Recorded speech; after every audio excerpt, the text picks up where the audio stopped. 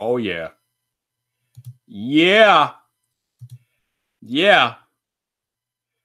The head nod is real because I just got the notification. And as I always tell you all, when I get that notification, it only means one thing. When I get that notification, it means that we are alive. Oh, yes, we are live. We are live. Oh, my goodness. So, I'm not going to try to waste too much time tonight because we got a lot to discuss. So, we're going to get right into it and get it on and get it popping. I'm glad all y'all in the chat, y'all not wasting no time. Y'all showed up on time like I asked. Love y'all. Y'all the best. But we ain't going to waste no time tonight. So, you know what's about to happen here. Current time is 6:30 p.m. Central Standard Time, which means you are where you need to be. You are on the right YouTube channel, and you are about to be witness to the most electrifying live stream introduction in YouTube today, baby.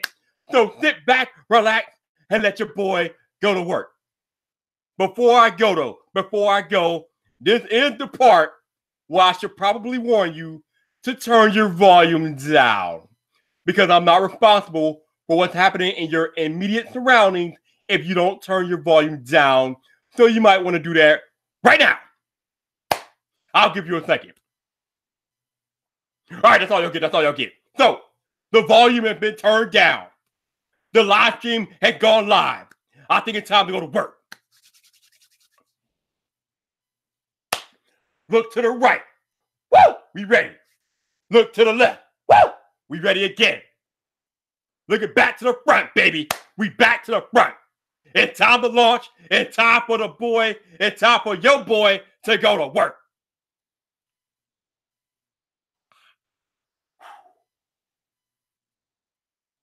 What's up, people? This your boy Viper, the man about tech, and we are live. Welcome to Friday Night Vyp, baby. Woo! Oh, yes. Oh, yes. It is that day again. We are back. We are live on YouTube. And before I get started up in here, let me check and see who I got in the chat tonight. If you're lurking, this is the part of the episode where you don't want to lurk so you can be acknowledged. So let me take it to my lieutenant, the iPad Pro, and I will start from the top and work my way down. First up in here was Altered Tech. How you doing, bro? We got the Apple Jockey on deck. What's up, bro? Simply Beth or Simply the Beth. Yeah, that's what's up. We got Wisdom Empire. What's up, man? How you doing? We got STS Tech. What's up, STS Tech? We got, who else we got? We got, wait, hold on. Okay, nope. Okay. Hey, my head of security. Let me say that right. My head of security. Hefe Reviews is out there. What's up, Jeff? We got tech for your needs. Oh, we got my homeboy, Randy Vasquez. What's up, Randy? Mediocre Tech is out there. Perp-minded, yeah. We got Justin Tuberon. What's up, Justin? We got Beanie Draws. What's up, bro? Genosis is out there chilling. How you doing, Genosis? Technically, T is out there. Whoa! The Mitten Dad, yeah. Oh, boy. Juan Contreras. What's up, Juan? We got Zach Talk Tech, baby. Oh, yeah. Richard Cologne. How you doing, Richard? How you doing? And we got, is that it? Oh, that's it. Okay, cool. All right.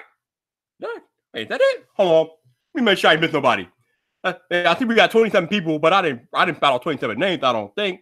Oh, maybe I did. Damn. Oh, wow. I guess I got everybody. Okay, I didn't miss anybody. All right, cool. Everybody's accounted for. Everybody that wanted to be. All right. So, Friday. Oh, wait a minute. Oh, we got a last-minute entry into the chat. Mr. Roberto Blake is here. What's up, Roberto? How you doing? And Colin. We got Colin out there. Oh, and Phone Tech at Work. Oh, what's up? Y'all coming in all late, but that's all right. That's what's up. So, on tonight's agenda, you see the headline. We got the Verge up to no good. And the YouTube community is under attack.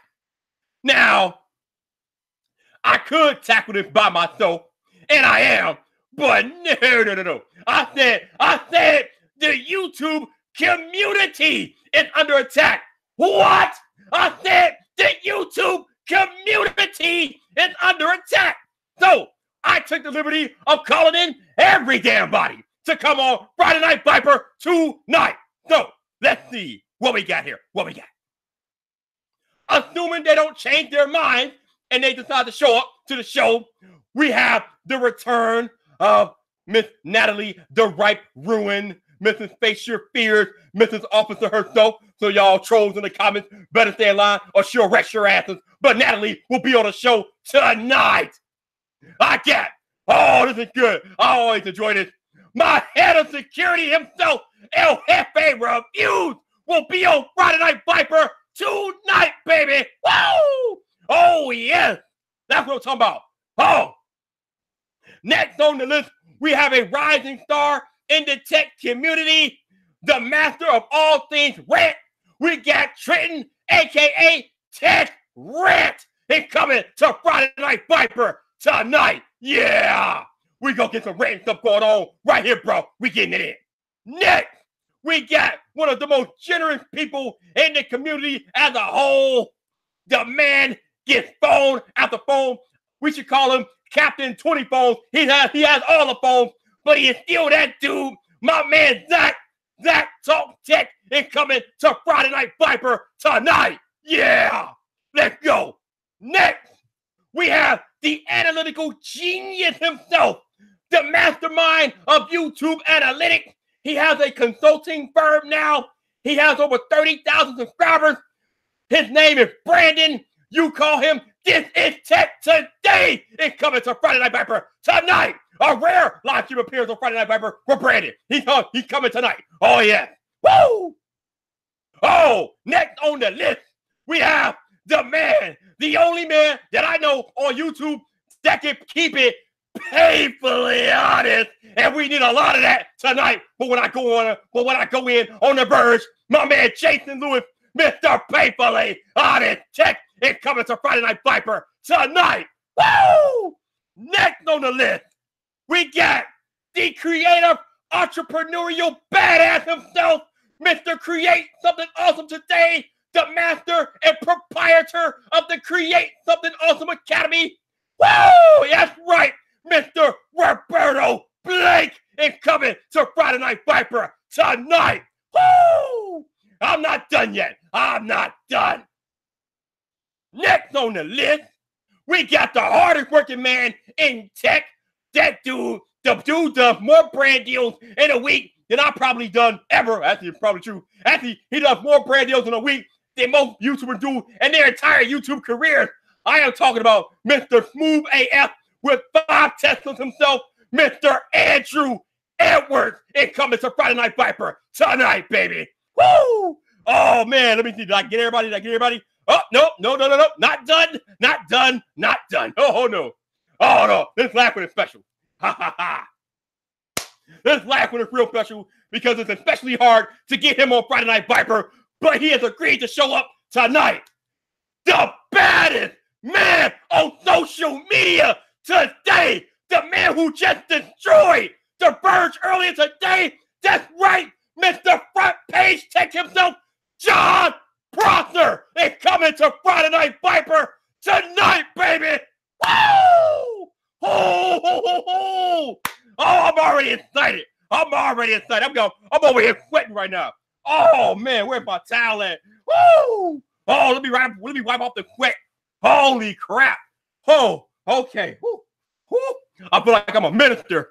I got to wipe off the sweat before I go into my sermon. All right. Okay, I think I covered everything and everybody. So much to cover. The Verge. Yeah, man. The Verge is up to no good, y'all. They up to no good. So, where do I begin with this?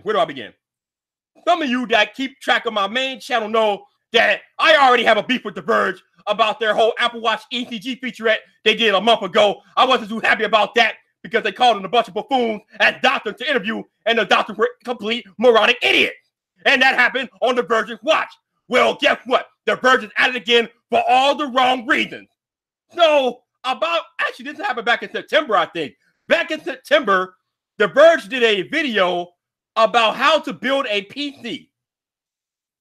And I didn't watch the video, I didn't see it, but I didn't really have to, because what ensued after the video was nothing short of internet Armageddon. Everybody just annihilated, eviscerated, ripped the Verge apart, because apparently they had an absolute buffoon building his PC, and he did it all types of wrong, and everybody, and I mean everybody, even Stevie Wonder called the Verge out on his PC build. It was that bad. I mean, good Lord. But it was terrible. And everybody said it was terrible. Now, of course, you know, when you do something bad on the internet, and this is one of the reasons why you should never, ever be wrong on the internet. But when you are wrong on the internet, there are almost immediate repercussions when you're wrong on the internet. So, obviously, after this buffoonery that the Verge put out there for the world to see, we had people on YouTube reacting, because that's what YouTubers do. We react to stuff. Creators react.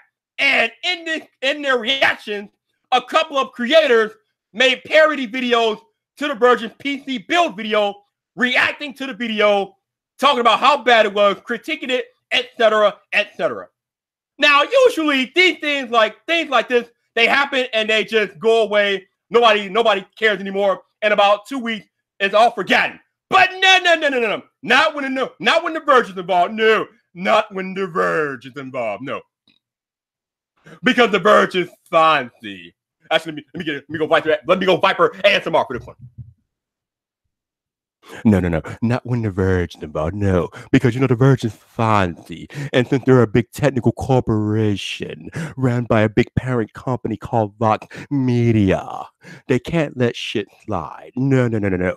They had to go ahead and try to strike the YouTubers down and put the YouTubers in their place, because Vox Media felt like the YouTubers had no right to use their video of their pathetic PC build to critique.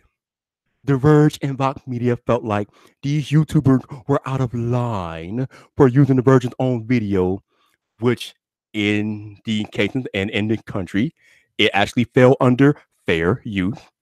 Nile, we got to talk about your definition of fair use, bro, because clearly you don't understand. I'll get to that in a minute, but the video responses that the Verge struck down actually fell under fair use.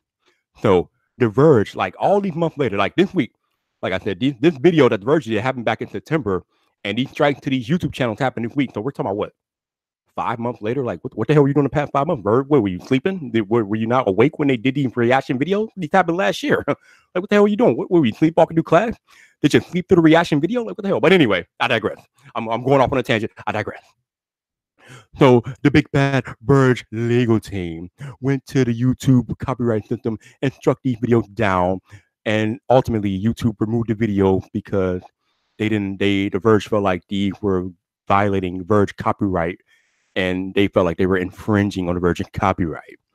So the YouTubers had their videos removed from the channel, and ultimately had community strikes placed on their YouTube channel because the Verge were too pussy to handle criticism. I'm sorry for the language, but this is not a Friday Night Vyp for the kids. So if you have kids that are watching, you might want to get them out the room, because they're going to be language. So it is what it is. But anyway, the Verge felt violated, and they had the YouTuber video taken down by the big bad YouTube copyright machine.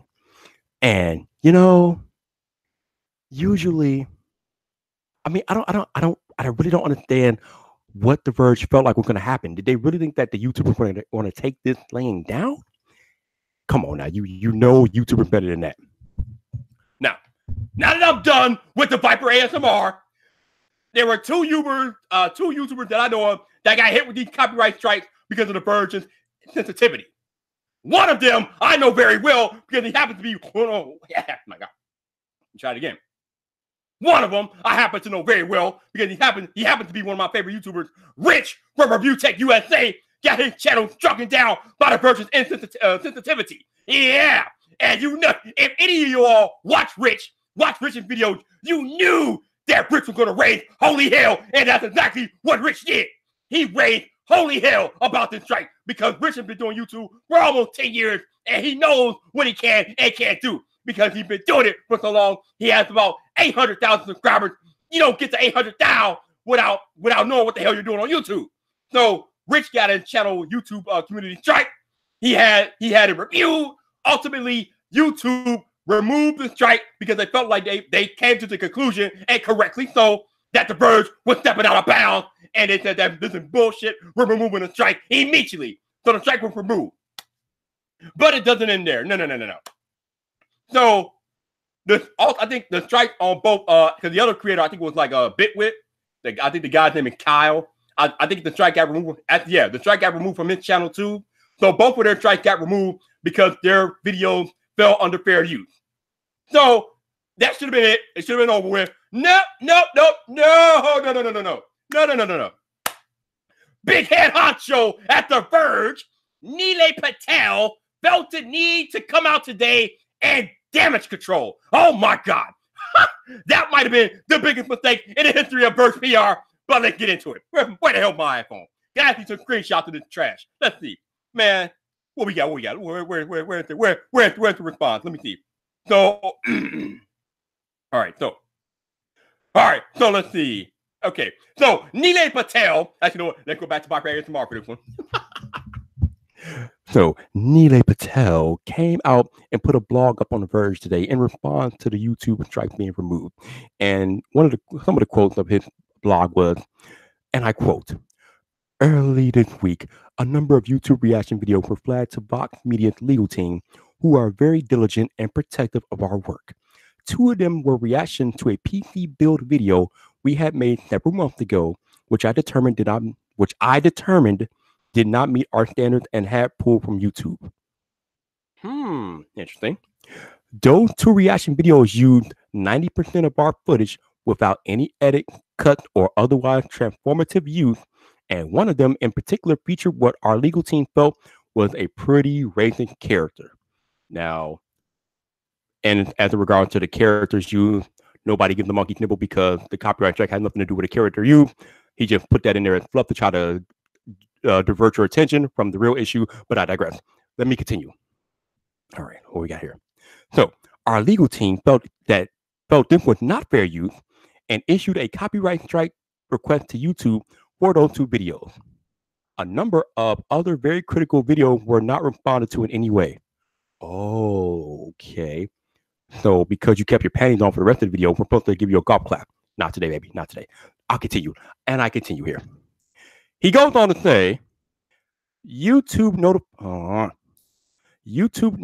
the 2 channels in question, said there was a chance our request wouldn't make it through, and asked our legal team for their case. Our team made the case. YouTube agreed the video were not fair use and issued the strike. Now, that last part kind of gets me a little confused because, as I just told you all, YouTube removed the strike. So if YouTube agreed that the strikes were warranted, why the hell would they remove them? I mean, I'm sorry, I'm not the smartest person in the world, but that makes no sense. If YouTube felt the strike were warranted, why the hell would they retract the strike later on? Yeah, but no. Let me continue the quote or the blog. So he goes on to say, Nilay Patel, and I quote, "Again, the strikes were retracted at my specific instruction, not through any YouTube dispute process." Now, I just read to you all earlier that he was the one who imposed, or he was the one who enforced that the strike be put on the channels. So now he's coming back and saying that he had the strike retracted. So he's already contradicted himself in his blog. But let me continue. The Verge has written many times about the problems with YouTube copyright enforcement mechanism, and I do not think it works well enough for us to use in cases like this. One thing I did not do was tweet about it because I didn't think the nuance of this situation would lend itself to tweets, and also, quite honestly, because I didn't think it was a big deal. There were strikes, and the strikes were retracted. I assumed everyone would move on. Wow. Okay. as I was reading through that quote, I highlighted immediate problems to the quote. I already highlighted some of them, the hypocrisy, and the blog post itself, it was hypocritical. But let me put it to you like this real quick. So you have creators on YouTube that are full-time YouTubers, which means they make their living off of YouTube. So you go ahead and you order a strike to be put against their channels, and you really think they wouldn't respond? Really? Especially the bigger channels? That Kyle dude, that Bitwig guy, has over 1 million subscribers. Did you really think a 1 million subscriber YouTube channel would just take that shit line down? And then I told y'all about Rich from UTech USA. You know Rich. Rich ain't taking a damn thing lying down. Rich is a beast. He is a YouTube creating beast. He does not take anything lying down. Rich ain't having none of it, man. So you put their livelihood on the line by enforcing these strikes on their channel, and you thought that all will be okay? Huh? Really? No, Lele. No, it doesn't work that way. But let me tell y'all what my real issue with this is. Now, I realize that The Verge has some case because their video was used in the production of these YouTuber response videos. They are absolutely right. Their video was used. We can't really argue that. But in the United States, there's a thing called fair use. It's not like Cal or Rich completely re-uploaded the Virgin video and that was it. Now, if they would have completely re-uploaded the Virgin video and just did nothing with it, then the Verge would have an argument. It would be a strike because that's blatant copyright infringement, that's blatant product theft, and you can't do that. But under the fair use laws here in the U.S., you can re-upload or you can upload parts of a video or re-upload a video and add your own unique commentary to the video, and that is completely legal.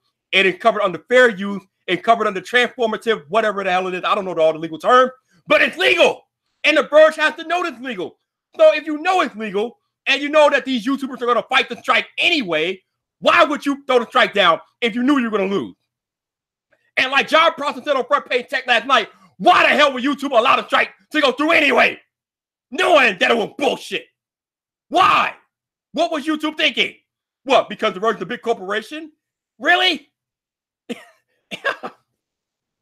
But like I said, the real problem for me personally about this, the real problem for me is the blatant hypocrisy of the Verge. What do I mean? Not only, okay, so all of this happened on February 13th, right, which is 2 days ago. Not even 48 hours prior to the Verge copyright striking these YouTube channels, the Verge put out an article talking about how big corporations were misusing the YouTube copyright system to extort small YouTubers. That article was made and put out by the Verge. So if the Verge highlighted how big corporations are intentionally extorting smaller YouTubers, and then they come back 48 hours later and do the same damn thing, how does that look, man? Neely, how does that look? It looks kind of suspect, son. I mean, I'm not the brightest person in the world. I'm just the captain of Team Apple. I happen to have a degree in physics. I happen to analyze shit. And I understand that you felt some type of way, that you were butthurt. But that is blatant hypocrisy. What the hell? What are you talking out your ass? Was that article on the 11th talking out of your ass? Did you not believe what you published? Which I will, hey. I mean, half the shit you posted bullshit anyway.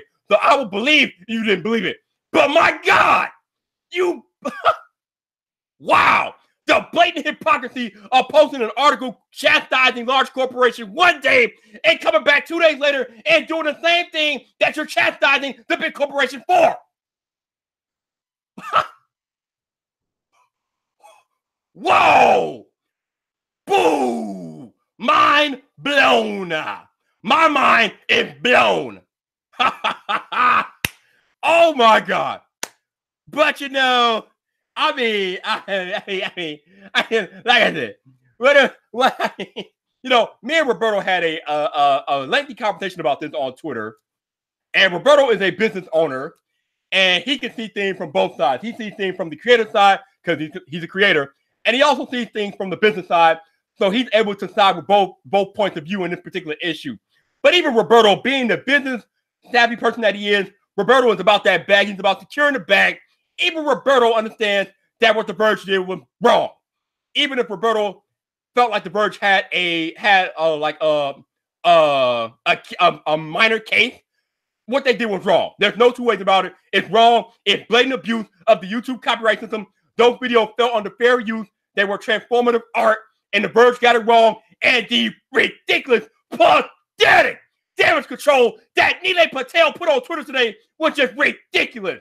Dude, if you're going to retract the strike, Nilay, you might want to apologize to the YouTubers that you put in danger by striking their channel, because that's no small thing. When you get a strike on your YouTube channel, yeah, you can upload videos and do all that stuff, but you can't live stream for 3 months unless the strike's removed. Now, ultimately, the strike will remove, but still, there are consequences when you lay a strike down on a YouTube channel. It's not all willingly walk in the park. There are real-life repercussions to that. What if one of these YouTubers made their living live streaming? Like for those 2 days that strike was in place, you put their livelihood in jeopardy because they couldn't live stream until the strike got removed.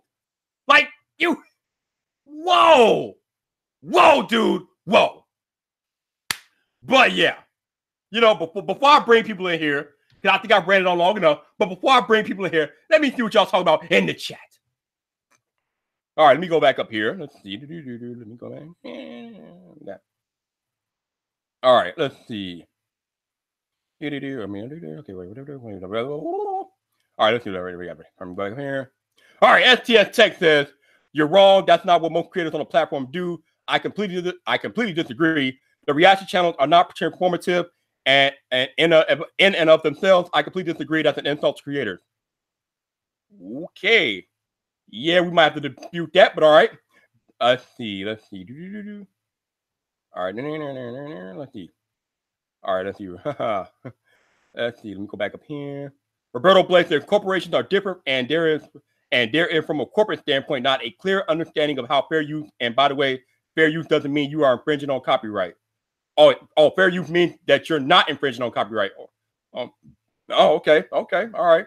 So there is you can still be under fair use and still copyright infringe. That makes sense. That makes perfect sense. Okay, let me keep going here. All right, let's see. Roberto says it wasn't about their feelings being hurt. It was about the way that corporate leadership dictates policy. Yeah, Roberto, and it was about their feelings being hurt too. That means, yeah, that there's no other way around it. I mean, I don't know. I mean, we're going to have to disagree on that, Roberto. We can talk about it in a minute here. All right. Zach says, I watched Cal's video today with the loud personification. It's hilarious. Watch 3 others after it. All right, let's see. Zach said the damage control will just more damage. Yeah, really. They did themselves no favors today at all. Let's see. Colin says, do companies of a certain size not get greater access to take content down? I think channels over $1,000, channels over 100,000 subscribers get access to that tool. So if you don't have over 100K subscribers, you don't get access to the copyright tool. But I think channels over 100K get access because John was demonstrating the tool last night on Front Page Tech. All right, let's see. We go back here. Let's see. Roberto Blake says, actually, that's not true. The character you would actually fall under right to association. Oh, all right. We got to get Roberto in here in a minute. I got to get him in here. All right, let's see. Let me go back. Let me go. Keep going. That's right. The Blue Yeti is legit. Oh, STS Tech brought me a coffee. I appreciate it, dude. Thank you. No doubt. All right, let's see. Alan Osborne, what's up, man? How you doing? All right, let me go in here. Oh, STS says they put their livelihood on the line when they created a video. I mean, that's their job. That's how they make money. How are you gonna crucify a creator for creating? That's nuts. But okay. Oh man, let's see. All right. Roberto Blake says, but there is also a very specific standard for what qualifies as transformative. Okay, all right. Let's see. Simply Beth says, I am pretty sure that YouTube does not allow a strike to be taken down without fully reviewing it themselves. Even if the claimant seeks to retract it, their legal team will still want to do their review. That's the other thing I didn't talk about. That Nilay messed up on today. Hold on, let me get a drink. Because Nilay all types of messed up today. He all types of messed up today. So, the analytical genius that's coming on here in a few minutes Mr. Distance Tech Today, Brandon, actually caught Nile in a lie. Now, Nile Patel says that he had these strikes retracted because he felt like it wasn't a fair use of the Verge's power. Now, the retractions happened sometime on Wednesday afternoon or whatever, but Kyle, the one who got struck down, said that YouTube rescinded the strike before Nile requested the strike be rescinded.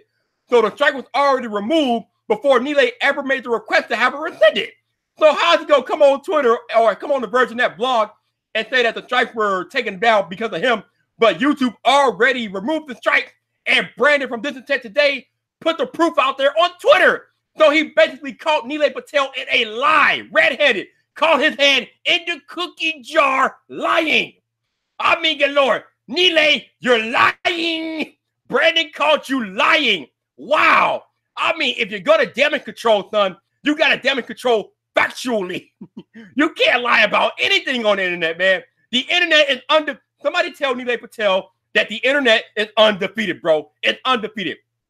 Now, I feel some type of way because when Nile put out there that he retracted the strike, I gave him credit. I actually tweeted him a thank you.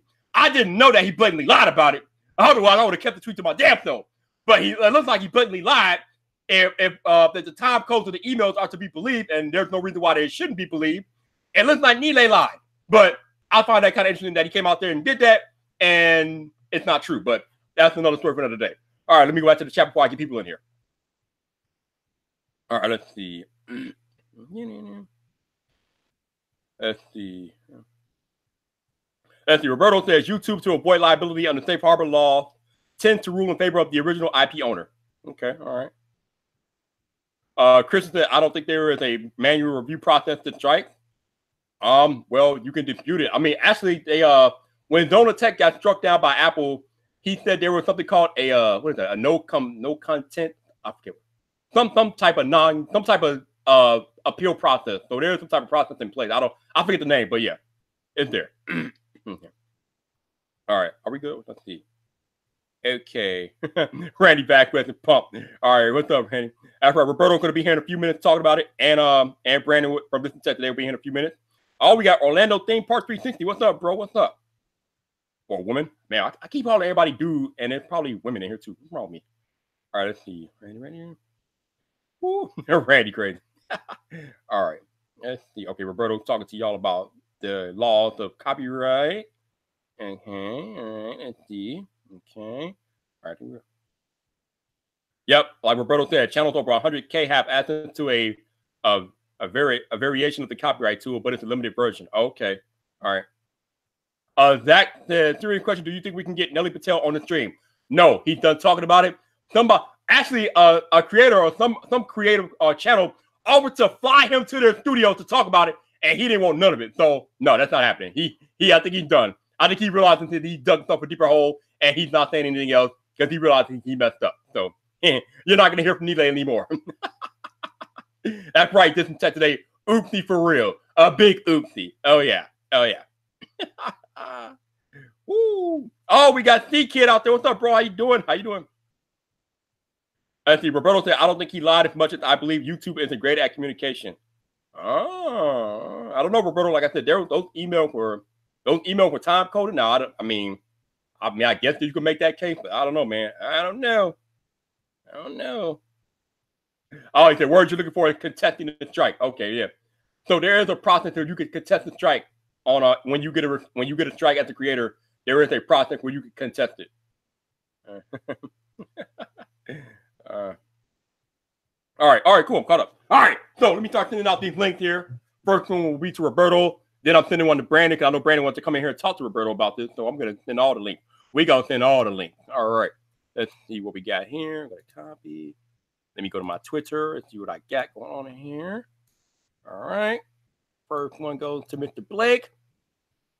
All right, Roberto, check your Twitter DMs. All right, where's Brandon at? Where you go? Brandon. All right, Brandon, check your Twitter DM. That's the Zach too, right? All right, let's go to Zach. Check your Twitter DM. All right, Zach, check your Twitter DM. I told you I wasn't playing. I brought a damn basketball. I'm bringing a basketball team here tonight. I'm not playing, man. We gonna get to the bottom of this tonight. All right, let's see who else. Let me who else here? Oh wait, I think Jason said he's gonna be here around 8, so we'll drop Jason the link for when he gets here. Okay. Who else? Oh, let me drop my man Andrew Edwards the link, which who knows if he'll use it or not, but it's out there. Okay. Oh, let me get my man Tech Rand in here. I said I was gonna send him a link too. Your boy is not playing. I told you I'm bringing the whole squad on deck. All right, check Tech Rant. The link is in your Twitter DMs. Who else? Make sure I forget nobody. All right, who else? Okay, I got that one. Oh yeah. Let me where you at? Where's my man El Jefe? Where's El Jefe? Damn it. Oh. Let me send my man John Proctor the link, although he'll probably be here late. He's only late. Okay. All right, John Proctor, if you're listening, the link is in your Twitter DM. So whenever you're free, you can do that. Yeah. Where is okay? I gotta find Jeff. Let me find Jeff. I know Jeff can't come in right away because he's doing his thing, but that's all right. Where in the world?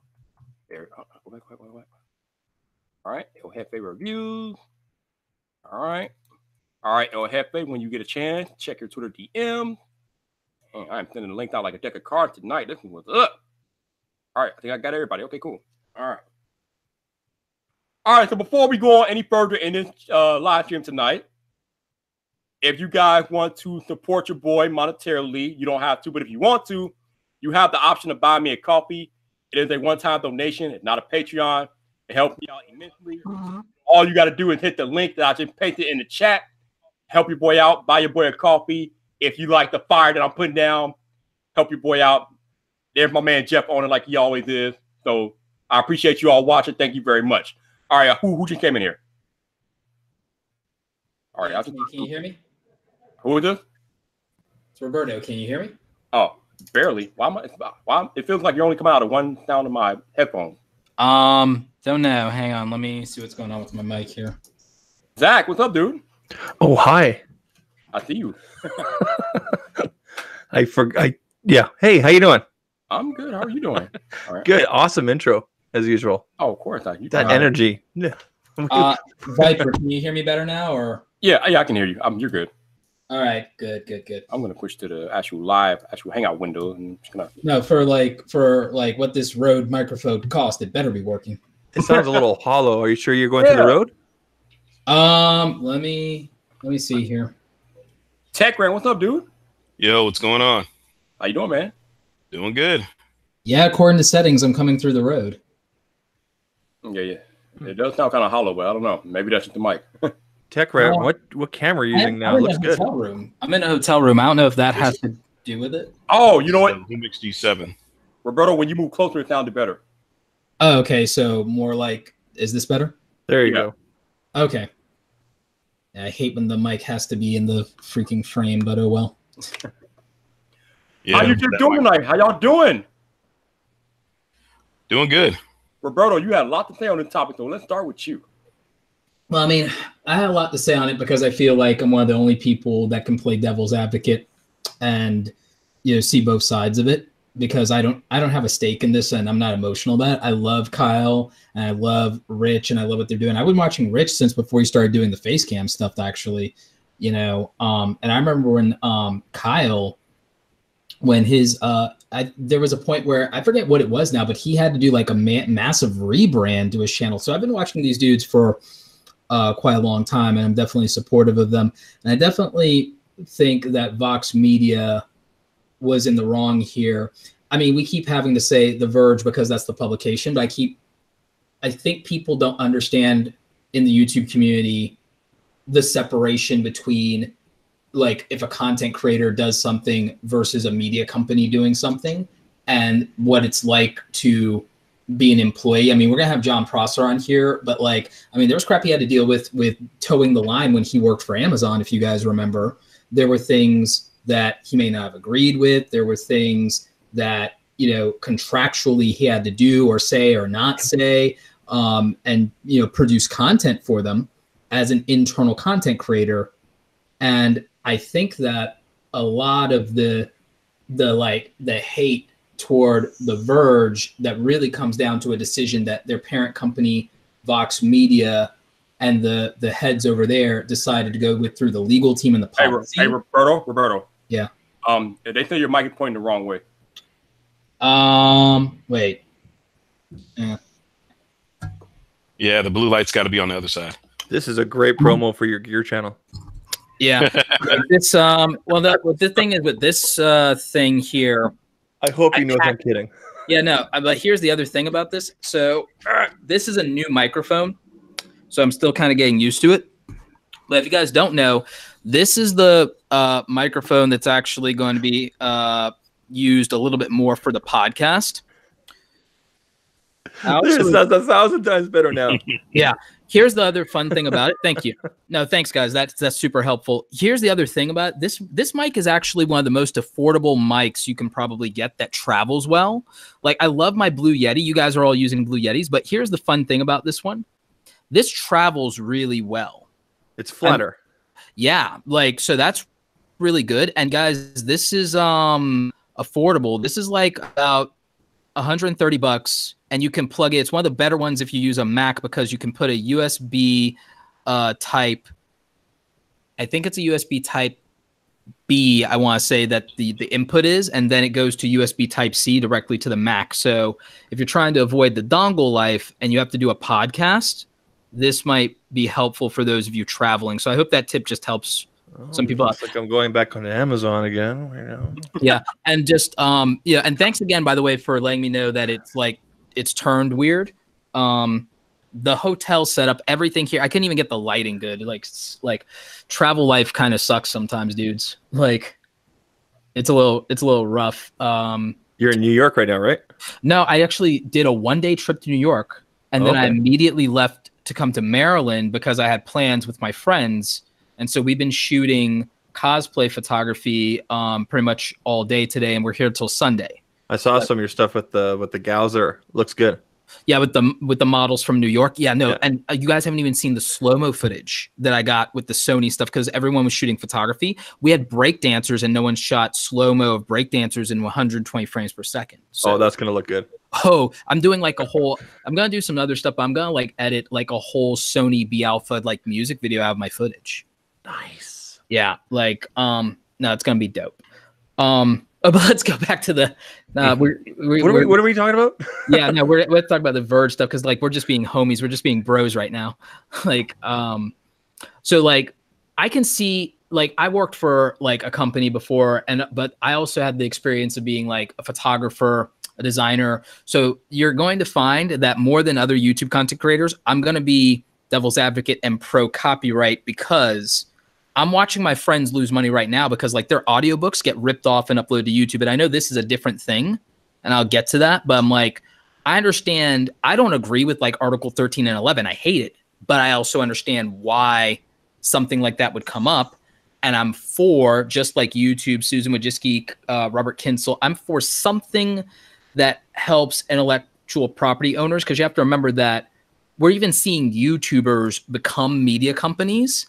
And when you get to a certain point and you're putting money into making your content and then someone uses it even in part, and they get either more views than you, taking some of your content and repurposing it, or they start making money when you're the one who invested in the time to make something, when you're the one who put the money up front and took all the risk, and it's like it could go either way, you can get demonetized or not, and then somebody else takes part of that and starts making money and ad revenue off of something you originally produced, and then they only add 10 or 20%, but you carried, like, tell me that doesn't feel uncomfortable when, I mean, am I wrong to say that that's something that, like, when you start putting your own money into building something, even whether you're a company or a YouTuber, that feels uncomfortable under fair use for somebody without even asking you to start profiting off of your investment? It's definitely a tricky slope.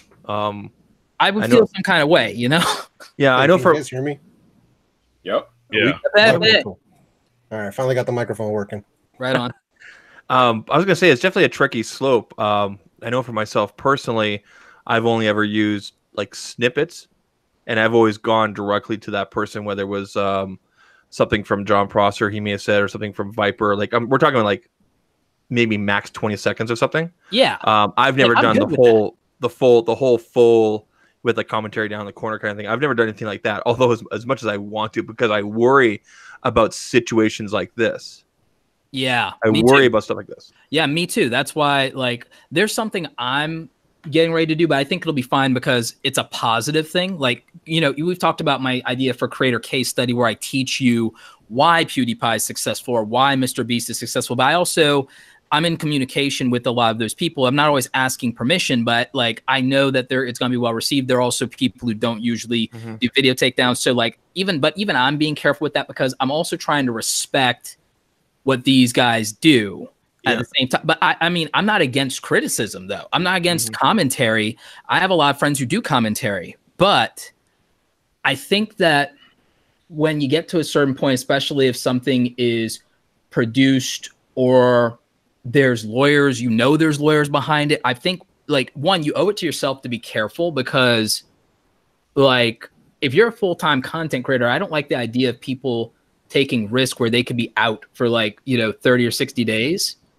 Like it's a big deal. Like what no one talks about, we talk about with this tech stuff, but like I've brought this up before on this stream, the anime community gets especially vulnerable because you're talking about international rights holders.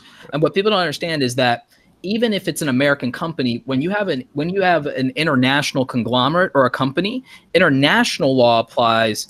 And that changes fair use because now that becomes a different thing because that's something that's strictly only beholden to in the US. And just because you're in the US, or even if the company is that, if the parent company or the holding company is an international company, then international law applies. Yeah. And that's something that no one really talks about because I don't think most people are educated about copyright law.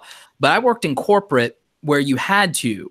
And also, when you go to school for advertising and graphic design, they actually put you through a copyright class. So and the thing is, I think that YouTube creators should like audit like a class like that or go to community college and take an online course in that because I think it'll protect them. Yeah, so, I didn't even see a copyright class in like the Creator Academy or any of that stuff. Which is weird, right? Like, yeah, YouTube you think it would be pertinent. What the frick is on your head? Yeah, that's weird. My grandmother's shower cap. I was waiting to see how long until you guys would notice it. I was waiting. That's the B-roll. That's the B-roll shower cap. But yeah, back to what we were talking about, sir. Before we were changed up. Yeah, there. It would be pertinent to have something about copyright and what fair use kind of is, I guess, or as best of an explanation, or even just in layman's terms, just to give new creators an idea of what's what. They try, but it's really hard because there's literally a limited amount of legal precedents for it. And usually the old default was going back to something like photography, because you see this with like when people take photos, depending on the situational context of like who owns the right to a photo per se, right? Well, the right to the photo lies with the photographer, but there are exceptions. Primary example, if the photographer works at the behest of a client or for a company, then that's what's called God, I'm spacing all of a sudden. But that's what's called work for hire, right? Mm-hmm.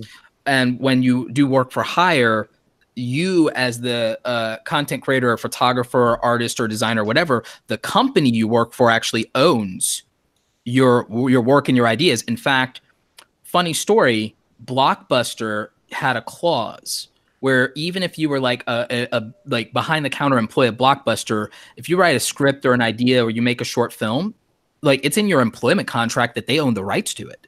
Mm.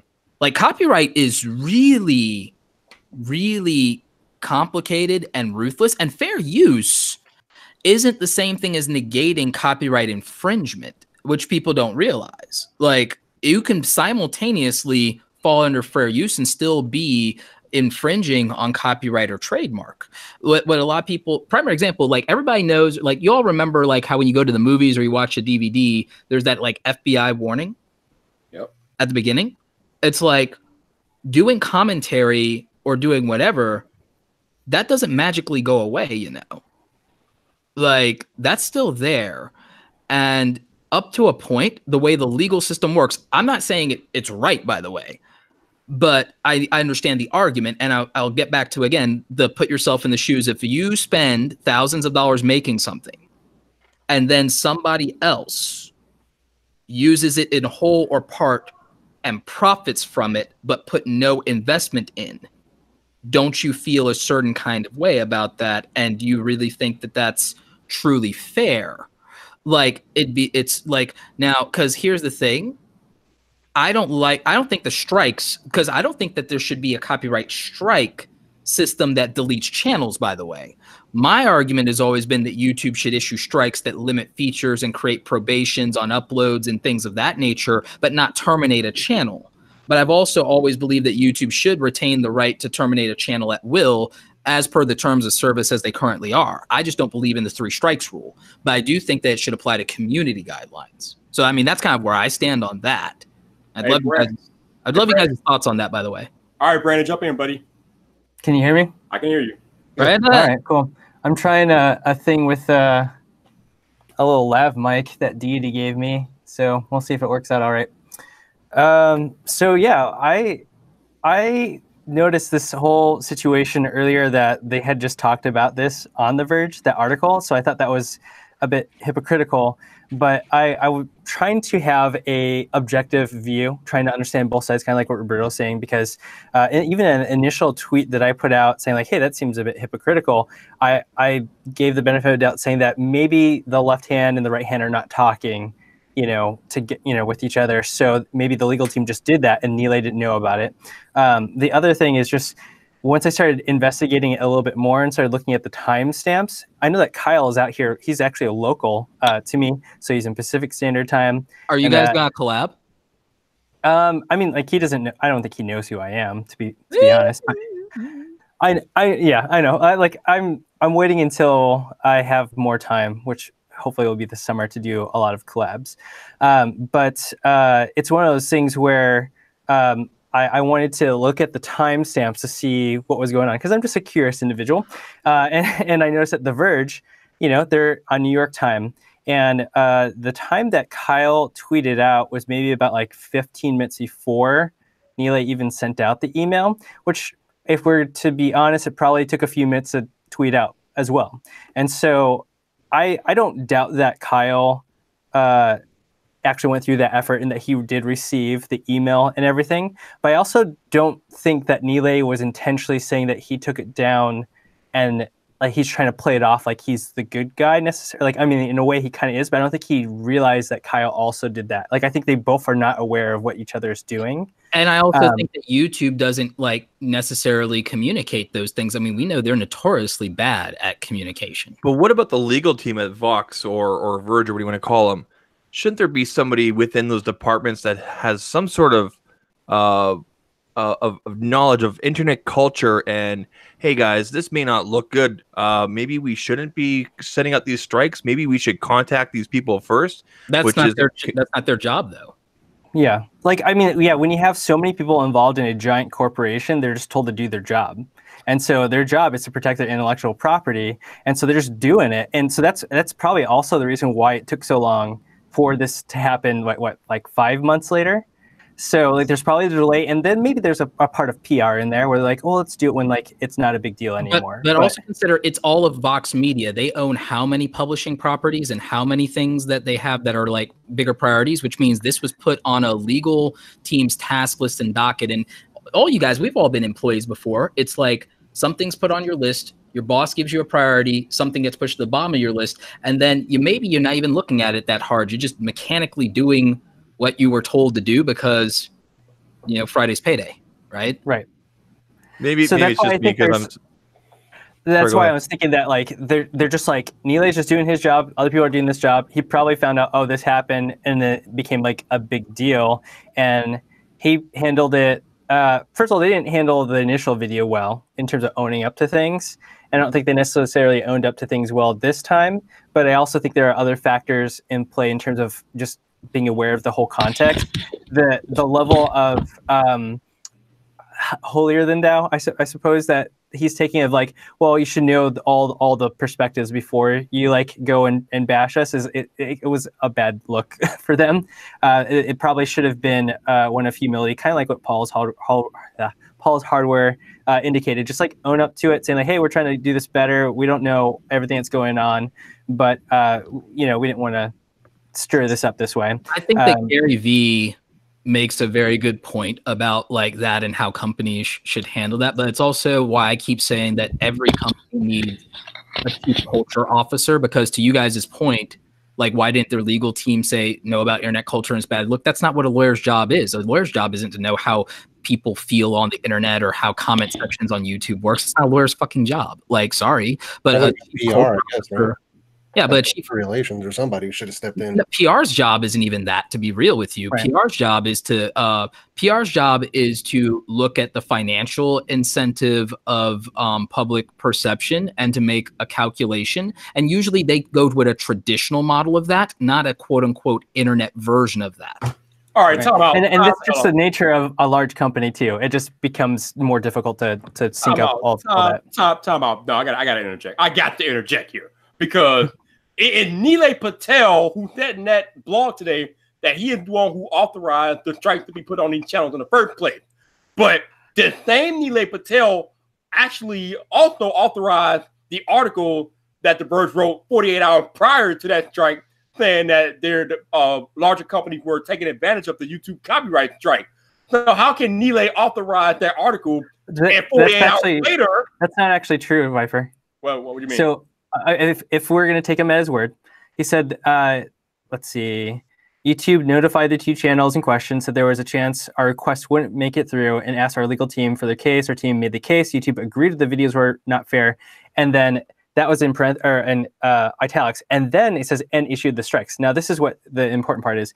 When this was brought to my attention a few hours later, I told them that although I fully agreed with their legal argument, I did not think we should use copyright strikes against legitimate channels, even if we thought the videos crossed the line. And again, I fully agree with our legal team that these videos crossed the line of fair use. So he did want to address it, but he did not ask for the strikes to occur. And here's the thing. He may have, even if he may have quote unquote, when he says it's him saying, well, the buck stops with me or something, that might be just a matter of I cleared people to make their best judgment and to do their job. So there's the context of that, because again, I have to think back to the corporate days of like, what does this look like? And then remind people that it's not like what we think it is as far as us, operating in the tech and YouTube ecosystem of like, there's a hierarchy to how employment and decisions work and get made. And sometimes there's not a lot of the details when you have so many teams and so many people that you're answerable for, you're not going into all the details all the time. You're trusting the people who work under you to just do their damn job and that everything will be okay. But that's where things get messy. This is where they screwed up, is because even though you can't know every single detail of what someone's doing, you still, as the boss, as the leader, need to take responsibility for what your employees do. And that's what he didn't do. He created a scapegoat. And that's what is creating that bad taste. And that's why, if you look at my tweets to them, I'm trying to be very respectful. There's a lot of things I disagree with him on, but there's one thing I was going to talk about, and it was about the objective truth about the times and the claims that he's making. And it's just saying, hey, you need to make a correction about what you're claiming. And then, once again, continue to state that I respect him and I appreciate the work that he's doing, and that I have a higher expectation for them, that they would seek to communicate that which is true. And so I think the discourse over this has been really, really bad. It's really toxic, and I think we can be more productive about it. I want to ask a question. Is there any circumstance under which you think the YouTube community and the tech community would have accepted and say, you know what? Yeah, strike channels or do this if a company does it? Do you think there's any point at which the YouTube community would say, yeah, that strike them, or yep, that was their fault, or because I want to go to a conversation about the nature of how the copyright and the YouTube community and fair use is convoluted. Well, we had the issue with Jeff, where we had somebody re-upload his entire video to a different channel and making money off of it. Well, I mean, he wasn't getting many views, but the dude did, he re-uploaded my entire catalog. I mean, we're talking 100+ videos. And I personally put the strike, the strike notices on like 35 of them, and then we had everybody who was tweeting about that they were doing it as well, and it still took over a week. It still took over a week for them to take the channel down with 30 copyright strikes of my own. I didn't want to give any. I didn't want to give that channel any exposure through retweets or liking or anything like that. But I had a similar situation last June with about 35 of my videos. Yeah, on a channel. I had to do 80 videos. Yeah. 80 videos. I had to do it. Now, here's the other thing, though. YouTube has a window, if you've been striked, where it doesn't immediately necessarily go into effect, which I think is good just in case of false claims and things like that, because it can be compiled. And I know this because I talked to like dozens of the anime YouTubers when Suecia, one of the IP holders for multiple properties overseas, had, I think it was either they had people manually claiming videos or they had a digital rights management company that was manually claiming videos. So it was either inter-department or it was a third party, which is another thing we can get into the digital rights management companies and the law firms that are profiting from this, from either doing claims or strikes. But it was the good news for like one of my friends, he has like a 600,000 subscriber channel, is that the strikes didn't immediately take place. Now that's because, and his stuff got reversed, by the way, his stuff got reversed and he kept his channel, but he was in a status where for almost a week and a half, he couldn't even upload videos, but his channel wasn't deleted. But that's good news for him and for the community. And I bring that up to say, I think we'll accept it when there's freebooting creator to creator, and say, yeah, strike them, those fuckers steal from you, blah, blah, blah. But I'm not sure that there's a point for what the YouTube culture and community is where they'll accept a company striking a YouTuber and say, oh, that was fair. I mean, do you guys agree or disagree? Okay, so, you know what? No, this wouldn't, I was thinking about a situation, but this wouldn't fall under a company, though. Sometime last year, we had that gamer dude. His name, Philip, it was Philip or whatever. And he, okay, I remember now. But it's not really a YouTube thing. But some IGN employee took a YouTuber review of a video game and re-uploaded it as his own work. And so that was plagiarism. Yeah, that was. You're right. That was theft. That was plagiarism. Yep. Yeah. So yeah, that would be a case where but like that was the company blatantly stealing a YouTuber content. That was a contractor of the company. Yeah. And he apparently, there's an investigation where he had done that before for even other publishers he wrote for, because he was an independent contractor. And IGN didn't take heat for that. The guy as it should be, he ended up having to eat that. Actually, IGN took heat for it too. Initially they did, but they disavowed him. And then So Roberto, let me ask you this, because you've probably seen both sides of this. I know, for example, if I come across a video and they've completely re-uploaded it. So in the case of those 35 or 38 videos of mine that I found, basically the person had put their own kind of quick little 2-second intro, but then the rest of it was 100% me, all the way up to like subscribing. There's no commentary, nothing. That's not fair use. That's not transformative. No, I know that. So for example, I know like the form that I have to fill out, email, the timestamp, etc. Is the form that I see, the way that I claim and say, hey, YouTube, take this guy down, is that different from what, say, Vox Media sees or has to fill out? Slightly, because they have access to a tool as a media company called the Content ID tool, which means that in addition to being able to fill out regular copyright strike stuff, their catalog of videos, because you know how all of our videos get a Content ID? Yep. Well, it's a footprint. And if we have 100K subscribers, by the way, what we get is, if my videos are uploaded in whole, unfortunately, it's not in part yet. I have to manually find that. And then people also report it to me. But if it's the whole thing, they catch it. If someone tries to freeboot my whole thing, YouTube catches it like a heartbeat. But if I had the full tool, it would be much more robust. So we get a limited version, which I think they should give us a little bit better than that. But the thing is, in our version, as YouTube content creators, I don't believe that as content creators, I can just fully take the money only and not take down the video. So that option is limited for me unless I'm just not using the full feature of the tool or I haven't set a policy, which that I could double check on that. So that leads me to my next question for hang you. on. Let me differentiate that. What Vox has Okay. would let them set a policy for where the video is monetized for them to claim the money, and if they want to monetize it, and if they want to take all of it or just part of it. And then if multiple media owners are disputing a claim on it, it can be a split, believe it or not. So those options are much more robust. This mostly applies to the music companies. But and also if you have a third party company like Collab DRM, you guys may remember that from the PewDiePie Alinity controversy. Yeah.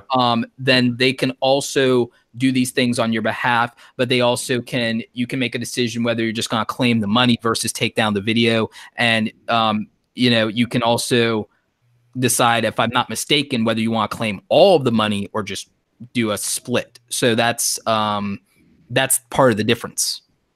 Okay. So my question, I guess my follow-up question for you and for everybody else here is, do you guys feel, because I feel that there's something, and there's a lot of things broken at YouTube, but I feel in this case, should there be a different set of steps for a corporation or a company, like you say in this case, Roberto, as opposed to an individual, so that something like this doesn't happen? Maybe some extra steps for a company to have to go through more of a, I mean, I don't know how many hours of the video are uploaded every minute, something crazy. 400 hours of video uploaded every single minute of every single day to the YouTube system. Yeah, exactly. So I guess what I'm saying is, should there be more of a human approach for a company? So I'm Vox Media. I submit these things to YouTube. Should there maybe be a physical person that looks at it as opposed to a system that, like an AI? A human would be a second or tertiary system because it's unscalable, because YouTube's too big. Right. If this was a smaller site, I could argue that. I know people want it to be human, but it's impossible. Not for a platform that's free to use. Not for a platform that's free to use. You'd have to put up a paywall to even consider funding like something like that. It's the logistics nightmare. Not to mention you'd have to build in a mechanism to make sure that someone wasn't manually trying to overburden the human system, because someone could just do that to be a dick, right? So, and to make it hard for something else they're doing shady to be caught by tying up resources and then costing and bleeding the company money. So that's problematic. So that's why that doesn't exist. If people are wondering, is no, YouTube can't afford that, and they shouldn't afford that. And YouTube wasn't profitable until just a few years ago, when they opened up more of it and got more people on board in 2013. And then they still had to eat all the money from the Viacom litigation, which was about copyright. And that almost ruined the company. That we almost lost YouTube completely because of a couple of people uploading 90s cartoons and Viacom properties. And if you look at a company like Viacom with such a vast media portfolio, if you look at all the companies that have people uploading, there are people still trying to live stream Rick and Morty and shit like that, right? There's so if you think about from a media company standpoint, you put literally millions of dollars into producing property. And then you have people on the internet undermining that property. And then, by the way, there's a legal precedent to where if you don't enforce your copyright and your trademarks could be invalidated. So I understand the ruthless no holds bar. I understand the creator's perspective of oh, God damn it, and I'm being picked on by this big company. But understand that these companies invest millions of dollars into making stuff, and then people make money off of it in whole or in part, which, again, fair use, and I get it. But at the same time, I'm thinking me, if I put my money on the line, even as a content creator, to make and produce stuff, and I mean, I do put my money, I buy all this great camera equipment. I don't like the idea of someone using 80% and then doing 20% to call it transformative and profiting off of my original fucking work. I really don't like that. I know people disagree with me, but when this stops being a hobby, and it's part of your business, it's part of what you do, you put all your time and all your money into it, and then somebody else makes bank on that, and they didn't even give you the courtesy of asking permission or whatever, or worse, they use it to make you look bad. And I understand that people are open to criticism. I'm just super uncomfortable with someone profiting off of my work. I think that the one difference, though, is that, hold on, the one difference, though, is that at least with Kyle, what he was doing was an educational, like it was transformative work. It was a freaking commentary. hilarious, is what it was. Yeah, it was hilarious, but like he was trying to create something that was educational, saying like, hey, this is not actually what you want to do. This is what you want to do. I actually learned a couple things from it. Yeah. I love Kyle's video, and I love Kyle's video, and I do believe that he met the standards of transformative. Do I think most people who claim fair use on YouTube do? Hell no, especially not the person who did that stuff with Zach. And even I have had to, it's only like 3 people that I've ever had to do this for, but I've had to strike other people who didn't just freeboot, because like all day, every day, there was like 85, and actually the 85 was just like 1 week. And then there was a bunch of other times I had to do, like I've literally hundreds of times. And then you guys have been great in the community of letting me know when, hey, somebody's re-uploading your whole thing, Roberto, and somebody's ripping off these other people, like, you know, Roberto, like, and then we find them and we get this stuff taken care of, because like that's wrong, right? But like I had a dude that like, and I'm not going to give him any shine, I had a dude that literally, like, I think out of like a 40-minute video, I did the math, and it was like 6 minutes out of 40 of commentary, and the other like 40 minutes of it was like my actual like content. And he also was using it to slander me because he had like a personal weird thing with me, and like I struck it down because, one, it was not transformative. It didn't meet the standard of 20%, and it was like bullshit, and more importantly, he was lying. So I'm like, and the thing is, I was nice about it because I talked to my lawyer, and my lawyer said, well, I can go after him. And I was like, nah, let's just deal with it in the YouTube system, and let's just, you know, go this route instead of you getting involved, because yeah, I know you're going to take care of it, and that's what I pay you for, and that's fine. But it's like, I don't really want to have to escalate it. And I like, don't like, and I kind of like got a sense of, I'm not going to like put the guy's stuff out there, but I got a sense of like the guy's not an and I did, you know, do something so punitive that it affects his actual life just for him being an asshole on the internet. You know what I mean? So like from a standpoint of the business side, because here's where I defend the creators on this. I think that Rich and Kyle, I'm happy they stood up for themselves, and they absolutely should have. Do I believe the YouTube copyright system is broken? 100% I do, but I also don't think it's simple because of the way the U.S. and also international copyright law. Because remember, outside of the U.S., safe harbor and fair use is different. And outside the U.S., like, God bless America, because you guys saw what happened even with Count Dankula, right? Like freedom of speech and freedom of expression laws are much more limited and prohibited outside the U.S., to where you can make a video on YouTube and your government can prosecute you if it doesn't meet civil decency laws, which again, we can say are BS, but another country, another culture, that's their law, and you obey the law of the land that you live in, and that's just the truth, you know? All right, I want to get Tech Rant in here. Tech Rant! What happened to the tinfoil hat? You know, I was gonna say something, but I was just like, fuck it. Come on, man, get in here, Tech Rant. What you got for it? All right. Trust me, I understand everybody. I understand what you guys are all saying. I understand you're businessmen, you have content and all that stuff. And we all know that fucking YouTube is a clusterfuck with all this other shit or whatever, right? Here's my thing. Basically, if we break this down, right? If we break this down and we look at this A and B. Okay, let's say I am a creator and I have a fuck ton of dollars or whatever, right? I got a whole shit ton of money and I spend $1 million making something. If I only have 5,000 subscribers, YouTube doesn't give a shit. Whereas if you come on to YouTube and you're this big, wonderful conglomerate company or whatever, and you say, hey, no, take that down, that's messing with our shit or whatever, and then YouTube fucking turns around and bends over for them without even thinking about it, that's the part that's pissing people off. I understand the law, I understand legal system and all that shit. It is just not fair on that level. Just because of that. And I don't disagree with you. It doesn't matter how much money you spend. Do you know how hard it would be for YouTube to give that power to the creators? How many immature creators are out there that would abuse that? And that's the problem. So they're in a rock and a hard place. No, I agree that. I agree. There needs to be some sort of system that needs to be put in place. But I understand where we're saying, let's all look at it from the media person's perspective. But if you're looking at it as a creator, I'm just saying, Brandon, we need tiers. I am looking at it as a creator too, in the sense that, like, in YouTube, if someone steals your idea, we as a community crucify people for stealing your content idea. Like not even your right. We crucify. Oh, like you ripped off that bit from so and so. Oh, you copied so and so. Like ruthlessly, the YouTube community 100% on that. But ideas aren't even protected under copyright or trademark law. But somebody takes footage and we're all cool with it. Like, how does that make sense? And how's that not hypocritical though? I'm speaking as a content creator on that too.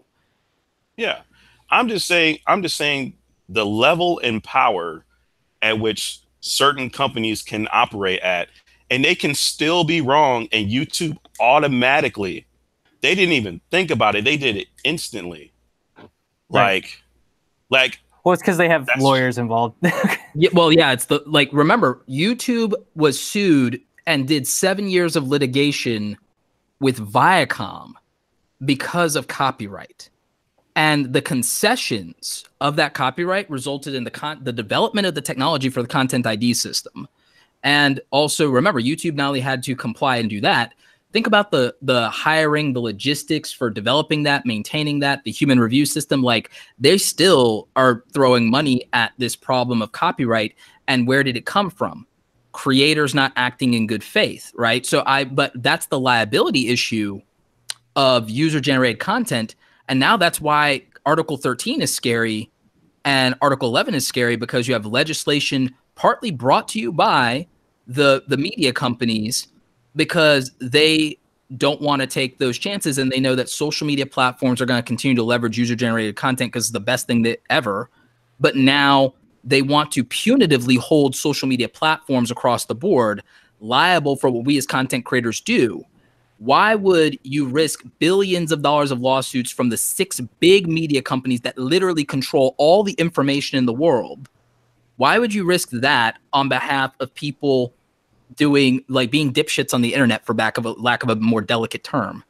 Like, why would they? Yeah, that's why I think there needs to be more of like an earned ability to utilize some of those tools, and to some extent we have that, and to some extent we're also giving that access to people with like the community tab thing that we talked about months ago. But like in terms of the copyright system, maybe if you have something where you have more of those advanced tools, and as long as you continue to use them in good faith, you can keep them. But if you screw it up, like you get knocked down. So that's my next question. I think it was Kyle's follow-up video, or Paul's follow-up video, where that Jeff linked, that there's a section there saying I'm using this and properly, and I'm not abusing the system.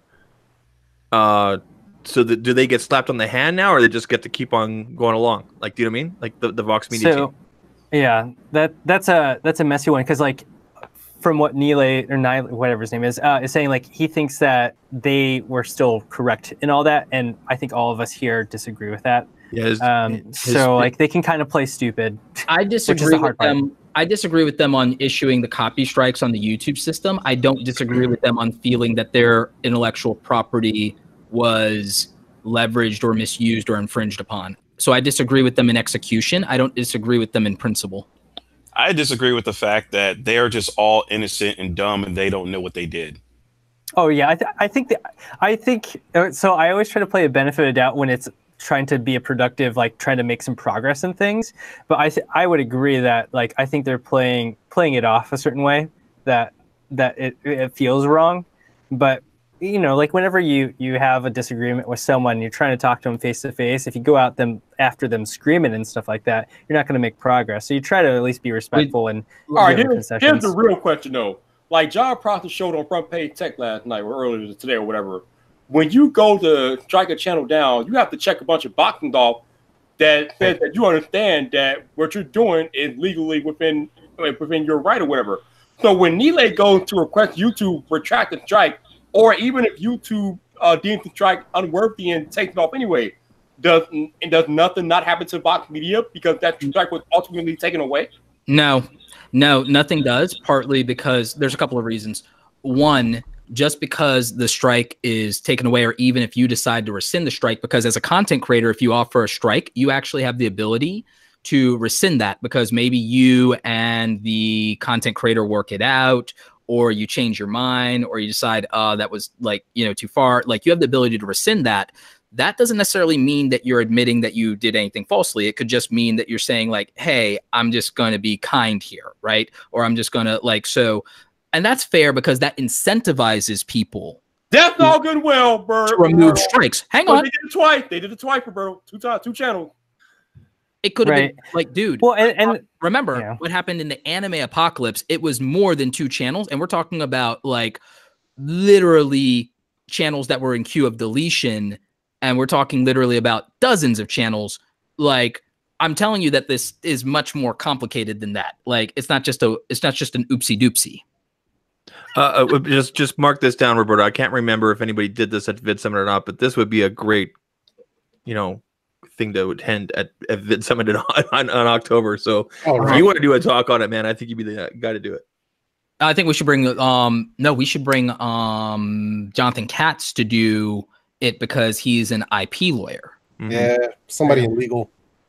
Yeah, I think the issue that most of us are probably having and why the community as a whole is really upset is because of the hypocrisy of because Vox or The Verge, they're standing from a place of entitlement or privilege is probably the better word. They literally did an article about a few days before, right? Or what it was. Right. But like them saying, even making the comment that like, oh, you should have talked to us directly and blah, blah, blah. It's just like, why didn't they talk directly? Right. And then so I that's the issue that I have with all of it is like, if you took this a little bit with a little bit of humility, it probably would have gone over a little bit better. But like to come across that arrogant is really bad. And then to know that like John Prosser probably was the one who caused this coordinated attack that he referenced in there because we saw all those comments. But like which is both funny, but it's also kind of a bummer. It's not cool of the community to go and do that. It's not cool. Right? Yeah. It wasn't productive. It's worse than that. Like. But it made him shut off his thinking and consideration of the discussion, which is why we're here, where he's not listening to anybody. And so that's why I'm looking at the way that we're having discourse. Like, how can we have a civil discourse where we're interacting in a way that we're actually productive, or are we just going to be toxic? And that's the issue that we have as a culture too. But like, yeah. Here's the other thing. I just wanted to put this out. The problem that I see with this is, okay, fine. If you want to come out and say that there are rules, okay. Then we all need to follow these rules. We all need to be held to the same standard. Nobody can upload anyone else's content. We should be able to strike them down immediately, regardless of who they are, if we're going by how much money we spent on content, regardless of size. That is the problem. There is no straight line. Because, okay, like at this point, if this can happen or whatever, right, then nobody should be able to use any other clips without written, explicit permission. Here's the funny thing about it. That's how it was before YouTube existed, and that's how it was starting to go during 2007 through 2013's into 2014, where there was the settlement. But the litigation, it was you have to remember, and we're all here old enough to remember pre-social media, and you guys do know and remember that there used to be everyone was terrified to use a photo from a photographer because what if the photographer or what if the magazine sues me in the internet pre YouTube and social media. No one was using anybody's clips or anybody's thing because they were terrified. And this was even when people weren't even using their real names on the internet. And why is that? Because copyright law has existed and been with us and is a thing.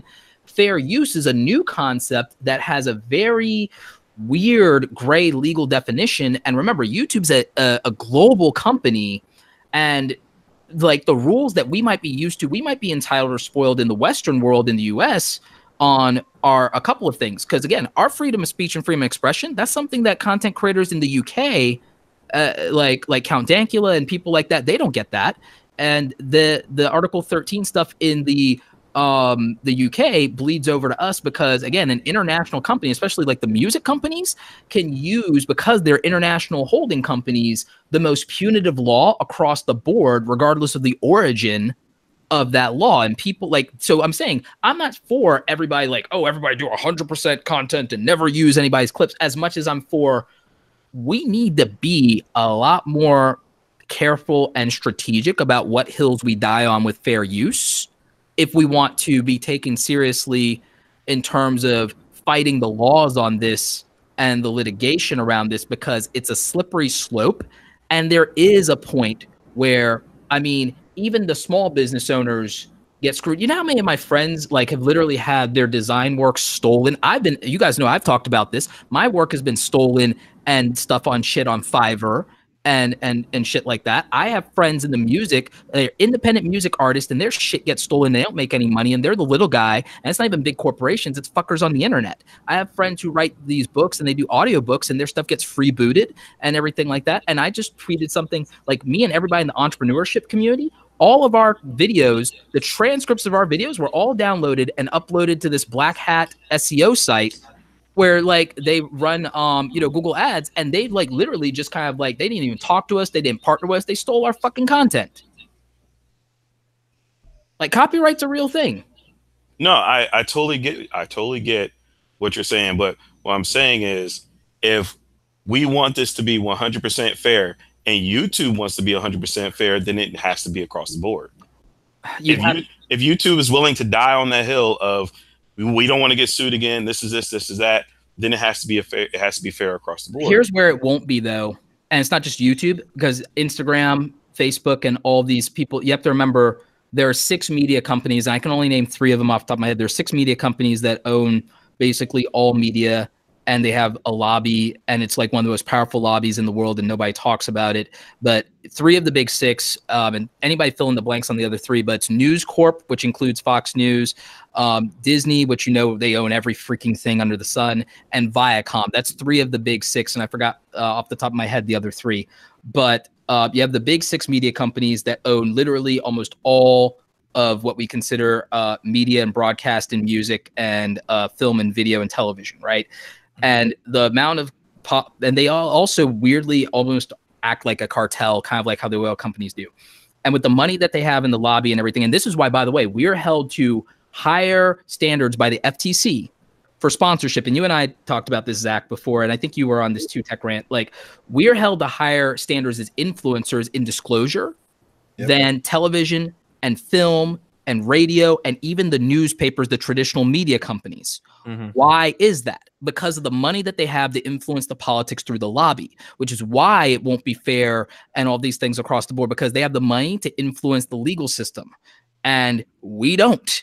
And even YouTube as a company and even Google and the tech oligarchs aren't even going to war with the traditional media companies the way I would kind of like them to. But then that gets weird, because do we trust them more?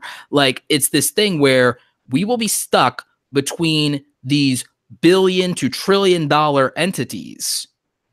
And whether we like it or not, we're literally all at their mercy at this point. And so I don't know how you think we can change that. It'd be nice to dream about, but like, what do you do when there are 6 media companies that own all of broadcast, all of music, all of television, all of print publishing? And then there are about 12 companies, maybe about 20 as tech oligarchs that control the distribution information of the entire internet's infrastructure. Like, how the hell do you solve that? Yeah, and I think, Tech Rant, the reason why it's frustrating for you and most creators is because we're actually legitimate. We're not going to abuse the system.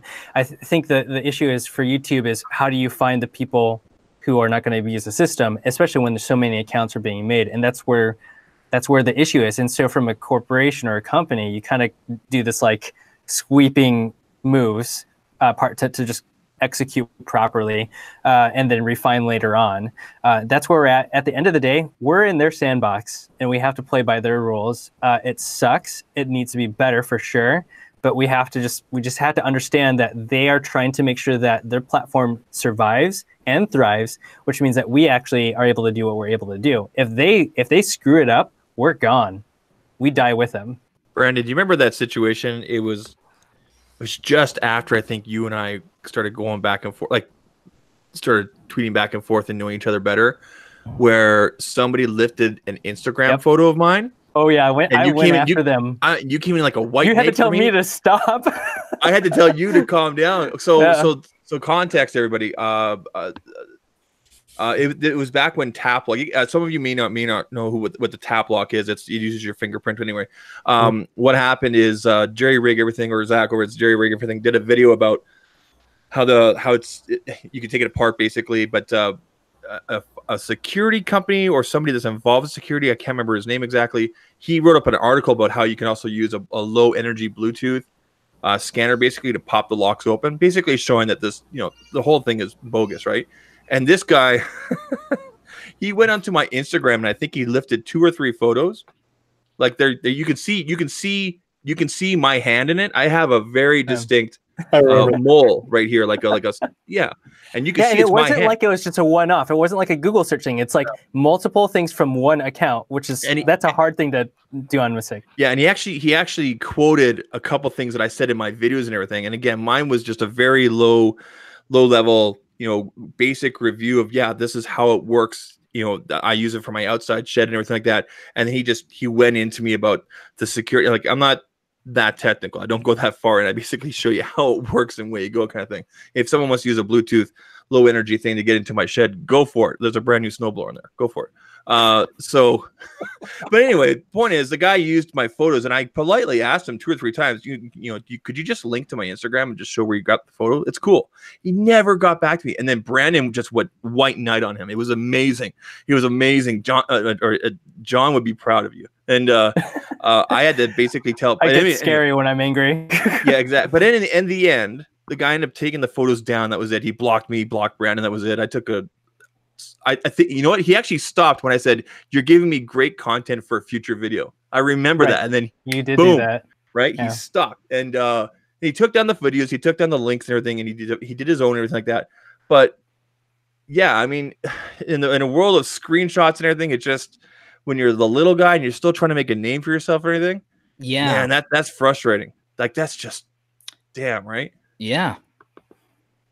Stick up for your friends, man. Yeah, what would have been so horrible about him linking the video, like linking to your Instagram? I mean, that's all I wanted. That happened. I love Matt Pat, the game theorist, and he got he got hit because there was a game that he was promoting, and they didn't link to it, and the community responded, and he changed that and everything like that. But when you're a small creator or no small creator, you're a small YouTuber and trying to make a name for yourself, or you're a small startup gaming company, and that exposure could mean the world to you. It could help. And if they're using your thing, why not give you credit? Even Lou from Unbox Therapy linked to my video and his tap lock video. In his description, he put 3 links, said, "Hey, check out these other tap lock videos." He linked mine, which I thought was cool. Yeah. On the tap lock website, both of our videos are side by side.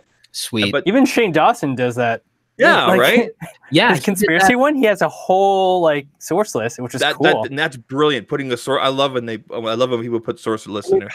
How difficult is it to do that? It takes a couple minutes, and you give people credit where credit is due. How hard is that? I've developed. Honestly, that's what you learned in school. I've developed relationships over contacting creators and saying, "Hey, can I use a bit of your video?"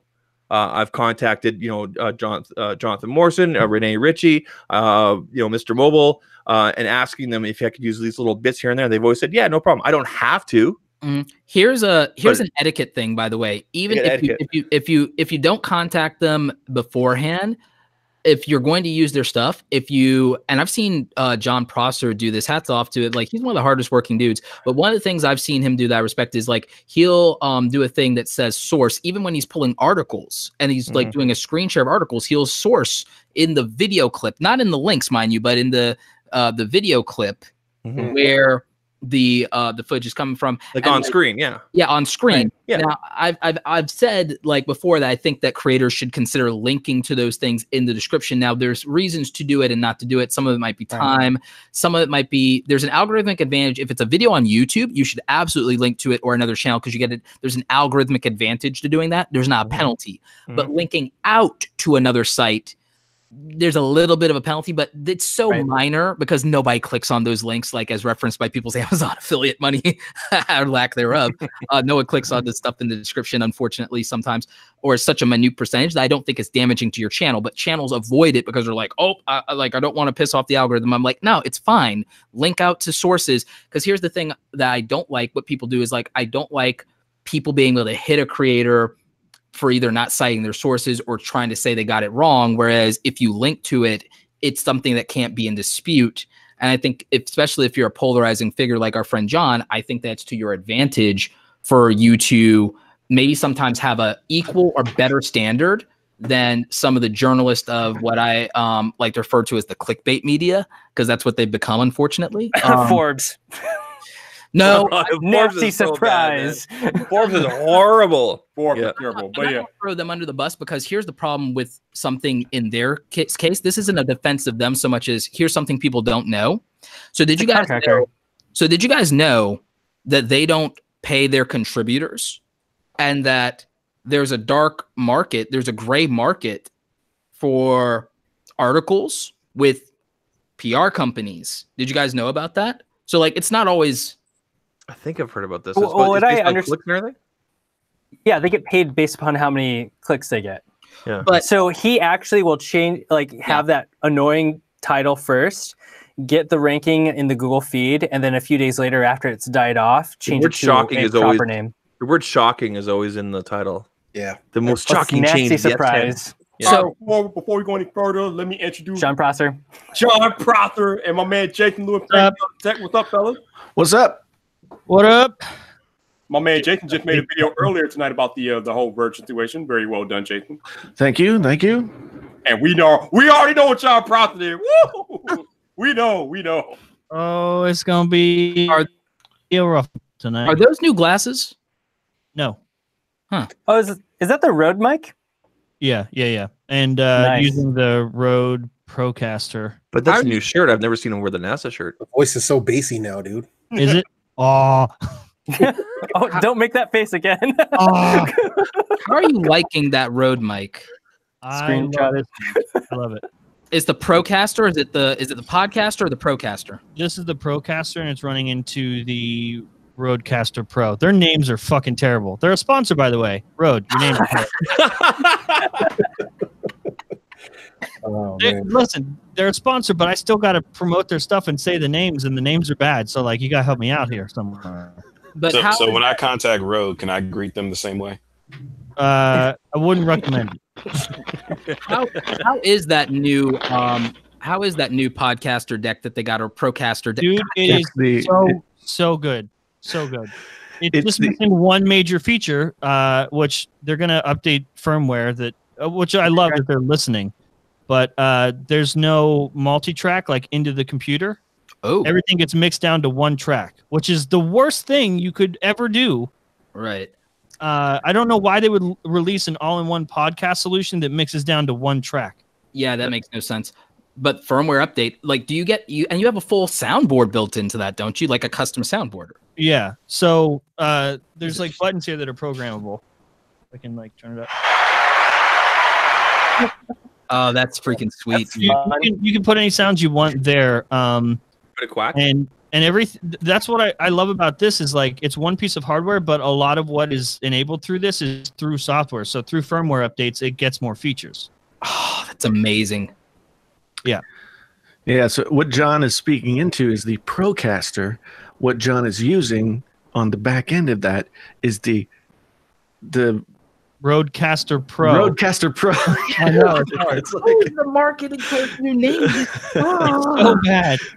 you know, All right. and then they got the Podcaster, Oh, which is another mic, Which is and the then they got USB version of this right, yeah, yeah, Jason's using the Joe Rogan microphone. yes, SM7B. All right. yes. So for those people that are not aware, I can Miguel vibrate tomorrow so I can match the bass. Here we go. Here we Oh go. yeah, here we Jono. So for those in the chat that are not aware of John Prosser's position on this whole Verge situation, John, why don't you enlighten us about how you feel? Oh. Oh yeah. So you know how almost every time I end up on Friday Night Vyper, I end up saying the line something along the lines of, "I might have taken it too far tonight." Yep. That might be this episode. I'm not sure. The entire episode is dedicated to the Verge. The entire Oh, one. man. Oh, Christ. Yeah. Hey. Let's just say I reviewed the article that Neelay posted today. Oh my God, that was the biggest piece of shit ever. And it's not even a blog. Like, I was like, oh, I'll just find this because people were tweeting me the link. I go on The Verge to find it. It's nowhere to be found. It's like it's buried in. They posted it on their forums. It's not like a regular blog post. Wait, did he Yeah, narrate already? No, it was never an article on the front page. It was a forum post. Yeah. And I don't know if you noticed, the forum link is not in the menu. So you have to go search for it or know that forum it's Verge post in /forum. response to activity on the forum. No, it was a statement about the YouTube stuff because they have a meta section that's about Verge It's stuff. on the record to cover their asses. And hey, if you find this link, here's our response. Is like Yeah, here's a link. weird. I'll That's post like, it. Let's put it this way: there, a lot more people are about to see that article huh? that they buried away. That's weird. Let me ask you something, John, that I think is interesting. How do you feel about how the community is responding and about their rhetoric? I think it's deserved, minus the death threats. Like, I would never condone death threats and like being overly ridiculous. But when you're all about creating discussion, and a lot of what they do is campaigns towards a lot of YouTubers. Like, they can just call PewDiePie an anti-Semite, and then that's PewDiePie's problem to deal with. And the discussion, when the discussion's on their front porch, then they have a problem with it. And they haven't given anyone an outlet. I mean, even this article is posted in the forums somewhere. So when you do something and you fuck up, and then people go to the nearest possible thing to like speak their mind, if that is your latest video, that's just how the internet works. I don't think that death threats are cool, but like they completely silence discussion on all that. And I showed it in tonight's show because I got a clip of the comment section last night, and since then, all of those comments have been deleted. And that's where he referenced in the article about the coordinated campaign against them. Yeah, I think you started that, John. Coordinated campaign. Listen, I did not tell anyone to do that. Coordinated campaign. Like, we're YouTubers. If we could actually get together and do anything in a coordinated way, then we'd rule the world, and we wouldn't have to worry about this. Yeah.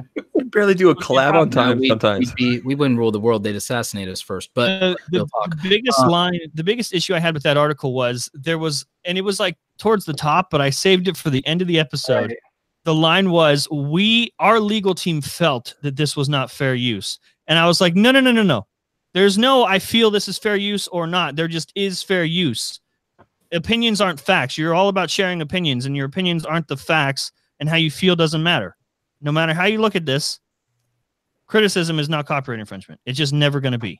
Criticism isn't copyright infringement, but the usage of IP that hasn't been licensed by legal definition, depending on where the line is on the 20% threshold of fair use, which we all know that wasn't their motivation. Yeah, I know that, but I'm saying Bitwit did fall within fair use, and Rich Fair would fall within fair use. But I'm making the argument that videos uploaded of the complete thing with no commentary at all. And that's up. But like they post in Nilay's article, he said 90% of the video was used. Would you really rather they just took selective clips and used them out of context? Is that what you wish here? That's a good point. I'm not wishing that. And I think you're right, and it makes sense. And I also think, like, I've also successfully seen people, like you've even successfully done this. Sometimes you can do commentary without even using the thing. I prefer context with the actual video footage. I'm just playing devil's advocate here for the most part of saying, like,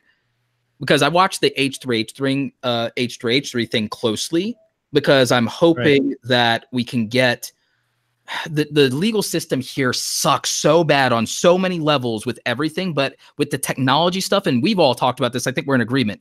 Litigation never like catches up to fucking technology, and it's frustrating as hell. It's worse when it comes to what you might call internet culture, but like the real like messed up thing about this is until we get like an actual legal standard, fair use is interpretive, and it's then subject to if it goes to a court thing or if its lawyers get involved.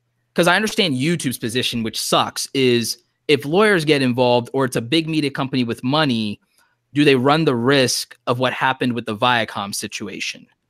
Which then, that's really bad. And then this whole like take the video down first is YouTube's only safety net. Yeah, because of safe harbor laws and that shit. Like, The thing is, though, I mean, fair use is interpretable to a certain extent, but then, like, there's also a certain extent in which it's not. Like, you know, if you use 20% or less of the material in a non-transformative way, that's still fair use.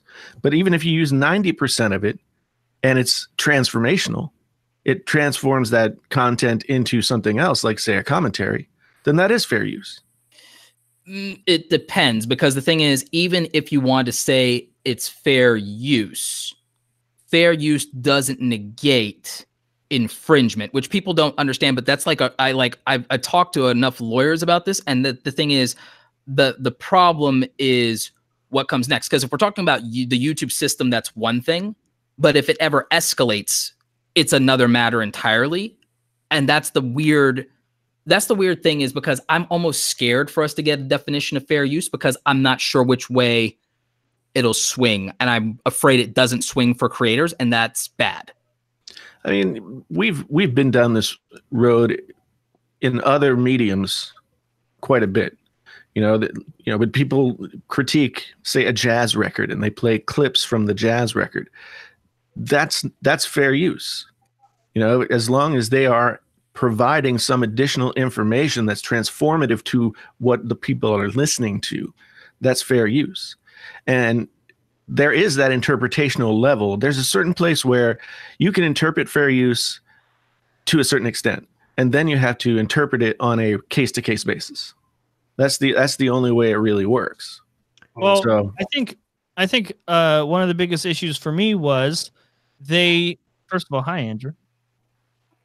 Yep. Can't hear him. That was worthless. Oh, there he is. One of my biggest issues was them claiming that, like, they played the good guy, like Nile did. He was like, I asked for the retraction. I asked for that.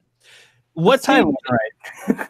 So YouTube awarded Kyle and Rich their appeal. They won the claim. Which, by the way, can we acknowledge, like, good for YouTube? Yes, for like great for YouTube. I take my fuck you to YouTube back. But here's my issue. Nile is trying to play the good guy as if this all went away because he retracted it, because he felt like it was the right thing to do. In the article, he even states, like, I still believe our legal team was correct, but I issued the retraction. No, you can't have it both ways. He's trying to play a good guy while trying to save face, right? You issued the retraction because of the backlash. So are you going to cave or are you going to not cave? And that's why I called him out on the times. The timeline doesn't add up. What effectively happened here was it's the equivalent of someone going to their boss and someone goes, hey, I want a promotion. Can I have a raise? And the boss is like, actually, today I'm firing you. And you're like, well, you can't fire me because I quit. I did that once. That's what happened. Yeah. The thing, I'll say this. I'm glad that I'm not married to Nile Patel. Because that guy, I mean, the way that he twisted that argument to gaslight the entire internet. He actually replied to somebody saying it's not an apology. Yeah, he turned around at the end of that post and said, well, I mean, if you guys hadn't done this, then and just dude, the thing about, like, if you would have just talked to me directly. Yeah, that whole thing is like, how is the internet? No one takes anybody. You used a legal team that then used YouTube to take down. You abused the whole system to take these videos down. You didn't talk to anybody directly. Shouldn't I think fire their PR department for allowing that shit to slide. Let's give it a Nile and call it a day. Like, they should fire their PR department. I'm not kidding, but but a lot of people should fire their PR departments because they suck. Like, they're not, like, if you're gonna go ahead and you're gonna dictate and twist the narrative, like this is gonna sound horrible, but I'm like, I'm a super villain. I'm like, at least if you're going to manipulate and gaslight the general public, get it right and actually get them on your side. And even if you have to fucking lie, I'm saying from a PR standpoint, again, super villain, I'm saying if they hired me to figure out and craft their freaking strategy for addressing the public, I would have had them Eminem 8 Mile that shit real quick, and people would have been like, I don't agree with what you did, but man, the way you came back was savage as hell, or something. I would have figured something out. I would have figured some way. It's been what, 7 months since that video was posted, and they just thought they could quietly now seems like a good time to take them down. Yo, Andrew, jumping in, bro. What's up? We can't hear you. Uh-oh. Can't hear a thing you're saying. Andrew, He always has an issue whenever he comes in here. Come on. Every single time. Are you Why do using the AirPods? Why you always do this to me, Andrew? Every time. We still can't hear him. We still This issue with audio brought to you by National Rental Car.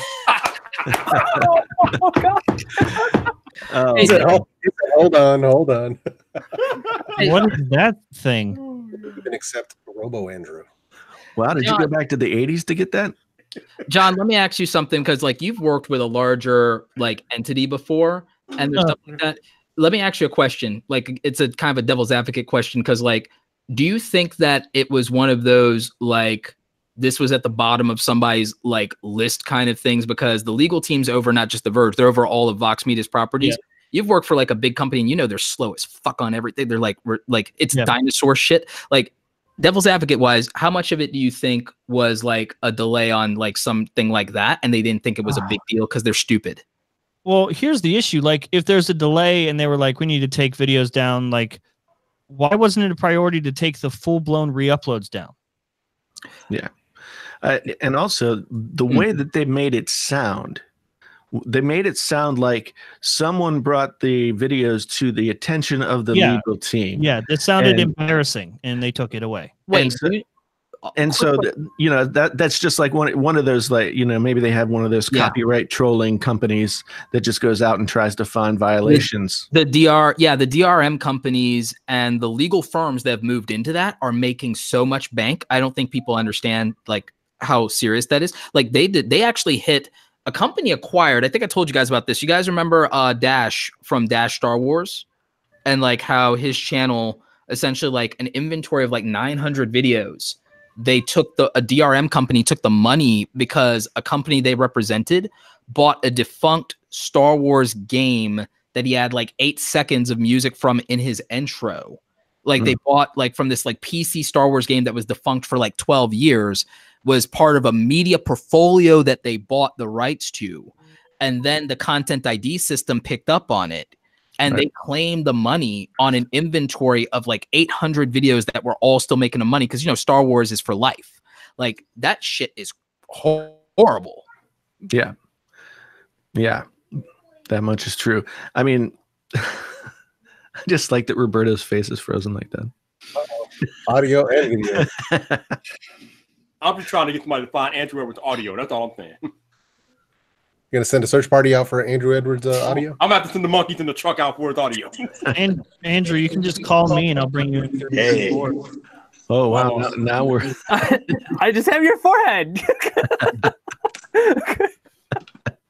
Why do I always have to use my damn phone to talk? Don't you have a tech channel? Yeah, I'm gonna call this user error. That's what I'm gonna do. Jesus. It's terrible. That's what I'm trying to sit on my computer in the comfort of my own home. No, it doesn't work. Oh man, there we go. You have no microphones in your home? I just put on a headset. The computer has a built-in microphone. I tried that. I tried the headset. That didn't work. Is it a Mac? AirPods. You guys made fun of me. Is it a Mac? Yeah. There is no way to fuck that up. There's absolutely no way to fuck that up. You go to the sound profile and you pick the interface. That's what I did. I mean, hey, how do I turn this damn thing around? I mean, you see this headphone? Give me the headphone.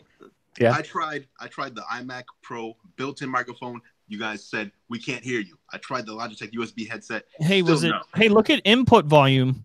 Is it all the way down? You might be turned down. Like if you select one of the other ones. It says input level up. Oh, wait. Did you go into your settings in Hangouts? Have you tried turning it off and back on? This is the worst. Did you guys see this? Neely actually just tweeted out an email he got, and it's like a very clear death threat this time. The other one wasn't very clear, but this one's very clear. That's too far. It's like, wow, you just discovered you're on the internet. That's what I'm saying. Like, no one feels bad for you. You still fucked up. I still feel bad for him. I just think that people just should have a conversation in a better way than this. Yeah, I don't disagree with that at all. You can't diffuse the internet's argument because you got a death threat. I'm Yeah. not. If someone That's took it too far, it doesn't diffuse the rest of the situation. Actually, I think I disagree with that, like on principle, and I think Go it's on. like, I've been like, but I'm being real, I'm being serious. Like I've been talking to a lot of people about like where internet culture is going and about the the mindset stuff and everything like that. Because again, we're all creators, so we've all gotten the negatively stuff, and we know personally like that it fucks with your head. We know and I'm like, I don't like the idea of excusing people's bad behavior just because internet culture. Like I'm like, hold people accountable, because like real talk, if the way people behaved on the internet, at least the era I grew in, if they behaved like that, or when people tried to, and I'm not advocating for any kind of violence, but I'm like, people that I think the way they behave on the internet never had the sand to do that in the real world, especially not where I grew up, because they knew exactly what would happen to them, right? But people get real brave on the internet and get abusive and toxic on the internet. And the thing is, it has real emotional consequences for people. Everyone here on this panel has gotten bullshit trolls and death threats, and I've gone to war for every single one of you on that shit, and I will. And the thing is, don't let those people, like, don't let me be on their block. Like, just to be real with you, anybody who's come after John Prosser, walk on the other side of the street if you run into me. Like, anybody talking shit about Viper, get on the other side of the street. I'm not for this toxic troll internet culture and everything like that. And if I was 10 years younger and still working out, I'd be taking some of these people into some of them Logan Paul boxing matches, or I'd throw them in the freaking octagon, and like I'd be a Yui Bowl about it and shut them the hell up. But does it make them any less like, okay, so they're getting death threats, but does it don't be an asshole? You can have a conversation without being a dick. But that's a person. That's a problem with the person. Right, and that was the issue that was in that whole article, is that there are a lot of different things that were put there to confuse the actual issue. Yeah. And so that, like, and I see that happen a few times with them, and that's the bad taste. And the thing that I wanted brought to emotion into the factual situation. Like, he ignored the fact and was like, if you remove that, like, you get to we messed up, but you guys took it too far. Actually, let's get my man Andrew up in here. Andrew, we haven't heard from you at all about this, man. What you got to say about the Verge situation? What's up with he has no idea what's going on. This is my own personal opinion. Let's hear it. I'm old, man. I don't care. I do not care. Listen, here's what I think happened. I mean, everybody's piling on Nilay and the Verge. The Vox Media has hundreds of people that work there, hundreds, plural.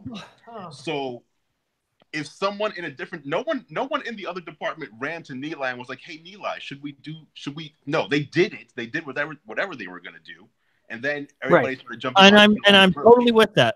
We totally talked about that earlier yesterday. He put his name on this situation today. No, I saw that, but I'm saying when it happened, at the time when the decision was made, submit this claim, hit enter on YouTube. I am obviously I wasn't there, but I'm very confident that Nilay was probably not involved in that. Yeah, I'm confident as well. I feel he like just landed the plane wrong. Okay, like I totally didn't see this coming today. I'm not saying he doubled it correctly. All I'm saying is, as someone who's had the channel for 13 years now, I have gotten countless numbers of incorrect copyright strike takedowns. Right. I've never one time went on Twitter and complained about it or tried to get my community up. I was like, okay, I got this takedown. Let me address it. Every single time, without fail, it's been retracted or removed or taken down. The latest one was from Apple a few months ago. There's a process to this, and it's just being in this game. I know this is part of the process. Chad Wildplay has won 200 plus of those same claims and copyright. Like, Chad Wildplay has won 200 of them without firing a single tweet. The problem is though, if everyone remains silent, then these companies will continue to abuse the system. And not everyone thinks that way. We're like, I'll just appeal and it'll be fine. Some people are crippled by that stuff. They're too afraid to go against this. But that's not, that's their fault then. That's not, like, listen, it's the no, that's the bully's fault. If the bully comes up to you and beats on you and you don't know how to handle it, you don't fight back, no one goes, "Oh, that's your problem, man. You should have fought back." If you're talking about a bully, but if you're dealing with, if you're running a business, dealing with another business, then handle it like business. That's what I'm saying. No one asked for it. The business just came in and took you down. Yeah, the business is abusing their status, their monetary wherewithal, et cetera, against someone who can't necessarily isn't even given the opportunity to speak for themselves. So, by my definition, issuing that strike, issuing that takedown is an aggression on the creator that is very much bully-like. And it wasn't just like, hey, we want the money from that video. They took the video down and their channel was issued a strike. Like that's a significant. I know how that feels. I know how significant it is. It's happened, like I said, countless times. I know how it feels. But at the same time, when it happens, when I get the email, I'm like, oh, what the hell is this? And I log in. I'm like, show me where I used your music, or show me where I used like all that. And I'm like, you know what? I don't think this makes much sense. So let me submit my retraction or whatever it's called, go through the claim process or the reverse claim process. I'm not saying that these companies should be defended for their behavior. I'm not defending their behavior. What I'm saying is, as the creator, not even about creator, any business, as the business owner, it's on me to handle it. It's not on me to say, hey, let me rile up everybody. And, you know, it's like, handle it first. And now, let me just say what I would do if it was me. If it was me in the same situation and I did this thing on The Verge with their stupid video about PC building and I got the takedown request, number one, I would have submitted whatever you do to reverse it. Number two, I would have you submit you're contesting the claim you submitted to you. And then I would have DM'd Nilay and said, hey, I'm sure you weren't involved in this, but this is what's going on, at your company, and I don't agree. I submitted this. Do you know about this? Can you help me out with this? That's what I would. But for context, remember that Kyle's not the one who's going after him. It's the community. And Kyle, he hasn't even put out his own response. He's actually tweeted out that I'm just too busy moving. So he's not even making it as big of a deal. He's like, I'm just going to talk to my people so they could talk to them exactly like you're saying to get this worked out. And I'm just going to do what I'm doing. And so he's too busy, and it's clearly not a big enough deal. And again, remember, I love Rich. I'm a fan, but Rich tweeted out, and Rich also engaged PewDiePie's community. And PewDiePie's been talking a lot about copyright and fair use. And there's things I agree with him on, I've had Felix is a good guy, and he's been on YouTube for a long time. But also, I know where he stands on this. I don't agree with all of it, but what I do agree with him on is that I think there should be a takedown request form that doesn't necessarily issue a strike, and I believe the system can be refined. But I also think I showed the form yesterday on the show because we have access to the same system. There was literally just inform the creator, give him 7 days. Right. Or I want to take down now. Actually, the system that we have that you're referring to, the copyright system that we have, there's actually multiple versions of this system. I don't think people are aware of that. Yeah, I have two. One in my Creator Studio and then one through Studio 71. Correct. And then there's another one, though, that the people, and when I got my cert on content ownership, I had to learn this, and this is fascinating, is there's even another one that the larger companies have that's still different. Like the one we got is watered down a little bit.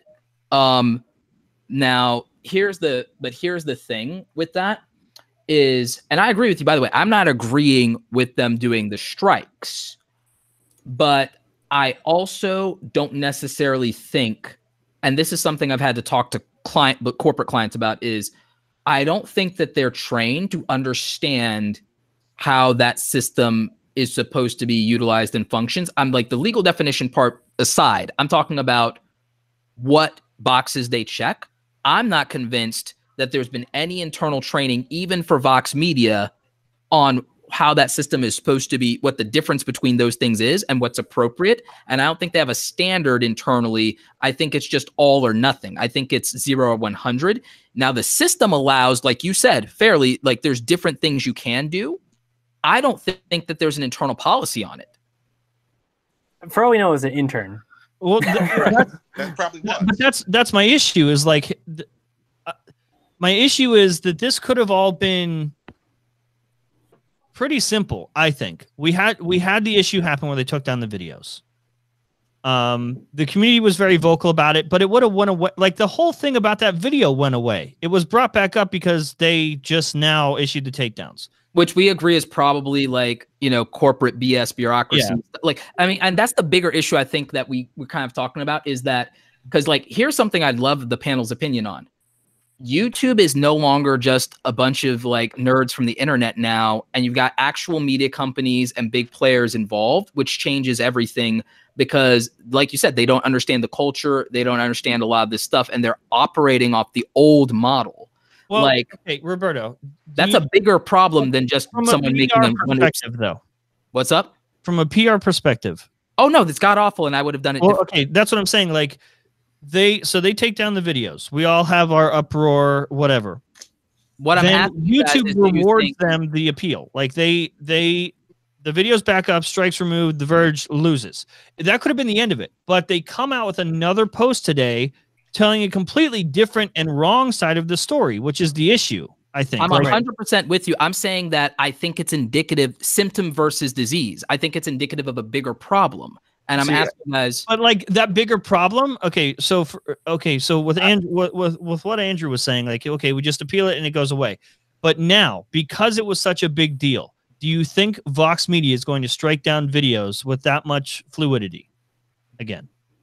They might, because here's the thing that I'm going to ask you guys about is, because this also ties a little bit into like the bigger conversation about like PewDiePie T-Series, the changing of the landscape of YouTube is it's now we have content creators in this platform, which was the majority forever, but now, and some content creators would become media companies, but they still played by the culture rules of a content creator, right?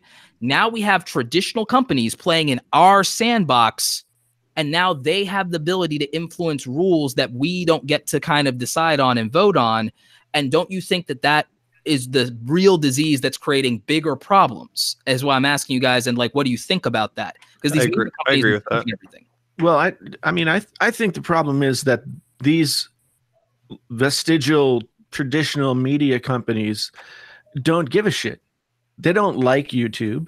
They don't like YouTubers. They don't respect us, and they don't want to have to deal with us. So I just think that a traditional media company like Vox Media will do what they want to do, and maybe they don't have the forethought to recognize where it might go, it being the internet and all that. And yes, so there is a little bit of a disconnect, but I don't think they give a shit. I don't think they give a shit. I think that they'll do anything that they can to take down anything that bothers them, because they believe A, that they're the real journalists, and B, they believe that they're entitled to it. That's the way the traditional media treats the internet. So it's hard because I see both sides of what the Verge is doing. They'll partner with someone like Sarah Dietschy, and then they'll trash on PewDiePie. And I think some of it has to do with like, we have to take responsibility as YouTubers for our own PR. So how are we perceived by the media? How do we interact with them? But like John said earlier, though, you can't have it both ways. You can't go and strike YouTubers down 1 minute and then, we're going to partner with Marquez on, what's in my tech bag the next minute. Like, come on, man. Actually, you can. Why not? Why can't you? If you're all powerful, why can't you? I'm not saying it's right. I'm just saying, why can't you? If you have enough money and you have enough power, there's the rule of one. Like the Sith, is the rule of one. The one with the power makes the rules. So, like, that's my problem. If I'm on this live stream with all you guys, and then I find someone re-uploads my video somewhere else, and I don't think it qualifies for fair use, of course I can't be like, well, I'm a YouTuber, so no. You run your company the way you need to run your company, and the proper way. Now they're not doing it the proper way, but they have lawyers, and you can't. Sometimes when you have a big company like that, again, hundreds of people, the legal department and the security department, those two departments kind of have their own autonomy, separate. So usually you can't go to the legal department and say, hey, let this one go, and they listen to you because they're the legal department. Just like you can't go to the security department and be like, hey, just let them have an extra key, even though that's not usually the security part. No, you can't do that. See, here's the thing, though. I mean, I totally agree with you on the fact, like, you should run your business like a business, and you should try and be out there in a front-facing way to be observed by others in the way that you want to be observed as a single YouTuber or not. But here's the problem: secure the bag. here's the problem. I mean, first off, we have the issue at hand, these strikes and these takedowns that happened. And then today, as John's been saying, we have Nilay Patel coming out and just completely bullshitting his way through the first part of that post and then gaslighting the entire internet in a completely manipulative bullshit way. Oh, someone in the chat had an interesting point, though. Even with all the negativity of this controversy, they still got net more positive views, partly because of the controversy, which then is an ad incentive, even if it's negative press, which actually proves a certain point, because you're right. I agree with you, but like we've talked about the PR and how bad that sucks for them and how bad it looks. But even in the court of public opinion, when you lose, you win when it's incentivized by CPM. Because, I mean, you've seen it yourself with whenever you do a negative commentary video and people disagree with you and outrage, you still profit from the hate views, right? I certainly do. You said that really smugly. but the problem is, like, I don't think it works the same way for me as it works for the Verge. I think at a certain point, the Verge's optics are going to be so bad and suffer so much from them tripping over their own feet with this stuff that they will no longer be, if they ever were, any kind of trusted resource on the internet. I think they're experiencing real consequences and real impact from this now. Like if the giant tech corporation failing to be able to build a custom PC wasn't already enough to lose some trust, I mean, you're playing in this playground and like hitting the wrong players on the team. I'll say this much. Yeah, I mean, like, I'm a big fan, and I lost respect for them. Yeah, I'll say this much. I get a weekly email from them, and I used to have them on my top 3 bookmarks. I would just basically go to see their the latest tech news for the day, or maybe I was researching something. I've deleted those bookmarks and unsubscribed from that. And I didn't make a big announcement about it, but I lost all respect after this whole. But we gotta have considered not using Verge articles in the show anymore. I think that'd be a terrible idea, John. Well, because it's freaking comedy gold. All right, we got to stop this live stream because I got ignorance on Twitter and we need to address this like right the fuck now. So somebody on Twitter said that John Prosser condones stress threats. We got to put that shit to the bed right now. Yeah, they replied to Nilay saying that I support death threats. No, I think you're okay. Why would they do that? Nope. Trolls. John, it's the internet. John, can you please explain to people that you do not condone death threats real quick? Not even a little bit. I think the toxicity on the internet is fucked up to a great extent. I'm all for discussion, and I'm all for like deserved backlash too. But death threats will never fall into that category ever. I mean, for those of y'all that listen to the live stream, please do not run on the internet and make it true what we're saying. We speak perfect English. Did I say that on this live stream? No. Here's the thing. Like what was, oh well, you're on the internet, as if he should be surprised that he would get a comment. Yeah, I mean it comes with the territory as a creator on the internet. As anybody who puts themselves out there in any way, you're gonna get the negativity, and it's gonna be ugly like a death threat, or it's gonna be ridiculous like some other stuff. But it's gonna be there, and a company like The Verge crying about it in blog posts just doesn't really look good to me. There's a way to do that, and there's a way to not do that. Like, there's a way to have that conversation because, like, I mean, there's a way to have that conversation. I think the way Gary Vee has been doing it has been good because, I mean, he's been getting bullshit and he's been getting reamed and taken out of context on hustle when everyone here, like, hustled their butt off to get where they are, lost sleepless nights, and we don't regret a damn thing to get where we were and the work we put in. But people are denouncing that and like putting him as some like toxic person or a misogynist or this or that for that. And the way he addressed it was he's saying, yeah, people are coming at me and people are even like shaming or trying to bully me. And I've never said that people should do anything that's unhealthy. And I've talked a lot about happiness. Like, he corrects the facts on it. He doesn't cry, but I think there is a way to address it and to say that, yeah, I'm getting taken out of context, or, hey, this isn't right, or people are coming at me sideways. Let me set the record straight. Like I Right. talked about the 8 Mile, the Eminem 8 Mile strategy is like, here's what I actually said, fuckers, now what? Like, let me play the clip back for you. It's like, here's everything I've done wrong ever. Here's all the things. What do you got to say now? Like, I believe that you can do that. I don't think that's what Neil did. I think that like what he did was the worst thing you could do. I would have like 8 Mile this PR 100% if it were me. But I'm saying, I think you should be able to punch back, and I think you should be able to complain or say, hey, y'all got it wrong, or y'all are like fucking lying on me, and that's not cool. Right. When that happens. What he ended I up just doing in left a his- comment on that one guy's tweet, giving him a definition of what libel is and how things can happen when someone says something very bad that defames someone's character, and strongly encourage him to delete it. Oh yeah, So- I figured he would after I tweeted, so I just took a screenshot just to have it. You know what the most frustrating thing about this whole thing is?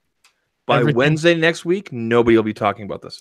That's Well, why I said I they'll don't be- care. I'm too old. No one cares. This is not going to affect them at all. Well, it will if PewDiePie does a video. It'll for a little They're while. not, because the people that read The Verge are not 6, 7, 10 years old. Like they're not PewDiePie's audience. The people that read The Verge that are on the train every day on their iPad. I don't disagree with you. I Are don't not disagree gonna with be you. like, oh, what is this? They don't even know what's going on. I don't disagree with you on that 90% so of much Verge's as readers have no clue what's even going on with this. I don't disagree with you on that point. What I do disagree with you on is because of the internet culture, those Verge readers will be impacted by the people who hijack the comments of every video and every tweet. There was a tweet today about The Verge putting out some very good.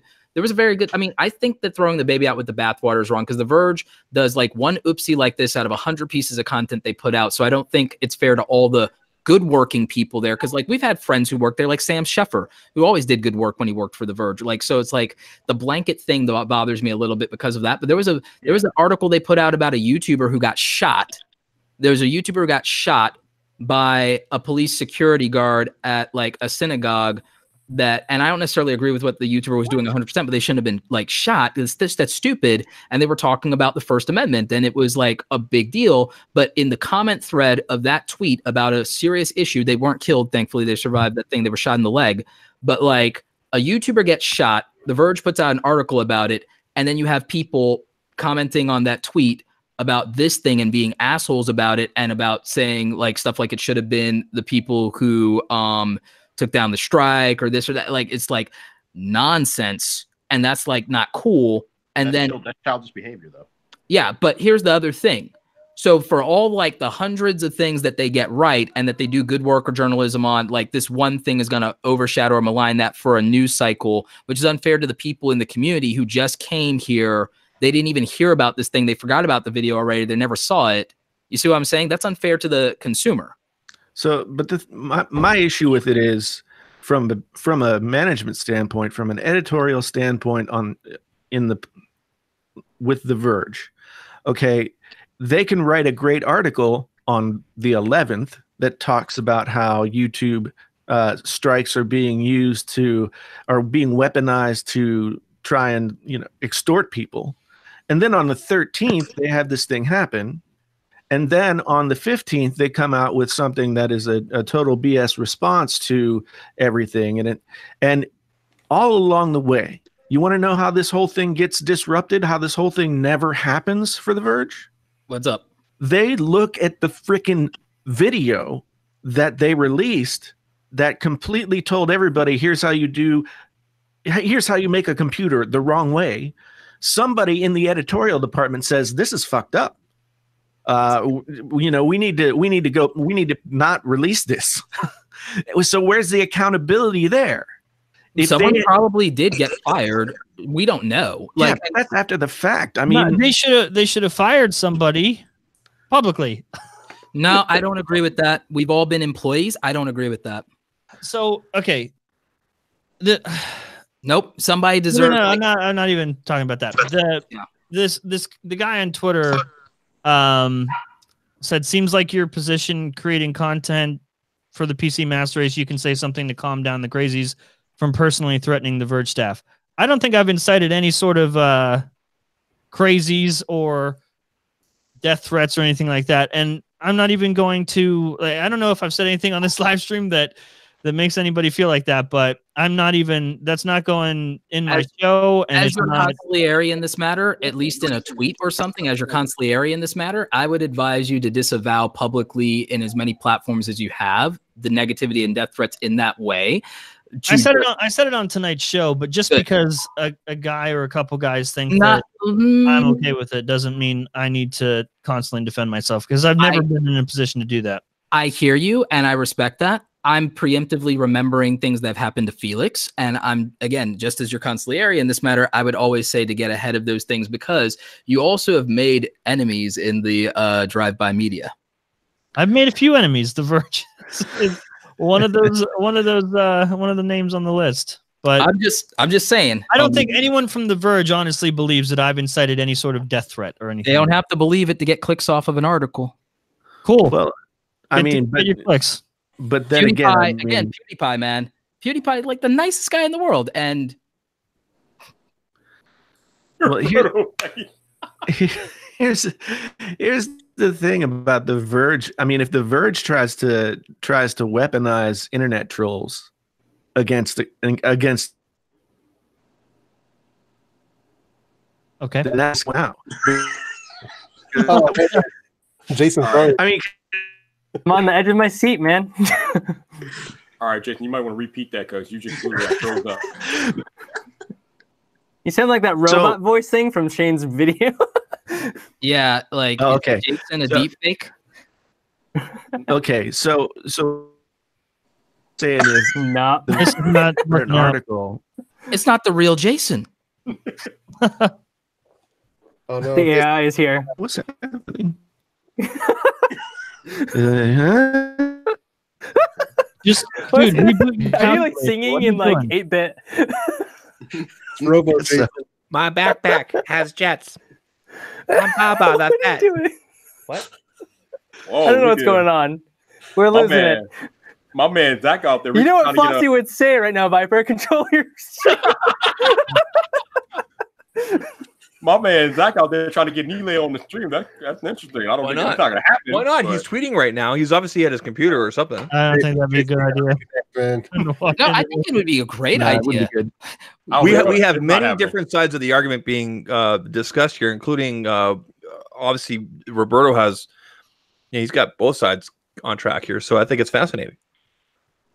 I think there's like even more, I wouldn't even say it's both sides so much as there's like so many angles, right? Because like, because again, I think it's this bigger, like deeper issue. And again, like I said, I think like PR with a lot of these companies is just stupid when it comes to not understanding internet culture. I've always said, I keep saying it, every company needs a chief culture officer right now to study both internal company culture to see what the disconnect between that and the consumer and public opinion is, but also they need to understand the culture of their consumer, because if they don't do that, that's where a lot of these problems happen. And to Jason's point earlier and to everyone's point earlier about the editorial control problem, like I think that was not for the public outing of employees unless they do something that's really, really scandalous or damaging. And even then, I think it's a fine line. I also think that people deserve to be able to make mistakes and still have a career. I'm not with this cancel culture of people. Okay. Go ahead. I think that I was never advocating for outing the person who made the mistake in terms of making that video or uploading that video. That in an organization like The Verge, that has to go through editorial process, right? It wasn't just that one person that was like, "Hey, I think this video is good. Let's upload it." I would have to say that in an operation the size of The Verge, Nilay Patel was probably the one who put his initials on uploading that video. That's what in his article, he said it didn't meet his standards. The video didn't meet his standards. What are your standards for building a computer? Because I watched that guy put that thing together, held together with some luck and chewed up bubble gum. That's what I saw. At what point how far into the video before the oopsies really start getting in? Like how far into the video? Kind of at the beginning. right where they said we're going to teach you how to build a custom PC. Yeah, dude. I mean, seriously, it did like fire hazard, man. Like seriously, was it anything beyond? Like, was it 2 minutes in even or? the video's not even that long. It's not. It's like a 7-minute video. It's like it was a shorter video. Because I'm wondering, like, it wasn't even like. It was just comically wrong. You know what I mean? That's why it became a meme. It was just a funny thing. Like, oh, you have no idea what you're doing. It was to the point where it was comically wrong. It was embarrassing, is what it was. That's why I'm wondering, like, so the editorial like staff for someone like this, even though they are a tech brand, is someone in the editorial team. Did they promote within from like the tech community, or is it somebody who has a degree and a background as an English mate? Like, I'm trying to understand, like, and I don't know if anyone knows, but like, I mean, he's the new guy. He's the new guy. it was, there were writers involved, and the guy that was doing it was just doing the script. Yeah, like that's what I figured. So I'm trying to figure out where people messed this up. Yeah, and I'm trying to figure out internally in my own mind, like how something like that happens in an organization like this. And like, I'm trying to figure, like, you know what I mean? Because I'm like, the exhausting part of this is that that's not even the big deal. Like, that was just funny. Took the video down. Okay, good. We're good. Yes, people made fun of it. Yeah, it became a meme, but that's it. The issue is that they took it a step further to try to completely remove it, is what it feels like. I agree with you. Like, no, I agree with you. I'm still just for my own because I'm like, they've made like content that didn't fuck up or wasn't like tech illiterate before. And I'm just like, how did they embarrass themselves so thoroughly with this video is still something in my mind of like, when he says it didn't meet his editorial standards, I'm like, well, what safeguards do you have in place? Because if this keeps happening, obviously YouTubers will keep reacting to it, and then we'll be right back here. So that's kind of why I'm thinking about that. So, I mean, I've worked at a newspaper. And I'm going to guess that the editorial structure at The Verge is going to be something like a newspaper. You're going to have copywriters, then you're going to have your talent, you're going to have editors, and then managing editors, and then editors in chief, right? And so at the very least, some managing editor somewhere in The Verge watched that video or didn't watch it and said, "Okay, we're good to go." And whether or not they're tech savvy is still the fault of The Verge for hiring someone to do a job they have no right doing. Mm-hmm. No, I agree. That's why I'm trying to figure that out of like, because then that comes down to the accountability side of them as like a trusted tech source, right? Exactly. So that's why I'm like, there's been multiple, like that was just a goofy thing that happened. But now there's even more attention to it because they made a massive misstep here. Okay, so we all acknowledge the misstep and they've gone about the wrong way. Let me ask you guys this: I have a hypothetical. In what way can The Verge, Vox Media, come back out to the community, especially the YouTube community? They don't. No, today was the chance. No, hold on. I don't believe in cancel culture. Can they come out with another video, maybe acknowledging that, hey, we messed up. Here are all the responses to us. Here's this person talking about us, and basically taking ownership for that. Would that go in any way of today? I think I've got the perfect answer for it. You usually do. What is it? Here's the perfect answer, and here's where all will be forgiven. As long as people say yes, and I think a big bag of money goes a little bit of a long way. You do a collab with Kyle from Bitwit and Rich from Review Tech USA, and you do a joint collab with them, properly teaching you how to build a PC is the first collab. That's brilliant. Recurring videos with them, and again, you give them a shit ton of money, and all is forgiven. See, but that's just like Colin Kaepernick today, right? he settles. He and Eric Reed settle with the NFL, thereby completely negating the stance that they took because they took the money. Not necessarily. I mean, that's the way I feel about it. That's not the way a lot of people feel about it, though. Well, I agree with Roberto here, and it's also the same stance that Paul from Paul's Hardware took, where he says, you know, I mean, they had the chance to do it, but I think they still could. And you know, whether or not they would get paid for it, I think it'd be a smart move for them to bring in Kyle and, you know, Review Tech as well, you know, to do something like this, to at least try to, I don't know, make amends or like build that bridge back with the community so that they're not such a laughingstock, to basically say, hey, you know what? We see that was a messed up video and, you know, that was going to lead people astray. let's do it right. I can already picture it, Jeff. Like you spend the first 30 seconds to maybe minute and a half of acknowledging how they messed up, and here's the backlash from the community. Okay, now we're gonna spend the next 5 minutes working with Kyle and Review Tech USA, and here's how we would have done it. And you have maybe they're all in the same room. Maybe it's like a thing like this. Man, I'd be all over watching that.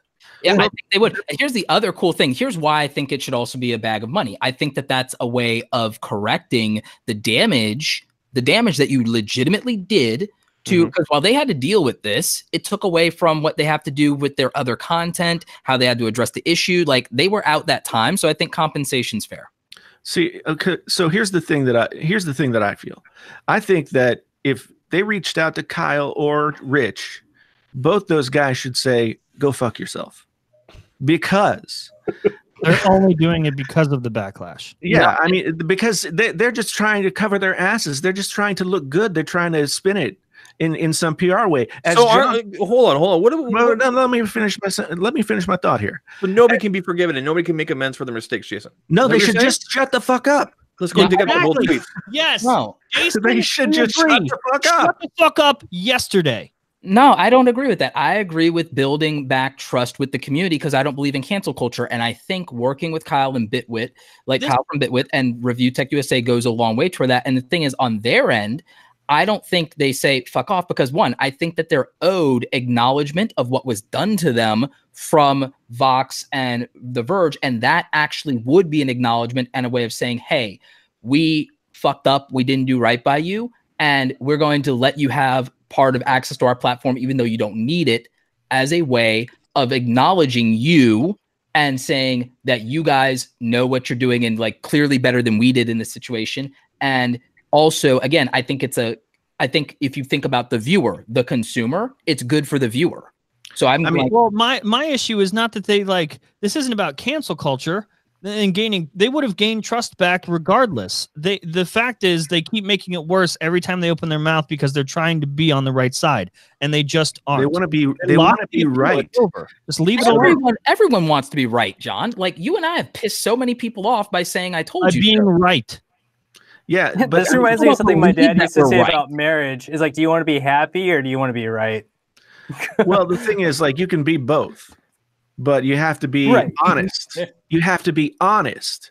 And The Verge has not. The Verge has is over. I feel like they should have just left it alone and gained trust the other way. The Verge has not been honest with how they've dealt with this situation. That post that Neil put up today was total manipulative bullshit. It was completely manipulative bullshit that was designed to do one thing, to twist people's heads around a little bit and talk about, scary things like death threats. So that I don't think it was designed because if it was designed to manipulate so well, it would have actually worked. It did. I got comments on my video just parroting exactly what that post said. And it's designed. I mean, Neil is a good writer. It does work. Neil is a good writer, and as a good writer who's making an argument, even if it's not a sound one, he is going to find a way to make that argument effectively, and that's what he did. Fair.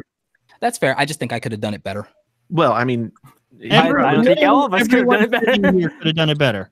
They could have put a dog in front of a camera, and it just looked at the camera and would have done better. It's just ridiculous. And also, I mean, if The Verge really wanted to say, you know what? We recognize that PC video was wrong. We're gonna offer some reparation to both Rich and Kyle, and here are some links to videos that they've actually done that actually help you build a PC the correct way. For the record, why can't they do that and put them on and do something more with the especially again quid pro quo? Everybody wins if you do that. Why can't they do all of it? I think Kyle and Rich would lose by doing that. They would lose in the eyes of us, the rest of the community. I would lose respect for them if they went and did the Dog and Pony show on The Verge just because they wanted to pay them. For the record, I don't think that either one would do it just because that would actually have The Verge admitting that they're wrong, and I don't believe that The Verge will ever admit that they're wrong in this situation. So they don't need The Verge. They won in the eyes of YouTube, and that is all they needed. Why would they? No, I disagree with that. Like, but why would they lose? Why would that? Why would took the strike away? I don't understand why they would lose respect for being on the Verge. Like, who doesn't like a good reconciliation story? Like, that's not selling out. Not for that. That's totally selling out. That's Jason, totally we've had discussions about how important reconciliation is. Like, so, like, that's like, this is the same thing. This is the way that we should be seeking to do things in life, is trying to make things like better between each other. But we can do that without. Every time it was over, they just like they took the shovel out. Every time it was over. Right. Yeah. They're not doing themselves any. It was goofy, comically wrong. They took the video down. Okay. Like, now they took the videos down, like they took criticism down and tried to. It looks like they tried to silence people, and then once that was over, and they lost, like rightfully so. YouTube chose against them. It was over. They are back out again today with the shovel. If I can forgive Amazon and Fiverr, I think this is something that can be forgiven.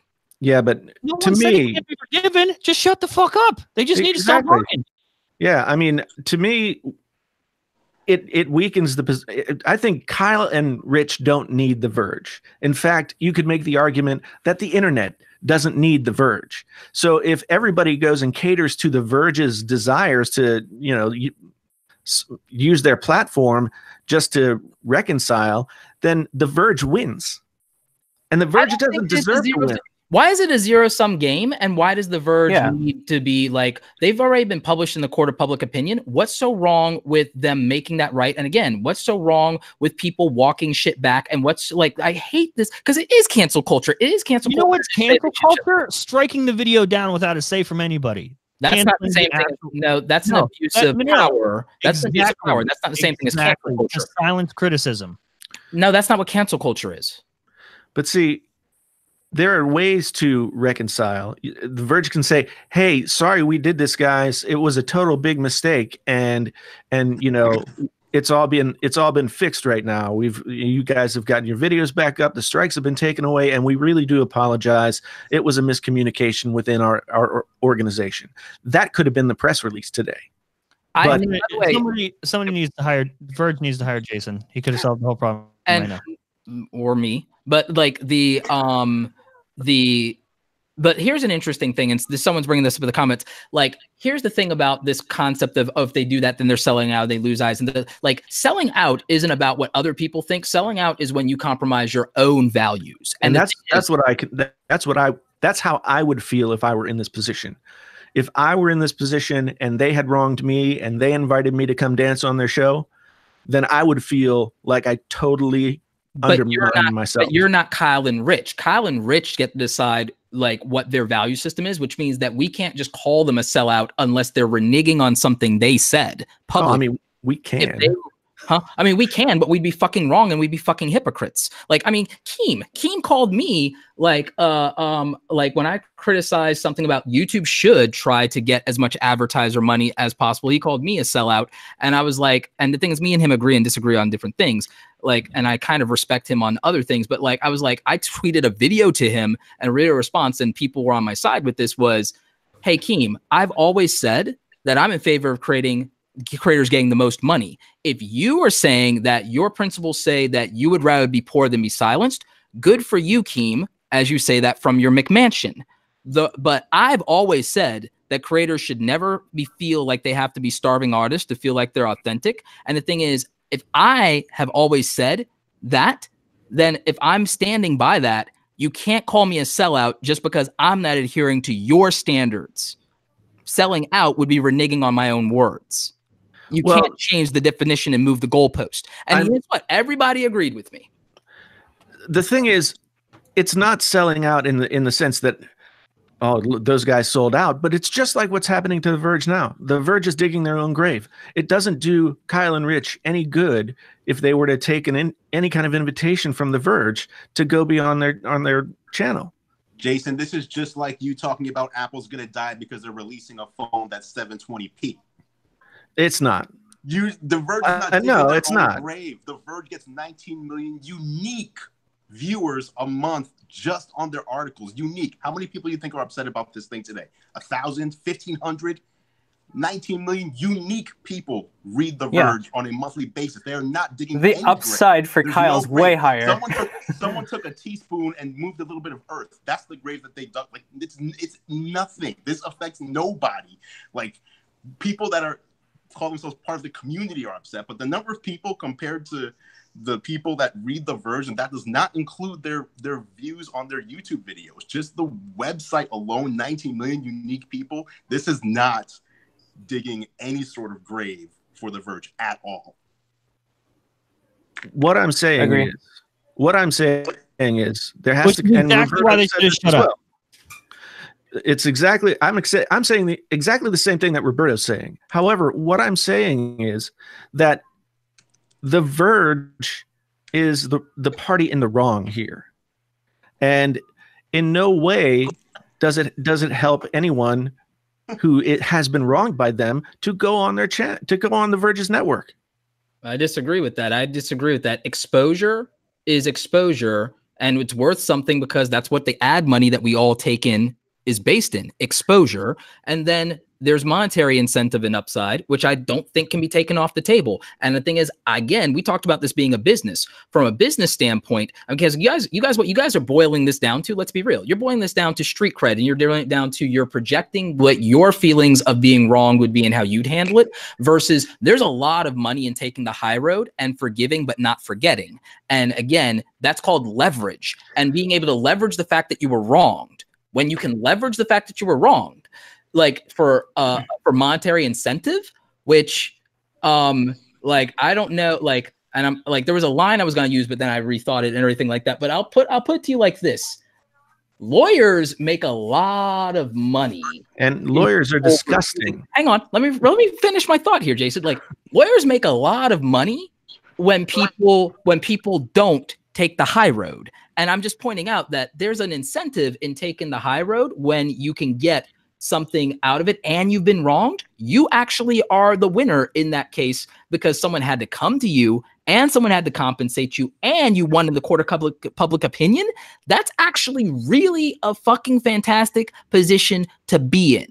That is a great position to be in. And then to be shown to be generous and forgiving and humble is a really fantastic play for you of, man, I would have never forgiven that shit, but good for you, man. Like you're being, yeah. And that's the point that I'm trying to point out. Like, forget the money part. Like SDS Tech, you made a point, but like for me, like it's all about like being a good example and saying that, hey, I want to seek after reconciliation. I want to make things right with other people. I'm going to be the better person, and like show that, be a public display of like, hey man, like we all screwed up and stuff like that. Like, I just want to be here and encourage you to like seek to reconcile with other people, like make things good. Let's just all be friends. Like, I know that like The Verge isn't in the best spot there, but like if you're given a platform to spread a good message, why don't you take it? Hey dudes, just real quick, time out real quick. Just want to say I got to head out. I got to get dinner with the wife. But great conversation tonight. Love being here. Thanks, Viper, for having me on. Jason, Andrew, looking forward to hanging out with you guys next week, man. I'll catch you guys later. See you, Jeff. Hey, dude. Love Hefe. So I agree with you that, a positive outcome is probably the best outcome. But sometimes like a neutral outcome is also the best outcome. Right. Because to me, reconciliation requires two people or like, multiple sides. The thing that matters to me at this point is that if this was done by an intern, right? If an intern did this, at least next time it'll go through two interns. the head intern you as cannot well. Tell me that this did not make a difference in their legal process. I think that their legal internal process, and not just them, but like all these media companies, because again, like going back to like this isn't just Vox Media. Like this is something that we're going to see with a lot more companies. And again, I brought up that like this happened with the anime community with Suecia and Toritaru. Like this was like a big deal, like channels with like 500K, 100K. Like this is, I know we're talking about Vox and The Verge now, but I want people to understand that this is the thing with the YouTube community. We'll move on from The Verge, and then I guarantee you in less than 30 days, there'll be some other media holder and we'll be right back here. I think there's something already happening. I saw something in Twitter with another company. Like this is like an epidemic because the space is being cannibalized, if you will, by traditional media or by large firms, and like the Wild West is over. The Mounties are coming for every fucking shit. The G-men are here. The Mounties wouldn't do that. They're too nice. Well, I agree with you. I think the mainstream media is out to destroy what YouTube is and has been, so that they can better use it for their own purposes. Well, I mean, I think everybody is. I think everybody. Well, not just the mainstream media. I think like YouTube was a pure place before. Like, I hate to say this, and this sounds like so horrible, but Andrew, you know this, and you know the history. You've been around longer, I think, than all of us. Tell me that YouTube wasn't a completely different place culturally before everybody got monetization. Yes, but it also, I mean, to be honest, it was, but it also wasn't something that before monetization, YouTube was almost always similar to your friends go, like your uncle goes on a vacation and they took all these photos and they want to play a slideshow for you. And you're like, okay, I'll watch this. Like, usually the only people that would want to watch the YouTube videos back then were the people themselves who made them. They weren't that exciting. They weren't that entertaining for the most part. Whereas nowadays, it's become an entertainment destination. I love that. So there's really whatever your passion is or whatever your interests are, you can find entertaining, well-made content, or even if it's not like well-made content, it's like personality. You can find people that feel like, friends through a screen, whereas back then it was more just, oh, this guy went to the zoo. Let me see what this elephant was doing. So yeah, monetization kind of made people step their game up.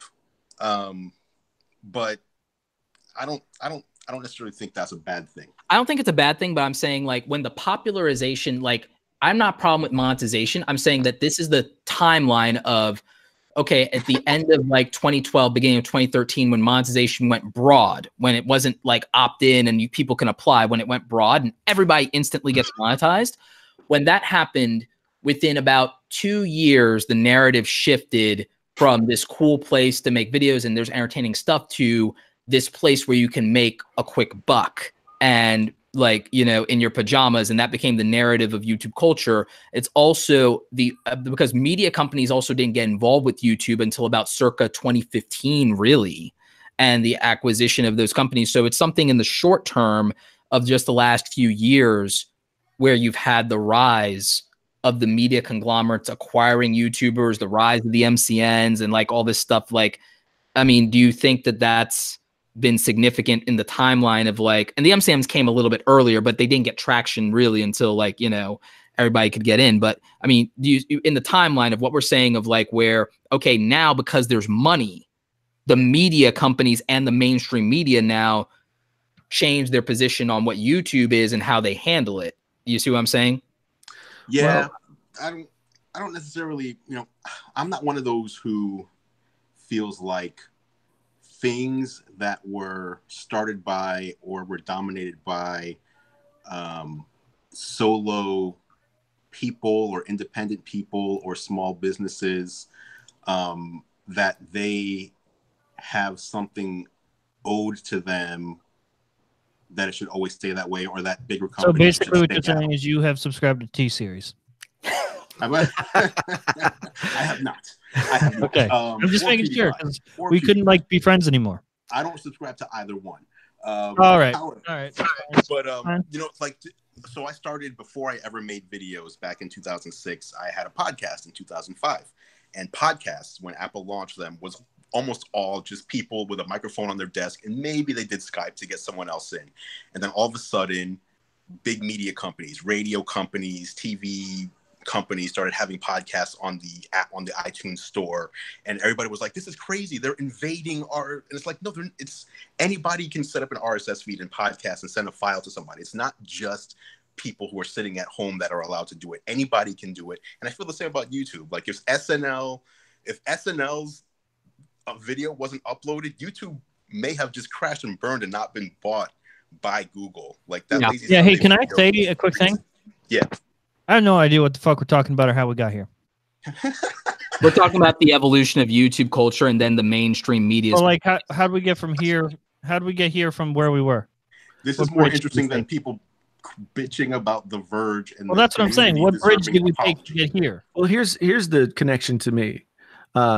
Mainstream media, YouTube was just kind of something to put your family videos on, and then there was, I remember one of the big YouTube sensations, like the first viral video was like the Diet Coke and Mentos thing. Yeah.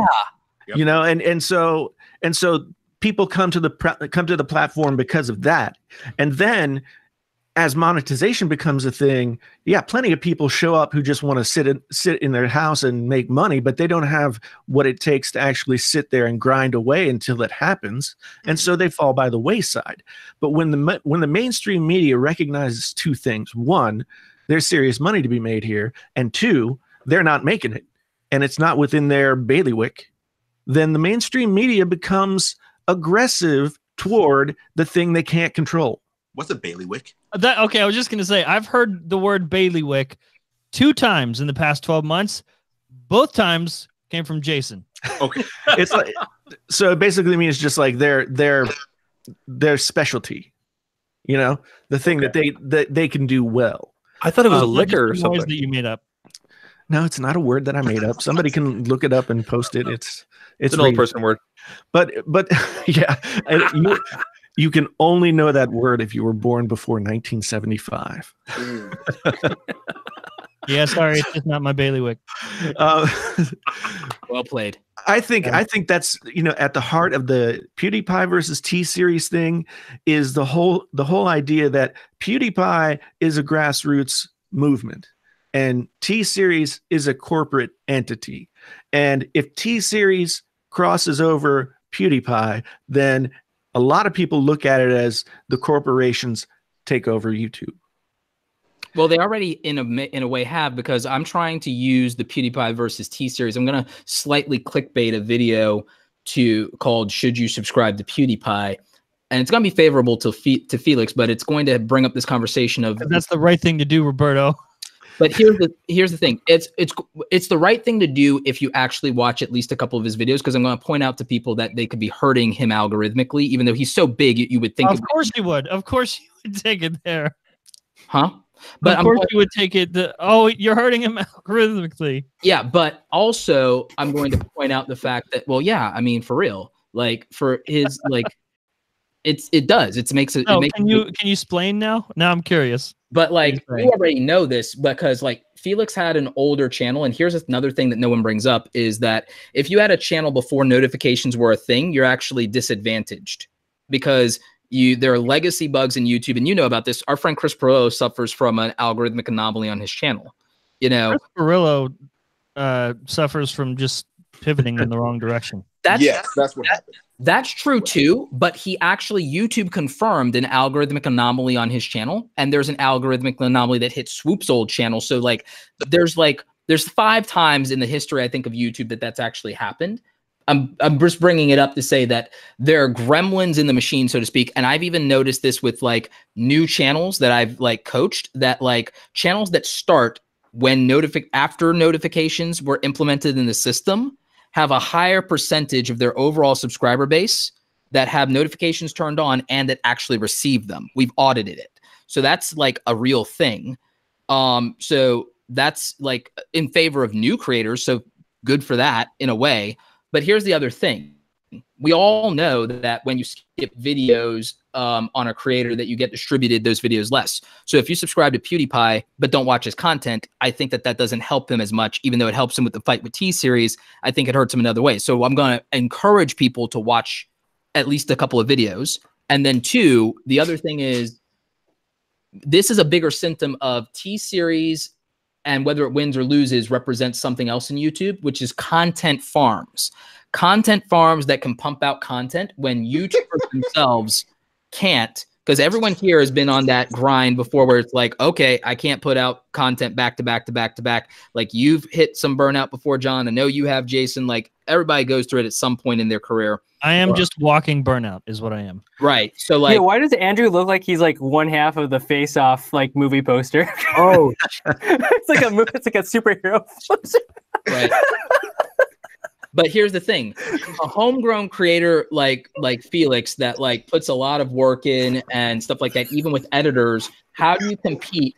How do you compete uploading one video a day that it's like 3% of your base and gets views? How do you compete against an entity that can pump out 5, 10 videos a day and has that many shots for things to land? Like that's the, and because it's not just Felix, but like the cooking channels that are content farms, like homegrown creators who have to like plan and schedule and cook and film, they can't compete. And the ad money gets absorbed by these content farms that can just subcontract this stuff out. And so that means the monopoly of ad revenue is going to shift away from homegrown creators to people who can beat them on quantity alone, regardless of quality.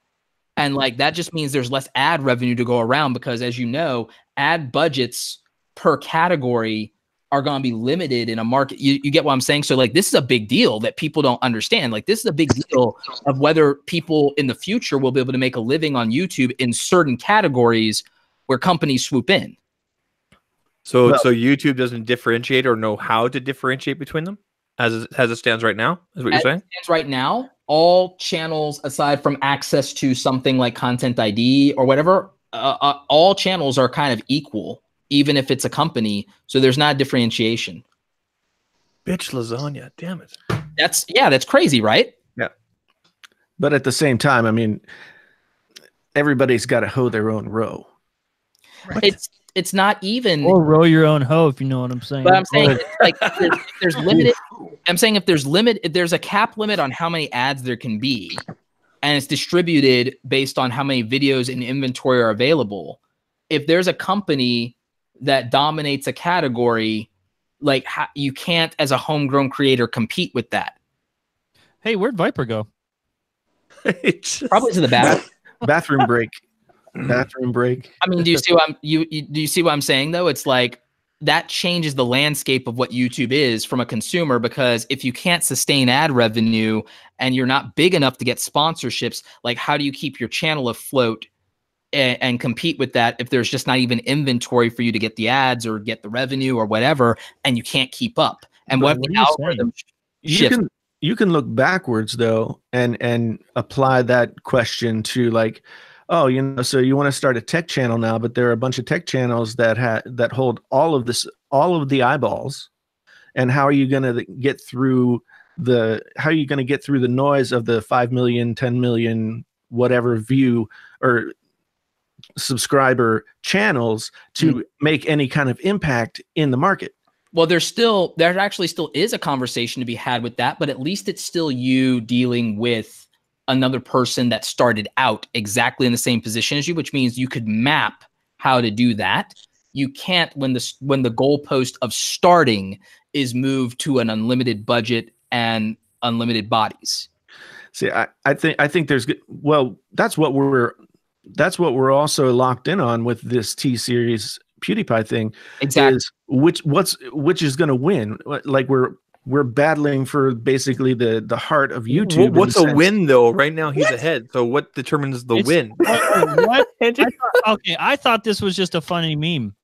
First to it's a meme. It's first to 100. It's the race to it's the race to who gets to 100 million first is actually the goalpost. But why do I care? Well, nobody cares. Here's the thing. Actually, if you don't care, that's perfectly fine, man. My channel and my relationship with my subscribers and my viewers, that's all. Like, I don't care about who two channels that I never watch and don't care about. That's not the heart of it. All right, you're taking it too far, Andrew. Actually, Andrew, that's valid, and I'm going to bring that up in my video. If you don't care, that's perfectly valid too.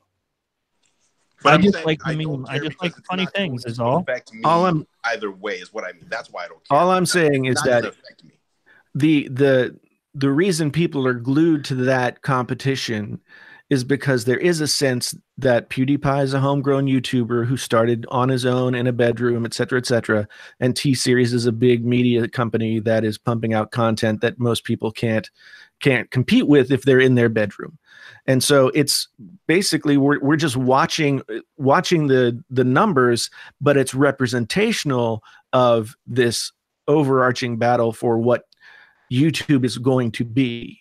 The reality of this, though, is that both PewDiePie and T-Series are mega brands, conglomerates, and both PewDiePie and T-Series at some point started from virtually nothing, from an Agreed. idea. Both of them. So it doesn't matter that one of them is T-Series and they're a corporation, and one of them is PewDiePie, who also is a corporation at this Agreed. point. Like, it's the same. People are trying to make something that's really not there. It's not there. I think that you have a fair argument being made, Andrew, there, because I agree with you that there's a point. Like, I mean, I'm a company at this point. I'm an LLC. I get the tax reform like status to go with that. Thank God. But I think that it's a predictor. It's a marker of culture, just like how in technology we look at things like that technically don't matter, like how fast a processor is on this or that, or a trend in the market as a predictor of future behavior. And we're going to kind of adjust and shift certain things that we do or don't do, like accordingly. And you can make an argument that none of it matters. John's made that argument, and I think that that's a fair argument too. But in the micro, it could, in the sense of how you decide to position or play the game. And so I get exactly what you're saying, and you're not wrong. It won't affect 99.9% of people up front or directly, or at least not immediately, but it is indicative of certain things and priorities, meaning that if YouTube as an entity, if the leverage goes to, I mean, because here's another one. Here's the reality. It doesn't affect your content directly per se that Casey Neistat does what he does. But it did affect YouTube in the sense that with Casey Neistat and the rise of him, the goalpost for the threshold of acceptable video production quality and quantity did directly move in relation to that. And he was just one channel, but it started a wave of what production values being on YouTube was. And you could make an argument that the PewDiePie versus T-Series thing could also cause something similar to happen. I think all it's indicative of is what YouTube has always been indicative of, which is this is what the viewer wants to see. So if they want to see T-Series more, or if more people want to see T-Series rather, okay, that's how YouTube works. More people subscribe to T-Series now. Or if more people want to see PewDiePie, people subscribe to him and they want to see him. There's no, like, they have two different, what do you call it? Demographics. Like, this makes no sense. Actually, it's not like it's here's where it does. Versus actually, here's where it does. Here's where, in favor of T-Series, here's what actually is important. Because actually, I had a conversation about this on Twitter. Here's what's important about the rise of T-Series. The fact that almost exclusive language localized content can compete with the biggest YouTuber because of an emerging market of new internet adoption, which if you are in that part of the world actually should be indicative of the fact that there's market demand now. If T-Series, if you speak Hindi, or if you're in that part of the region of the world, that one, as a homegrown creator, you should be encouraged by the market demand for localized language, which means you now, as a content creator, if you live in India, don't have to worry about speaking perfect English. Because I keep getting questions from international creators all over the world of, hey, should I attack the English and Western market and I can reach more viewers and has a bigger audience? And then I'm like, look at what's happening with T-Series by sticking to their to localized content that's exclusive for people that speak Hindi. It's like, why not dominate and be the direct source or this thing? Because if you compete in the Western market, you become a generic brand. But if you stick to your local market, look at the Brazilian YouTubers exclusively fastest rising channels in the platform right now, believe it or not. And that's by them not bothering with the Western market. So I think that even this, if you take it another way, that's why PewDiePie versus T-Series matters, because if it's indicative of a trend, it's indicative of the fact that you can ignore the Western market, not be another generic channel that speaks English, that competes with someone who speaks perfect native English, and be successful in your own backyard. And I think that's an important thing to know and to talk about. And I think that's why John Prosser releases his videos late at night, so he can attract the Indian audience and they can talk about his mouth. Exactly why. I think he just They sleeps all love his day. mouth. Just great mouth.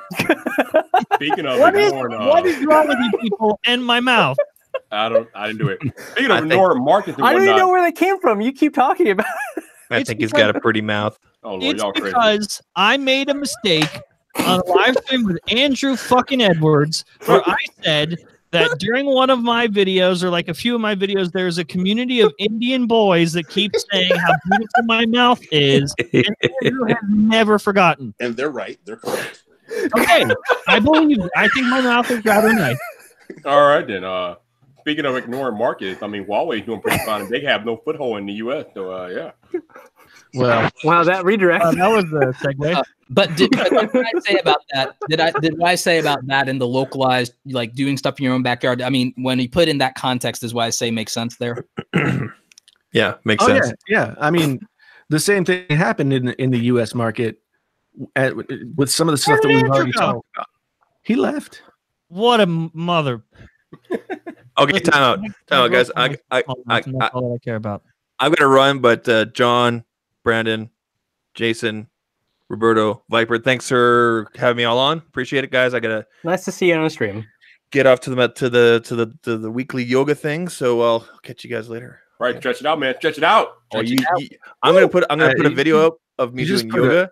Oh man, you put that image in my head now. It's like, why are you gonna leave me with that? I fart every time I do a downward dog. It's just amazing. It's just Listening. Hey. Yeah, you should do the yoga in the back of the room, just so nobody else is behind you. I'll go back here while you guys are talking. Oh man! All right, see.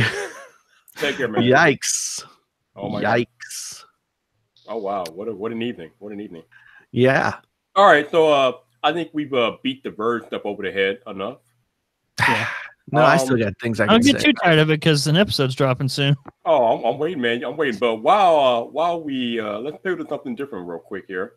So me and John have talked about this a little bit on my podcast, but there's some quiet rumblings of Apple maybe having to explore iMessage on Android. No. And I'm just That's not going to happen. No, the only rumblings are coming from idiots, not Apple. Yeah. No, not Apple, but internet talk, and yeah, I don't think it's gonna happen either because it'll be a complete The internet talks about a lot of shit. Didn't they move Apple Music to That's not the same different thing. because That's very different. They want everyone on that. Well, no, like this brings up Apple's software as a service push, which is the right thing. They should have done it sooner.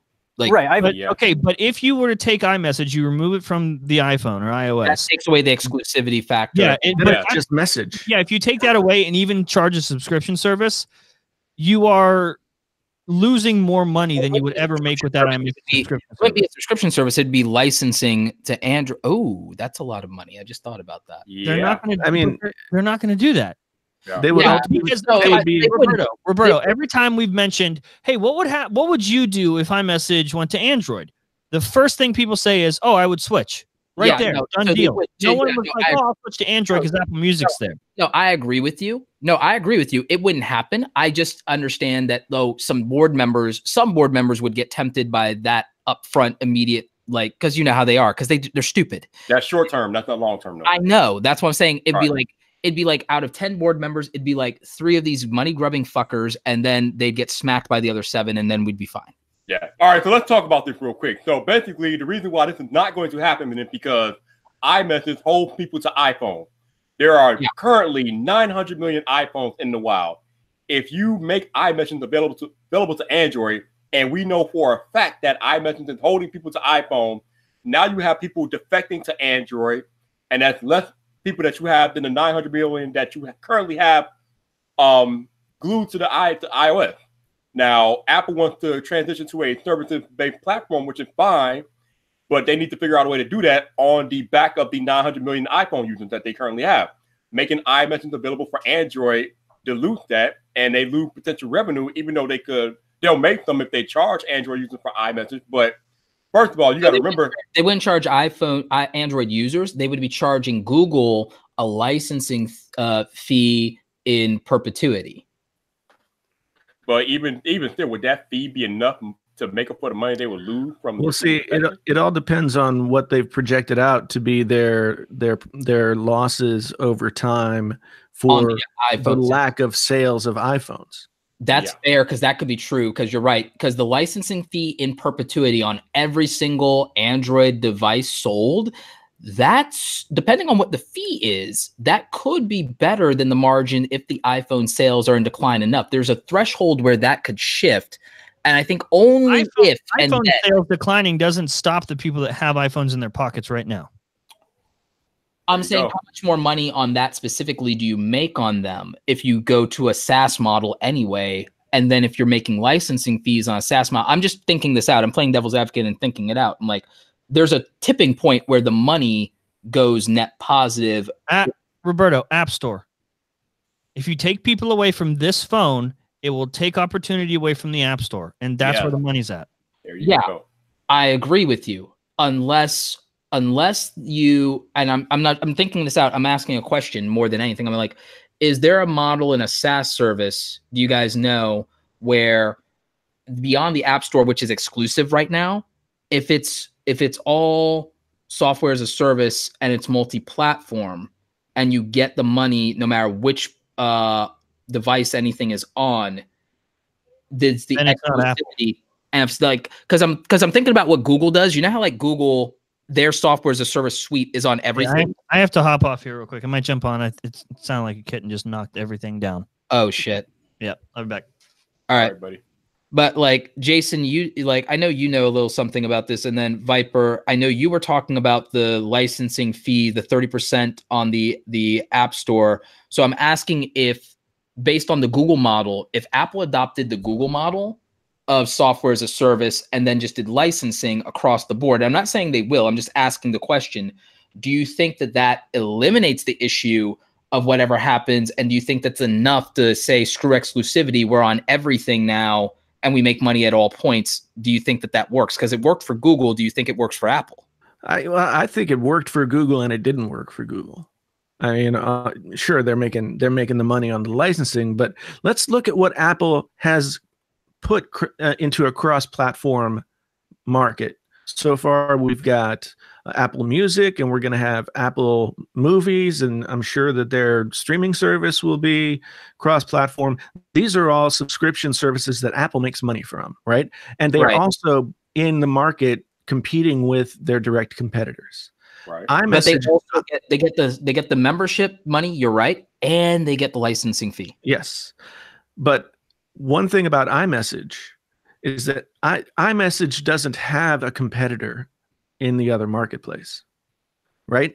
I mean, there are plenty of other messaging services out there, but iMessage is unique to Apple because if you're on an iPhone and you're trying to message another person who's on an iPhone, correct, you don't use SMS, you use iMessage. Right. iMessage is naturally baked into iOS. So what if they keep some Apple exclusive apps? But let me ask you this. What if they took the App Store to non-exclusive? Because that's where the antitrust thing that you covered, Viper, was like, oh, you guys only allow this App Store on your thing. If they decide to go both ways and say, oh, like, but their App Store is better. Let's be real. Apple's App Store is superior to the Google App Store. So what if they went cross-platform and said, fine, you can have a competing App Store on our thing, but no one will buy because our stuff works better with our own tech, aka the people who are on Final Cut Pro versus Adobe Premiere. Same issue. It's Apple stuff works better on Apple. And then if it was available elsewhere, it still might be so good on someone else's shit that like it's better there too. I'm wondering if the App Store went cross-platform. Think about it like this. They get the licensing fee, they get the 30% on the developer side, and they get whatever membership. Like that starts getting interesting. Like, what do you guys think? Go ahead, Jay. Go ahead, Viper. Yeah. I'm about to say that poses a nasty security risk that I don't think the Apple's gonna take. Yeah, I don't think that there's any real upside to Apple taking the App Store cross-platform, because one of the reasons that people choose an iPhone is that the quality of the App Store and the security of the App Store and some of the proprietary, like only on Apple type apps, are available on the App Store. I mean, the Google Play Store is better than it used to be, but it's still filled with crap. Yeah, it's not even close. The Apple standards, as much as people complain about walled garden or about, like, I have friends who are developers who complain, but like, one, the Xcode code base is better. Like, it's just better, and it's Objective-C. It's better to program for Apple. To be very real with you, it's much easier, and the quality standards ensure a better experience for a consumer. So I agree with you. Yeah, I mean, and I honestly don't think, like, let's say iMessage did become cross-platform and you could use iMessage on Google. I don't think there's a huge percentage outside of the technocrats of the YouTube and everybody who thinks about this stuff and talks about this stuff all the time.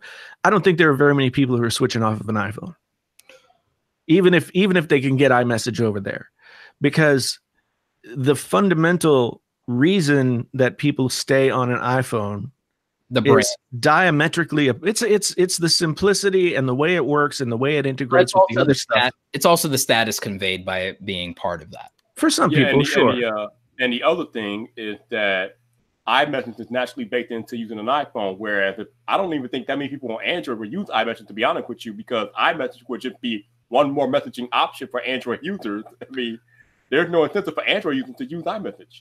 Well, I mean, to be fair, Android doesn't have a really good messaging app at all. No, and its media capabilities are severely limited compared to iMessages. iMessage is just better. I'll be real. Like, it's I own both things, and I'm telling you, it's better. Oh, no, absolutely. But even still, though, would iMessage be the fully featured iMessage that we have on Apple? Probably not. No, because I mean, it would be laid on top of Android.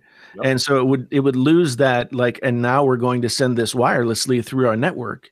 Plastic versus premium. You're right. It's like, yeah, it'd be like plastic versus fucking gunmetal. Why would you do that? Genosis in the chat here says, I think iMessage should have browser integration. Ooh. But wait. iMessage is also baked into iOS or to Mac OS. Yep. Yeah. So if I have two phones here, right? And I have an iPad and I have my iMac Pro. If anyone calls any one of my numbers, even if one's on Verizon, one's on AT&T, I get the call on my computer, on both phones, and on my iPad, and on my Apple Watch at the same time. Continuity, baby.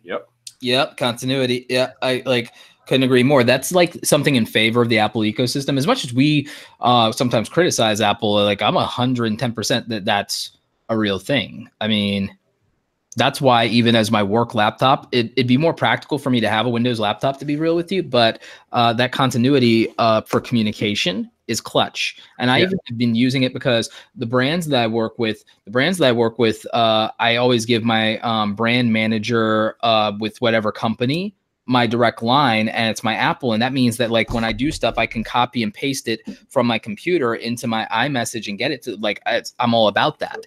Like, it just works. And so that continuity is a bigger selling point for the Apple ecosystem. I might need to make a video about this on the new channel.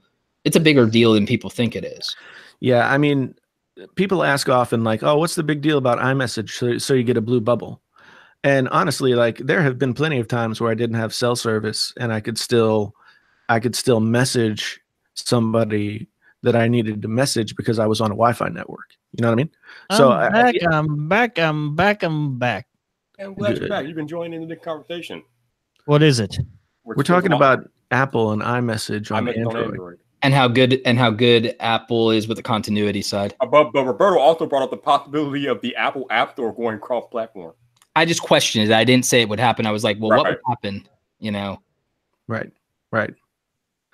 Yeah. What do you think, John? I think y'all are silly. Okay. If Apple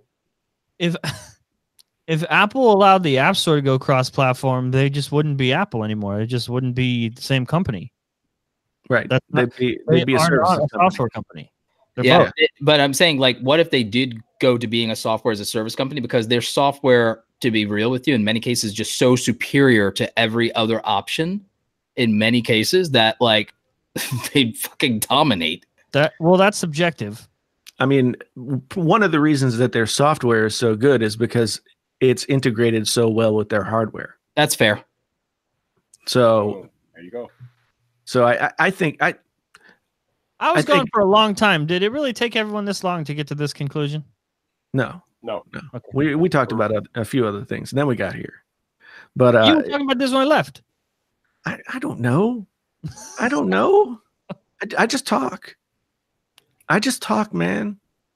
But yeah, I think the overlying thing is that iMessage to Android not only puts the iPhone in danger of being irrelevant. You got iPhone users that will drop their iPhone for iMessage on Android.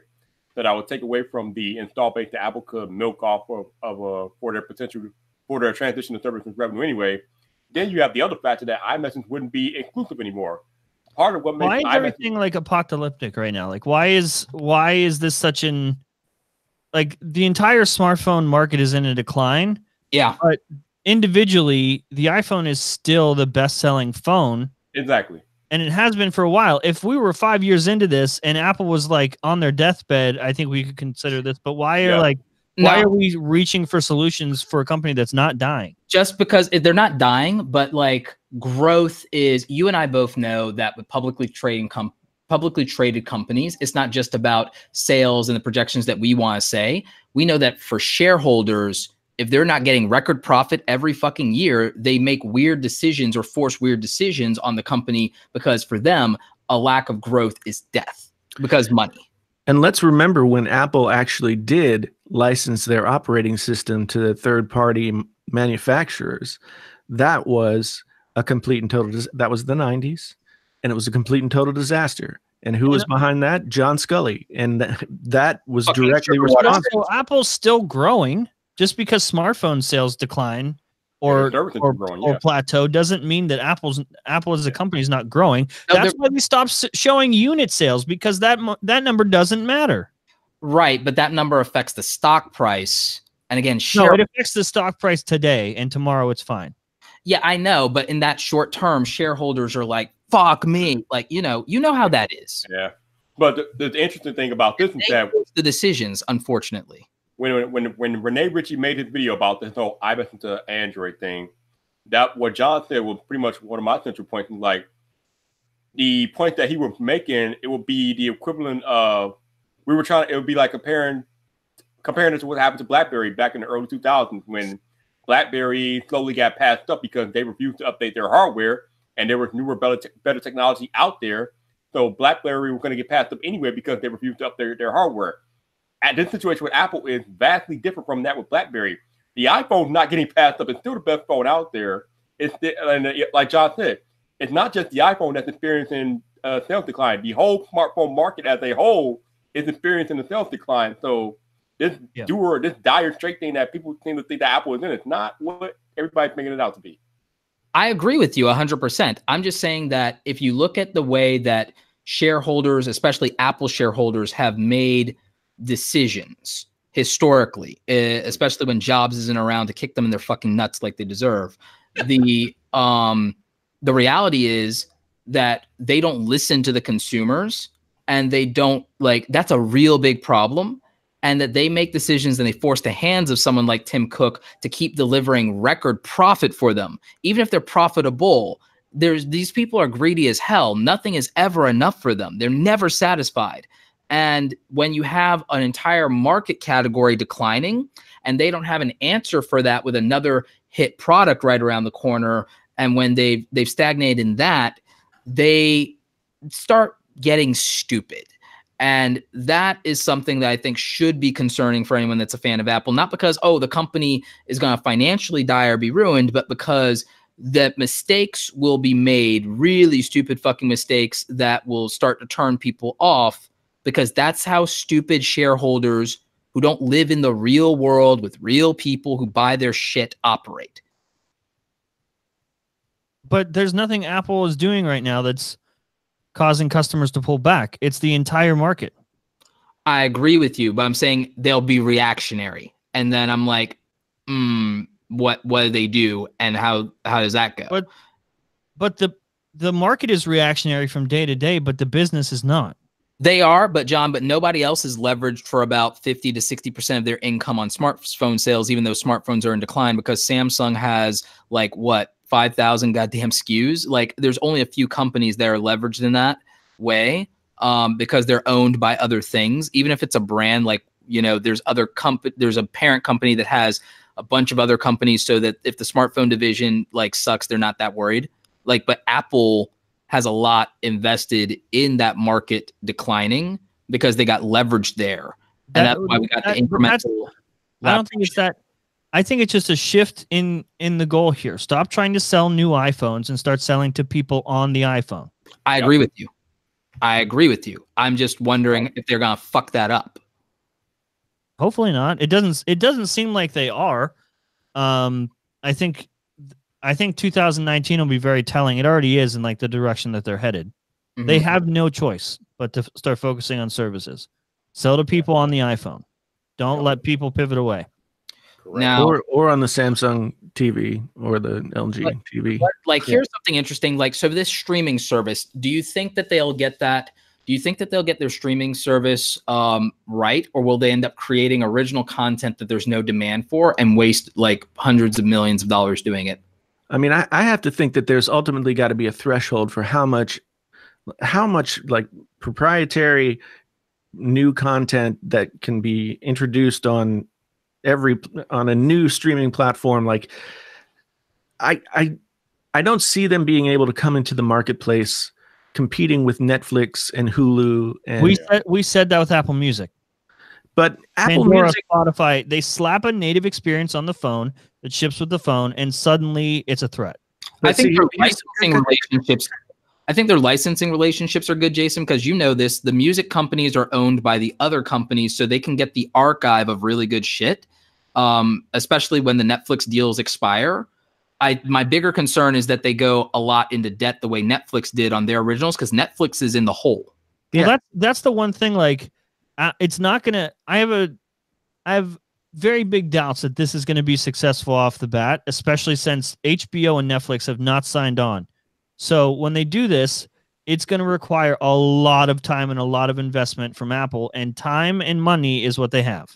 I'm about to say, I think it's going to be like Apple Maps at first. It's going to be a complete train wreck, but then if they keep working at it, it can get good. I would say that's fair. I would say that that's definitely fair.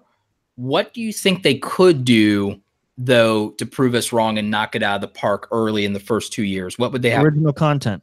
Yeah. The same way like licenses started being pulled from Netflix, and so that they gave us a reason to stay with the platform that they had. House of Cards was amazing. The thing happened. God damn it.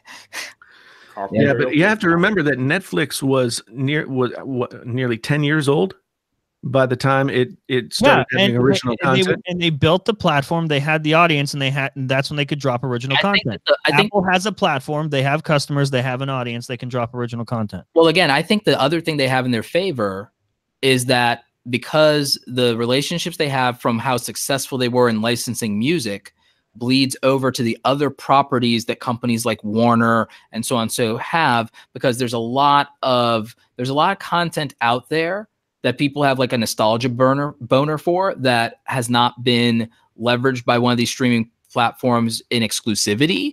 And so I think that resyndicating a lot of those things could be good for them. I also think that there's still opportunity to license a lot of overseas content on the international side because of the representation Apple has in the global market. And so I think that also taking advantage of trends, I think there's a lot of anime IP that they could grab up too. So I think that the licensing and the diversity of content they offer right off the bat could be the play that they need to make. All right, time out. Jason, what the hell is going on in the chat, man? Somebody made a comment about how frustrating it was to go to a Mexican restaurant and the waiter can't understand what you can't understand what the waiter's saying. And I think that came from the whole T-Series local thing comment, because I saw something about, they should, like, the Indian stuff shouldn't be available on the American version of the site. And then I think that started a debate, was what someone said, which I don't agree with that. I think that the market decides, and I think that they're Indian immigrants here that speak Hindi that like to watch something in their native language, and like Americans, we travel and then we should be able to watch stuff in English. So I don't see that argument making sense. All right, So- Jeff, you gotta do what you gotta do, Jeff. Whatever you feel like you gotta do, you can get it done. Here's the problem. Okay, we say Americans, and then we say like some nationality. American is not a nationality. American is a conglomeration of a lot of different nationalities. And it's a place where people are supposed to be able to come to be a part of the whole thing. And so if you say, And, like, well, if you have Mexican food and you're not cool with like someone not speaking your language correctly, you should probably get the fuck out of the Mexican restaurant. I mean, fair. And by the way, I don't want some white dude making me a burrito. Right? Like for real though, and it's like, yeah, like I'm sorry. What are you doing at the Mexican restaurant? Go to McDonald's. Yeah, I'm sorry. I want authentic, man. I'm like, here's the other thing. Like, I heard that like the worst thing that could happen like during the election cycle was that there'll be a taco truck on every corner. I was like, yes, please. I know those freaking tacos are good. I trust Mexicans with my heart. I'll trust them with my food. Have you been to Atlanta? When we have taco joints everywhere in Atlanta, and it is fucking amazing. We have Taco Mac, and when you guys come to Atlanta to visit me, I will take you to Taco Mac, and you will sing Taco Mac's praises. You will worship at the altar of Taco Mac. I mean, right down the street from me where I live, there's a company, there's a restaurant that started out that, you know, they bought a truck and they sold tacos out of the truck. And now they have their own restaurant and they still have the truck. And they're doing the stuff that business people do and what is supposed to be the opportunity that everyone has in America. And the thing is, I would venture to guess that not all those folks are native English speakers. English is not the official language of the United States. Actually, for a reason. We made it to where we won't have an official language or religion. That was actually part of the first like amendment. People don't read past freedom of speech, you know. Yeah. And do you know what is the 1.5 amendment? No. Don't go to a fucking Mexican restaurant if you don't want a burrito made by a Mexican. Hey, Roberto. Jeff is asking you to expound on Taco Mac. Oh my God. Like Taco Mac is a wonderful franchise. We have a ton of them here in Atlanta, but I'm not in Atlanta at the moment. I'm traveling abroad in Maryland. But like oh my God, and it's so good. And the wings are phenomenal. And like Wait, did you say wings from Taco Mac? Yeah, you can get taco. Like, here's the thing: the wings are a different thing. It's not the authentic, but the Baja shrimp tacos are my go-to. Okay, and I love them. I will fight you for them. You know, to the pain. And so we're doing that. But we also have this other place, and I can't remember the name of it, but it's this almost like this dive bar, hole in the wall taco joint, and there's live rock bands that come through. They're indie, and it's great. And it's a family business. I love that kind of thing in Atlanta, and I love supporting those small businesses in addition to the chains, because some of the chains are really good. So yeah, I might have to get my plaque out. Okay, because Mark, where is this going? This whole thing about native tongue. I did not say native tongue. I said official language. What is happening? So there's what are they even fucking talking about? So it seems like some people in the chat, or maybe one person in the chat, is going on MAGA on the chat. And it's really kind of ridiculous because, you know, English is a gutter language anyway. It takes all the crap from all the different languages and mixes it all up. So why are you even thinking about native tongue and how we developed it ourselves? And he walked into the Mexican restaurant. That's the thing. That's like walking into Mexico and be like, well, I don't know what you're saying. So why don't you speak my language? Fuck off. Which by the way, people keep saying like people who come here should assimilate and all this bullshit. Americans go and live abroad and never learn the goddamn language, like ever. Entitlement is bullshit. The reason that people want assimilation, by the way, you live on a fucking planet. We live on a floating graveyard in the middle of a universe that doesn't give a shit about anybody. The reason that people want other people to assimilate into the American culture, like cheese whiz, is because they're scared that they're different and they might be saying something about them in a language they don't understand. It's like, stop being so scared and maybe engage with people. Don't be so insecure. Not everything is about you. There's a song about that. Like, not everything is fucking about you. The ego to assume that, oh, two people talking to each other must be talking shit behind my back and everything like that. First of all, especially if there's two of them or three of them and one of you, I don't think they're worried about hurting your feelings. I think if they want to talk stuff about you, that you're not going to buck up and take all two or three of them. I think you're going to take your little quiet, insecure ass and be like, I guess they said mean things about me, like that, real talk. And then, two, because like people are non-confrontational except on when they got a keyboard to hide behind. And then like three, it's like, why are you worried about like other people talking shit about you or what you think if they have no power over you, like in that way? Like, you know, why are you being like a snowflake about it then? Right. So like, I mean, that's kind of like where I'm at on it. But again, I mean, you could argue I have a bias. I mean, my dad came here with nothing. My grandparents came here with nothing. And like, you know, and yeah, they learned the language, but they were already learning English in Panama anyway. But like, yeah. So, I mean, like, kind of like, it's some weak shit. And I'm like, if you go, I mean, and just because you're here, I mean, I feel like the entitlement issue, I'm like, I agree with Gary V on this. Like people are just fucking soft, man. People are soft. What you laughing at, John? What you laughing at? Here's, you are. okay. I can't So say. here's the thing. Here's the thing. Now, all this laughing has taken my mind off the thing. Damn it. What was I going to say? It was going to be amazing. It was going to be amazing. Oh, yeah, I remember. So Roberto has just told the story about how his forebears came here. They had to learn the language, et cetera, et cetera, et cetera. So did mine. And guess what? There's no difference in that story other than, you know, there are more of like people that look like me, right? We all have the same story. We all come from someplace else. And if you think that you have to assimilate into something that doesn't actually exist, then you're the problem. Don't worry. When I get my godlike powers, I'll just bring everyone to heal. We'll have one world. We'll have one world or no world, because that's how I roll. We'll have one world or no world. We do not need an official language. No, we don't. That's just another exercise in allowing Americans to be is that guy to fuck lazy. himself. Yeah, I mean, that's Americans wanting to be stupid, fat, and lazy. Besides, if we don't have an official language and everything like that, then the free market can create more things with translations and localizations, and we can make bank. And I like people making money. I like entrepreneurship. I like capitalism. Yes, that has been established. Yeah. Roberto, if it wasn't controversial in 2019, I'd literally be wearing a shirt that says capitalist every damn day. Maybe you should do that.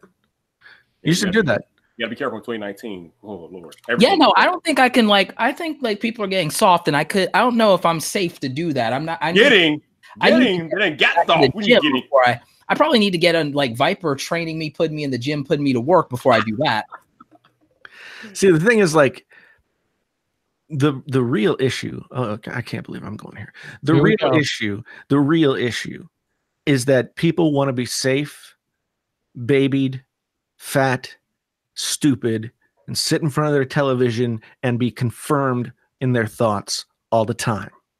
And that is the reason that America is not great now. Because everybody just fucking sits around and wants to be spoon-fed the bullshit that they want to hear. It's not realistic. Wow. Woo. Damn, son. Fire. Shit. This shit pisses me off to a high extent. Because it's not, I mean, racism is stupid. It's just, if you're a racist, all you're doing is showing people that you're stupid. Okay. I can't argue with stupid, right? But what I can argue with is just laziness and the inability to want to do something else. You know, you can't argue with stupid. And at the end of the day, what made America great was people lifting themselves up to a new standard for themselves. And that's not what people do anymore. Everybody here did it. Everybody on the stream like decided to change their fucking life. They did it. Like, you know, and I think blaming anybody else, every single person here looked in the mirror and said, I deserve more and I'm going to work for it. And I'm going to fight for it and I'm going to get it. And I know each of your stories to some extent. So I can say that very clearly. None of us blamed anybody for like what we didn't get out of life. And because that's soft shit. Like, I can't control that. I can't, like, it's like, you know, and there's things to complain about with everything and everything like that. I'll just say it. It's funny. It's funny. Like, I'll say it. It's like most controversial thing I'll probably say. It's like people cried to me when Obama was in office and I built a 6-figure fucking business, and people are crying to me with Trump in office and I'm about to grow that shit to 7. And like, and the next fucker and the next fucker, like whatever, because it's down to me and what I can do. And I'm not going to blame somebody else for my shit. Now, I will hold people accountable for their shenanigans and their bullshit. But at the same time, I'm going to create a win condition to where no matter what the fuck anybody else wants to do, I'm a win. I'm going to get mine, regardless of what this fucker over here does, whatever this fucker over here does, regardless of what language people want to say, regardless of whether people want to talk about me behind my back, regardless of whether people want to take a $7.50 job. It's like, I don't care. It's like you whining about that shit. Tell you what, watch my free YouTube content, 1,200 videos, and instead of worrying about somebody competing for $5 on a $750 job, you'll be making $500 a fucking day. And then you won't have to whine about it. You won't care. Subscribe.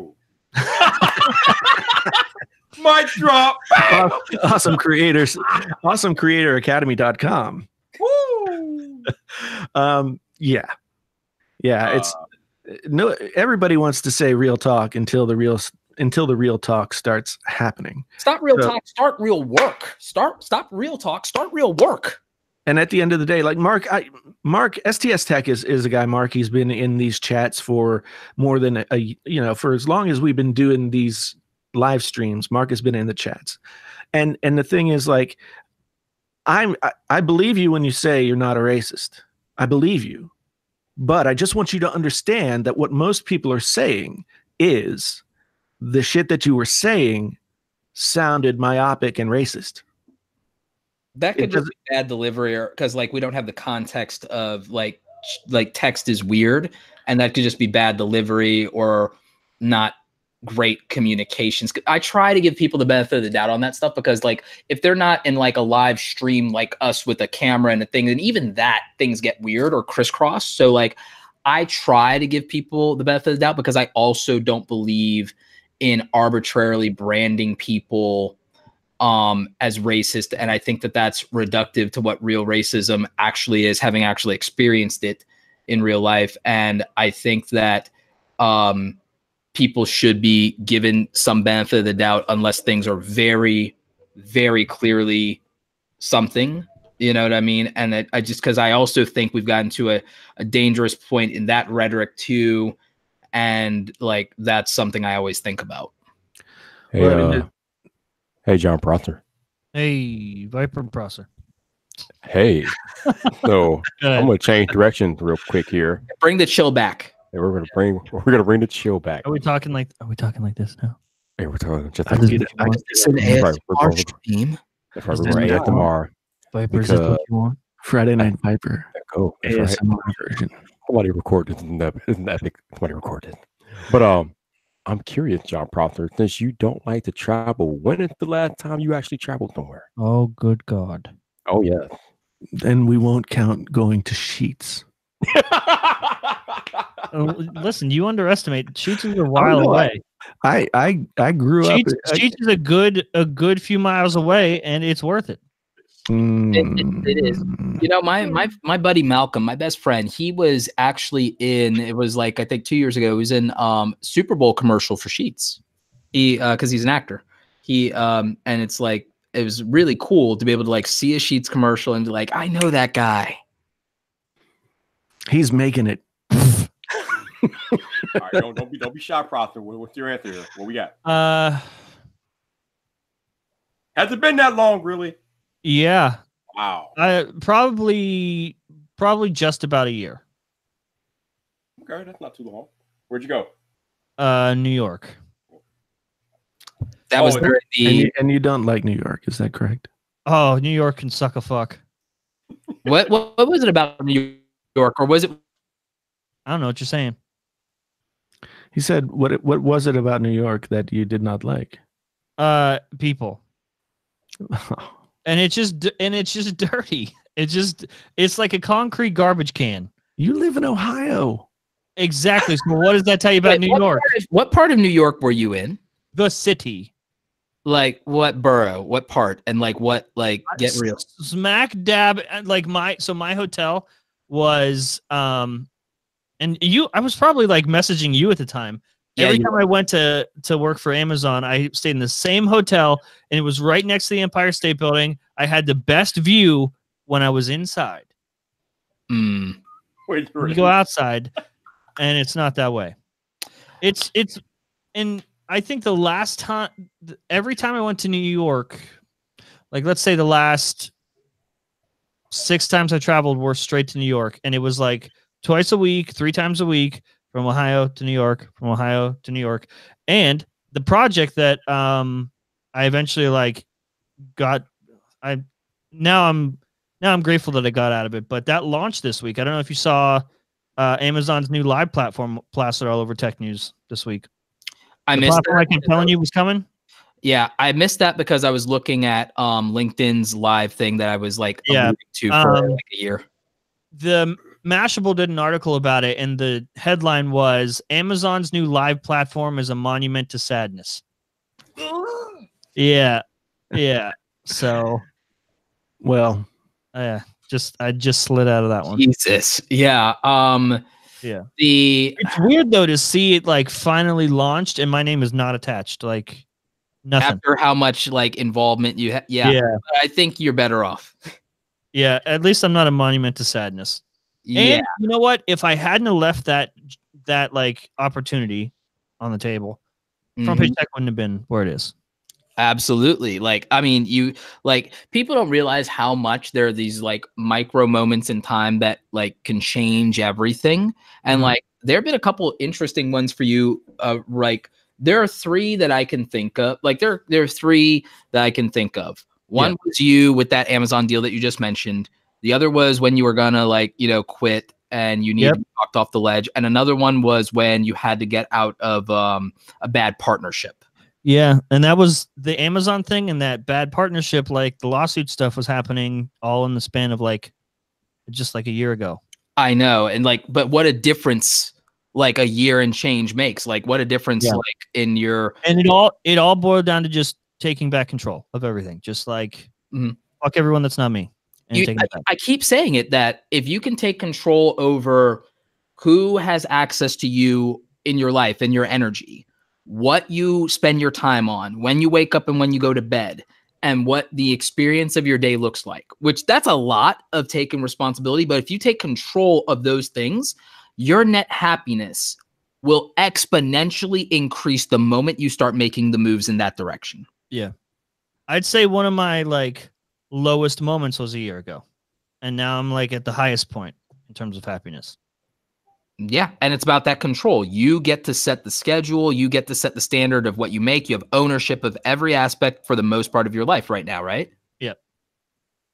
Like that's the game. If people can do that while working a 9 to 5, God bless them. But like, that's fine. And for some people, the answer to that is maybe not leaving their 9 to 5. Some people that's leaving the relationship that they're in. For some people, that's ditching like the negativity because their family doesn't get what they are about or whatever. Or for some people, that's leaving their small town or their big city to a small, like leaving their environment. You know what I mean? Like not everything is a quit the 9 to 5 job thing, but however you have to take control, you need to do it. Yes, I agree. Amen. Control your life. Preach it, brother. Live your best life. Hell yeah. No doubt. AwesomeCreatorAcademy.com. Keep plugging away. Like, I mean, real talk. Actually, I'm trying to expand that. Like, a big goal for me this year is I want to bring in 100 more creators, and not just because obviously that's good business, but because I genuinely believe that more people. I want to see more people. Like, we have a bunch of people who actually formed like an NYC Jersey crew. And it started with the virtual relationships in Awesome Creator Academy. And then they started meeting up in person. Plus you were there, Jason, like when all of us were having breakfast together. You were there too, Viper, when we were like, the crew was having breakfast together at Vid Summit. A bunch of people got together, and I didn't know that they got together and came together and were spending time together at VidCon. And I'm like, seeing people who would have been by themselves and feeling like alone and being wallflowers at these events, being able to sit with each other in my talks and sit together at meals and it meant the world to me to see people support each other. And I'm like, if I can get 100 more people to be like that, and then like 5 of them split off in these sections of themselves and everything like that, and have like that real, like those 5 really good friends around you to be successful, where you become the 6th, like that means something, you know what I'm saying? So like, that's a big focus of where I've started putting a lot of my energy this year, is recruitment. And I think it's going to make a difference for people, because like when you do this by yourself, it's not nearly as much fun, and it's also not healthy, I don't think. So the interesting thing is, like, these live streams are probably the closest thing I have to and all the relationships that I've built with people over the course of this past year and a half or whatever, is the closest thing I have to any kind of like workplace relationships. I don't know that there's another YouTuber within 300 miles of me, you know, and I probably wouldn't want to meet them anyway. So, so I mean, I think there's a lot of ways that you can have those kinds of relationships. Online is definitely challenging in a bunch of ways, but at the same time, like, I don't know, it's nice to be able to just talk to people who know what you're talking about. I'm in Iowa, Mia, so I'm 3 hours away from Chicago. That's probably the closest place that would have any YouTubers. Actually, I mean, YouTube is so prevalent and everything like that. You should try and see if there is a local community and everything. You're at the college. I mean, I bet you that there's literally, they might not be the same age as you, but you hang out with us and we're younger than you too, man. Like, and they like the same things. I bet you at your college that like people don't know that you're a YouTuber with 100K. And if they did, they'd be like shocked, and these kids would be down. Cause I bet you that there are like 30 solid content creators at your college that have at least like 2,000 subscribers. Almost guarantee it. Well, we do have an esports program that they're building. Real quick, guys, I'm going to jump off and get the show out. Okay. Oh, that's right. Cool. Have fun, guys. See you, man. Right, thanks, John. Bye. Yeah, Des Moines is also 2.5 hours away from me. So, I mean, but you're probably right. There are probably a lot of college students who have channels, gaming or otherwise, that that are here and they don't know that I'm here. Mm-hmm. That's until I get my profile spread in the local newspaper. When so you could start something probably locally as a meetup for YouTubers, and you could spread the word like on a message board or something, and people from your college would be like, oh, I'm into that, or you'd be surprised. And it's like, and there's probably a community there. And then all of a sudden, and for a lot of those people, you'd probably be considered a mentor, because again, 100K, I bet you there's nobody local to Des Moines or Iowa or whatever. I bet you there's almost nobody there. You might be the biggest YouTuber in your local area. I would venture to guess that I am. So like there's a leadership opportunity, and there's community, and there's mentoring. Yeah. And you like teaching. I do. I also recognize that sometimes that you can lose yourself in helping others. I've done it. Yeah. So just rein it in. But I think it'd be an interesting transition from you, because when you leave the teaching job, like there's going to be that part of you that you still want to fulfill. And that might be a way. And then the net benefit of working with other YouTubers, you've already seen what the benefit of sharing information and that camaraderie can be. Yeah. Yeah, absolutely. Motivation Theory, what part of Virginia are you in? I used to tell people that I was from West Virginia, and they say, oh, I have friends who went to school in Roanoke. Yo, Technically T, where did you go, dude? Where did you go? Technically T was here, and then he's gone again. He said yo, and then it was where'd he go? Northern Virginia. That could be anywhere. Mm. Jason's like, I need more detail. Right? I mean, because the chances that I've actually been there are pretty high. So Hey T, I gave you the link if you want to come in. Let me know if you're coming in here or not. If not, I think I'm in this. He says never setting up mind. the cam. All right. You know, All right, man. like T and I are both in Atlanta, but we live in completely different parts of Atlanta to where it literally might be like an hour and a half if there's no traffic to drive. Right. Like it's like Atlanta, you can be in Atlanta and be 2 hours away from somebody. Like it's that bad. Like Yeah, I've heard about y'all legendary Atlanta terrible traffic. yeah. So motivation It's theory, real. you live in I Arlington mean, or somewhere close every by? time. What's that? Motivation theory says he works for the government, so take a guess. And I guess it's probably Arlington or someplace close to Arlington. So that's my guess. But, Yeah. Roberto, you always talk about how you have a six-figure business. How long did it take you to build your business? Oh, Jesus Christ. It depends on how I measure it. And it's like I had a six-figure income before a single business entity or property was six figures by itself. But I think it took Awesome Creator Academy, depending on how I measure it. If I measure it from when I got the website and domain and built out that brand, because I had a coaching business, but I hadn't shifted it from it just being Roberto Blake to building an actual brand and entity offside that. So it's about when I probably split the brand, because then I made it a vehicle. And this is business talk, and I know that's like over some people's head. I'm trying to explain it accurately though, right?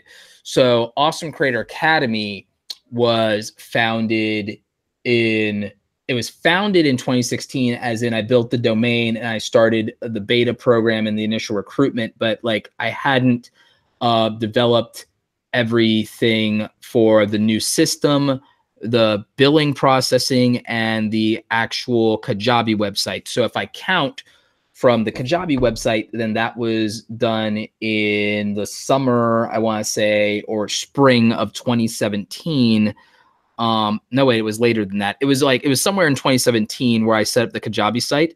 So then I started tracking all the money through that. So if I start really from there, and when I moved the program out of beta, to be accurate, it was 12 months or less. It was about 11 months after launch for it to be a six-figure business for the year in terms of gross revenue. Now, that's not normal if you think about it, because I pivoted a business off of the back of my personal brand. Now, my LLC had already had a combined six-figure income before that. But I think it's important to say that, okay, well, I built a new business. I had my YouTube channel, my personal brand, my public speaking, but I built a new business and set it up. And then within 12 months of moving it from beta to launch, less than 12 months, it did six figures in revenue. So like, that's an important distinction. And I think it matters to say, okay, you built something new and you marketed it, and yeah, you had a little bit of your personal brand leverage, but you also have to remember, I didn't make every YouTube video, oh, blah, blah, blah, awesomecreatoracademy.com, blah, blah, blah, blah, blah. Like, I barely marketed it within YouTube. I focused on Twitter, where I had like about maybe 18,000 followers at the time, Instagram, where I had like only about 5,000 followers at the time, and I spent less than a total of $1,000 in advertising in 12 months, maybe about, if I'm generous, I would say you could say I spent less than 2,000 in advertising in like 16 months. So like, that's like a complicated explanation, but I think context matters. So like, walking you through that. Now the income thing is interesting because it's diverse, because everyone wants to go with YouTube and AdSense, but I never really made what I would happily say is like great money off AdSense in terms of, it's a corporate salary. So like AdSense was like, 40 grand a year. And that's been consistent for like a couple of years in AdSense. But then there's brand deals, there's affiliate, and affiliate has always been more lucrative for me than AdSense for a long time. And I have diverse affiliate streams, and I'm always growing more. So, I mean, like, I feel like I've answered this question, but like, here's like, going off of me is also not fair to you, whoever you are, because my corporate career gave me skill sets where I had multiple skill sets that you could call high income skills.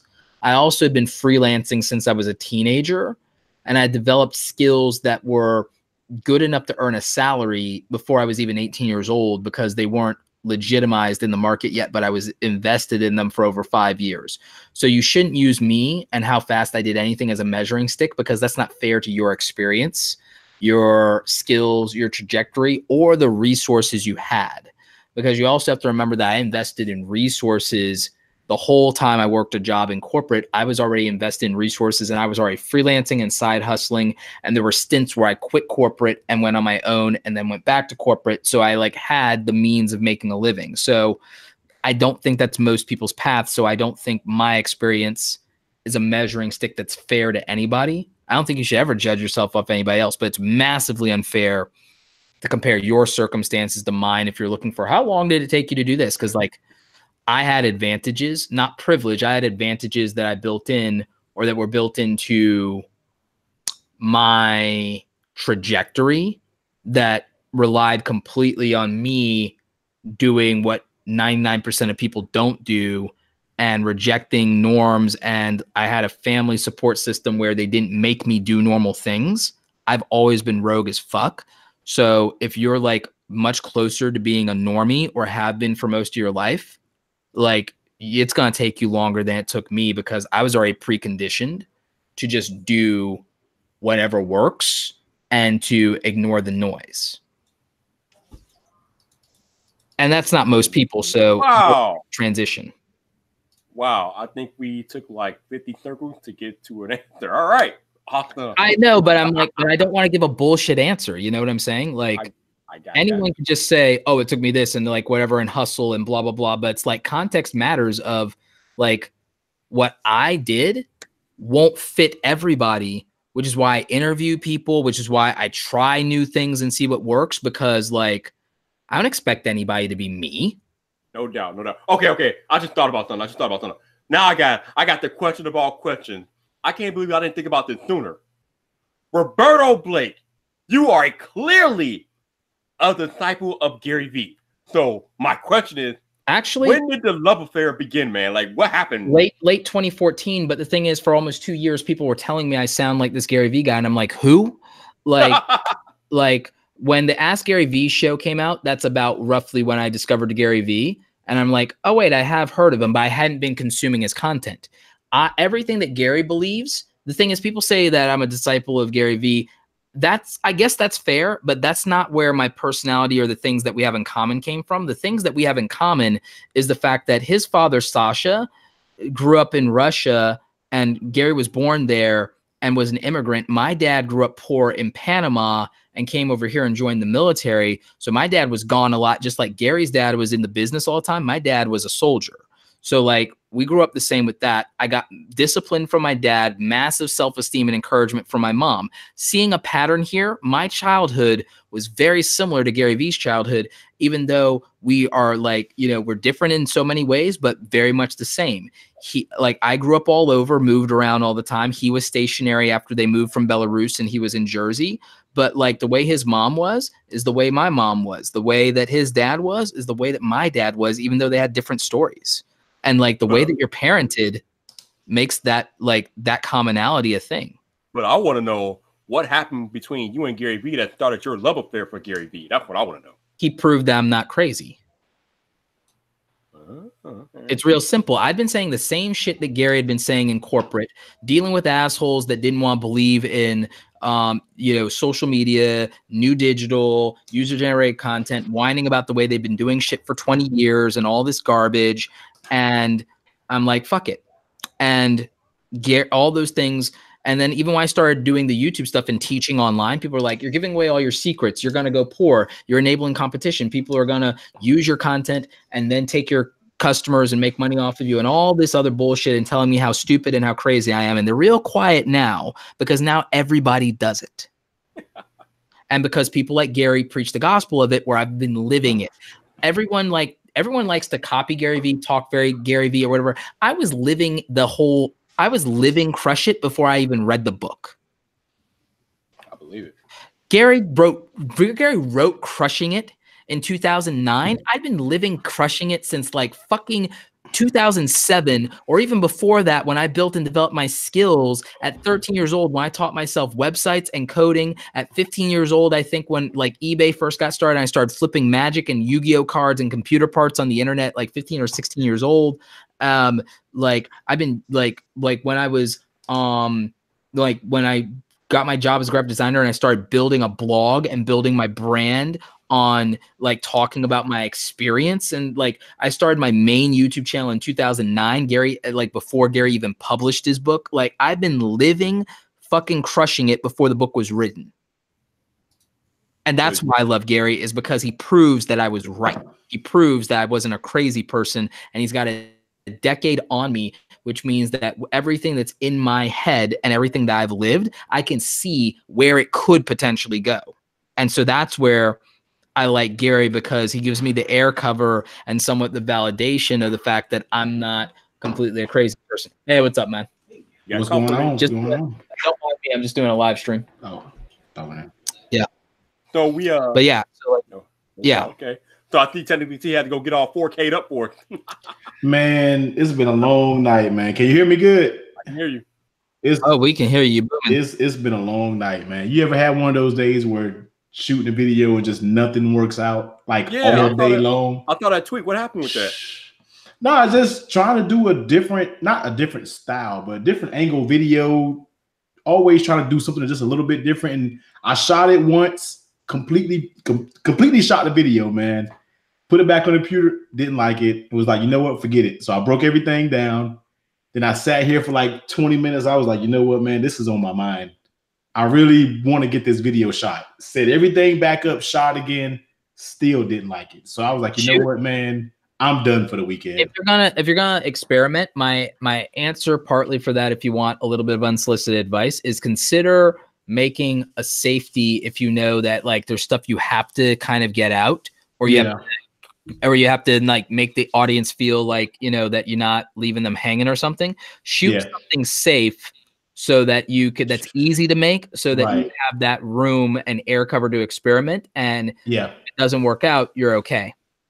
Yeah, it was. I mean, it wasn't like a too different of a video. It's just, I don't know, man. It just, you know, just today was one of those days that wasn't good shooting day. That's all I can say. It's like, I'll try again maybe on Sunday or Monday now. You know what I mean? Like that's kind of like, I have other videos to shoot. I can come back to that one, but it drained my mind, man.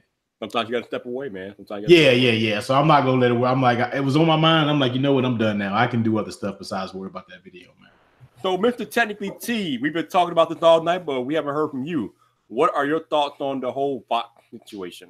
You know what, man? To 100% honestly, I've been having so much stuff going on. I haven't even looked into it. I've been seeing it on Twitter 1,000 miles per hour, but I really haven't sat down and heard what truly happened. You know, it's probably like crazy because you really didn't. That's all people been talking about. But I was busy with work and everything today, man. So I really haven't sat down and really know the inner workings of what actually happened. So the only reason I have to go back and catch up now. The only reason I know about any of this stuff is because I've been traveling the last couple of days, so I've had time sitting in Ubers where I can't do anything, like airport or been in line and shit. So like that's the only reason I know anything. Yeah, I got to go back and I think I watched John's episode last night or today, I think. And I got to go back and just kind of catch up on it. I'm about to go back and catch up on the stream. The stream has been running in my ear when I'm doing stuff around here. It was just in my ear running, but I have to actually sit down and listen to what exactly happened. So right on. Okay. Yeah, man.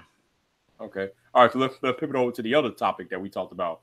What are your thoughts about a potential iMessage on Android?